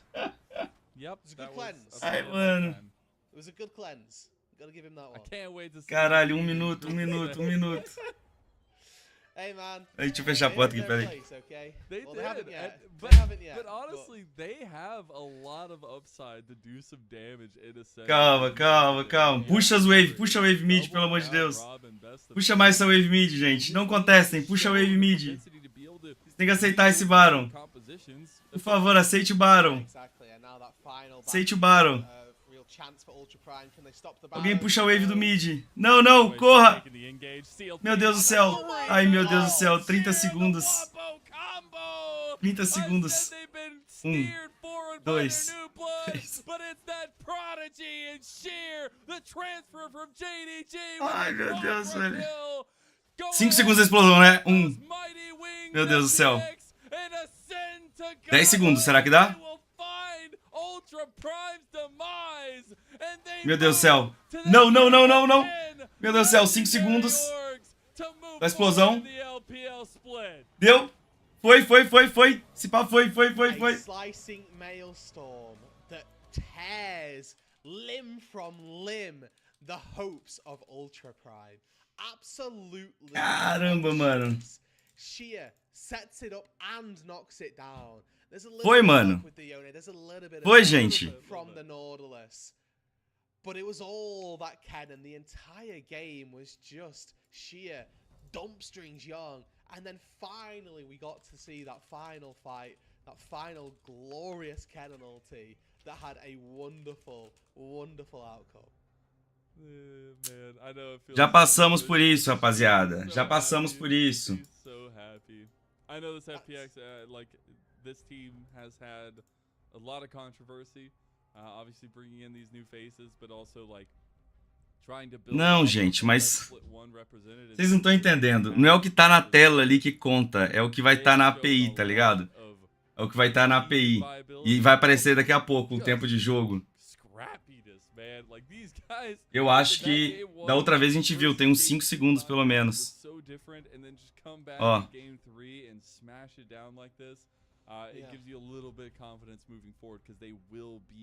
27 e 28, Caos. 27 foi, né? 28. Só que no Telegram só foi o 28, tá ligado? Então, foi no 27 também. Deixa eu ver aqui se no... Se na API do mais... Se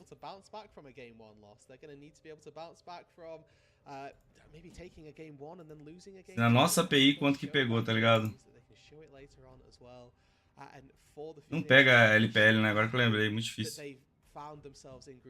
Ai, meu Deus do céu. Olha lá, tá mó atrasado. A API da LPL é mó atrasada aqui, nossa, pra gente. Não pega. If split one's anything to go by, maybe that's going to be us. Not anymore. Not anymore. Let's go. And for Ultra Prime, on the other side of things, they are not done with their run to Group Ascend just Cadê agora? Ah, não. Mostra logo as coisas do jogo, mano. Ai, cara, os caras não mostram, mano. Shout out to Kelsey for putting this together on the fly and showing off our bracket. But FPX, they're qualified. They're through. They are in the Ascend group. And now we'll have to await our second group adjoiner. Two best of threes tomorrow to decide who is going to join FPX. It's going to be a grueling gauntlet, honestly, right? Like the upside versus. Tô esperando pra dar pause aqui pra printar. Ah, é só printar, né? There's a whole discussion about, running a gauntlet. Vai, a qualquer momento vai mudar a tela e vai aparecer. If you lose, you go home and you don't get to play anymore for that split. But there's a whole different ball game where it's, deciding what you do for this split. Is it, is it best of 3 single round robin, or is it double round robin, best of 5? Or, the double or single round robin really is just the big ticket, and you're kind of scary to go from single of 5 teams to double round robin of 9. The difference in games is crazy. Man. Yeah, and like you think, if you were a team that didn't do good like FPX in that last split, you only have 3 best of 5s. Come to this split and say you're in the bottom of the dumps, like you just can't continue building these things. But luckily, dá ou não dá? Change things up and make dá, né? Work for themselves. They had a pretty handed gold lead here. Ou não? Alguém sabe como é que funciona? Yeah, it was a sequential addition, really. There wasn't really any pitfalls, nothing that particularly struck them as an issue. And this was, the second, honestly, really good dive, because Assume and Jue had found an advantage already, right? Like, why is my Draven top playing at level 5? What has happened to put us in this position? Sim, já tô em casa decimal, exatamente, é. Sim, tem que ser. Porque não tem como ser 28.000.000, né? It was clinical the way they used that 2v2 to kind of propel elsewhere, but not only that, but like having the lead on the top side as well at the same time, it made it so difficult to pressure anywhere for Ultra Prime. And I do feel bad for Ultra Prime. Like, it does not feel like we got a full genuine experience from them in this best of 3. Yes, game 2 looked really good. Their comp was really good, and they executed it very well off the back of some FPX mistakes there. But I think there's a lot of room to grow and to now study the opponent in that other best of 3 and make sure you're prepared for the next. Yeah, I mean, they've got a tight-ish turnaround, right? Like 24 hours for today's series, right? It wasn't they would have loved 24 hours, but they're able to take a little bit of time, reassess themselves. They need to reset that mental, make sure that they're ready for the best of 3 tomorrow, because they know that whoever they're playing against is going to have that little bit more, not necessarily fatigue, but Deu green, vambora. On the day tomorrow, so they are going to have some form of an edge when it comes into that bracket. Caralho.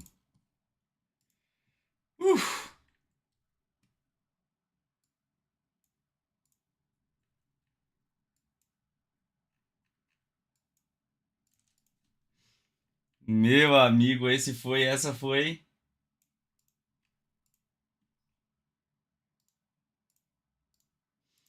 Essa foi no limite do limite, hein? Ai, agradece o Draven, sim. Ah, mas o pessoal também da Up foi muito amigão também, né? Porra, os caras ali só indo pra cima, se matando. Pelo amor de Deus. Pessoal, eu vou desligar a live aqui pra ir almoçar e tudo mais e vejo se eu abro pra leque qualquer coisa, tá bom? Eu aviso no Telegram se eu for abrir. Mas tô querendo. Assistir leque eu vou com certeza, mas tô querendo talvez aí abrir live na leque também. De boa? Aí, vamos lá, considerações finais aí, ó. Quem tá na Twitch, eu vou mandar o link aqui da Estrela Bet aí, que eu tô fazendo parceria. Vou fazer parceria com mais casas agora também, né? Acabou ali a minha parceria com a BetBoom. Continuo usando lá o site, ainda sei que muita gente tem. Mas quem quiser me dar uma moral e criar uma conta aí na Estrela Bet, vai dar aquela moral insana, tá? Já fez? Boa. Ó, se mais gente fizer isso, me anima a fazer. Se mais gente criar a conta aí agora, ainda mais se alguém fizer botar uma banquinha lá, me anima a fazer a live de tarde, tá ligado? Então, vambora aí. Dê aquela moral aí, cria uma conta lá. Se criar conta, já dá uma moral. Se criar conta e depositar, aí dá uma moral pra caralho. Então, se alguém já animar aí, eu animo de fazer mais essa live à tarde, tá ligado? E tô conversando com outras casas também. Tentando ver algumas casas, principalmente que tenha algo pro Academy também, que a galera tá reclamando muito. Algumas casas tenham mercados diferentes, tá ligado? Estrela Bet é da hora, sim. Tô gostando lá, cara. Então, dê uma olhada aí. Cria a conta lá. E pode confiar, é uma das maiores casas do Brasil, né? Não precisa de ter medo de scam, etc.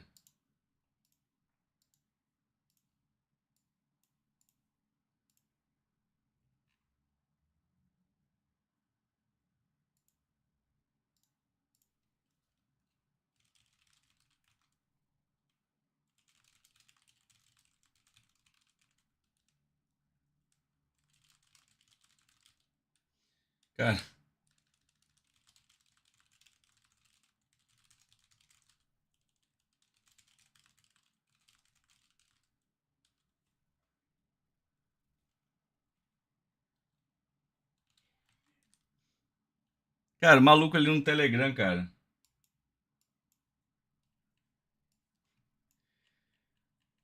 O cara chegou pra zoar. Pão com gelo. Aí não bateu, aí o cara, não valeu não. Sufoco. Aí, pô, pelo amor de Deus, parece que o cara tá sendo obrigado a ficar aqui, tá no Telegram. Tô obrigando o cara a tá no Telegram, alguma coisa assim. Eu, hein? Caramba, mano.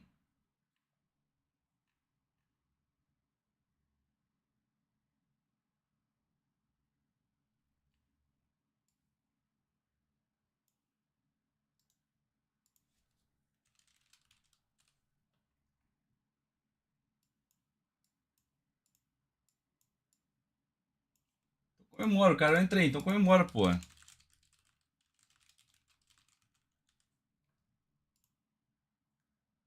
Ah, pelo amor de Deus, mano. Negatividade, pô. Reclamar do Green ali, bateu a parada ainda.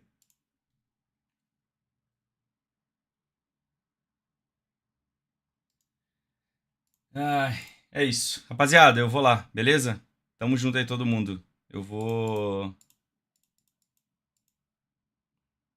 desligar a live, depois eu volto pra LEC. Então, quem quiser criar conta aí na Estrela Bet pra me dar uma moral, tá aí o link aí.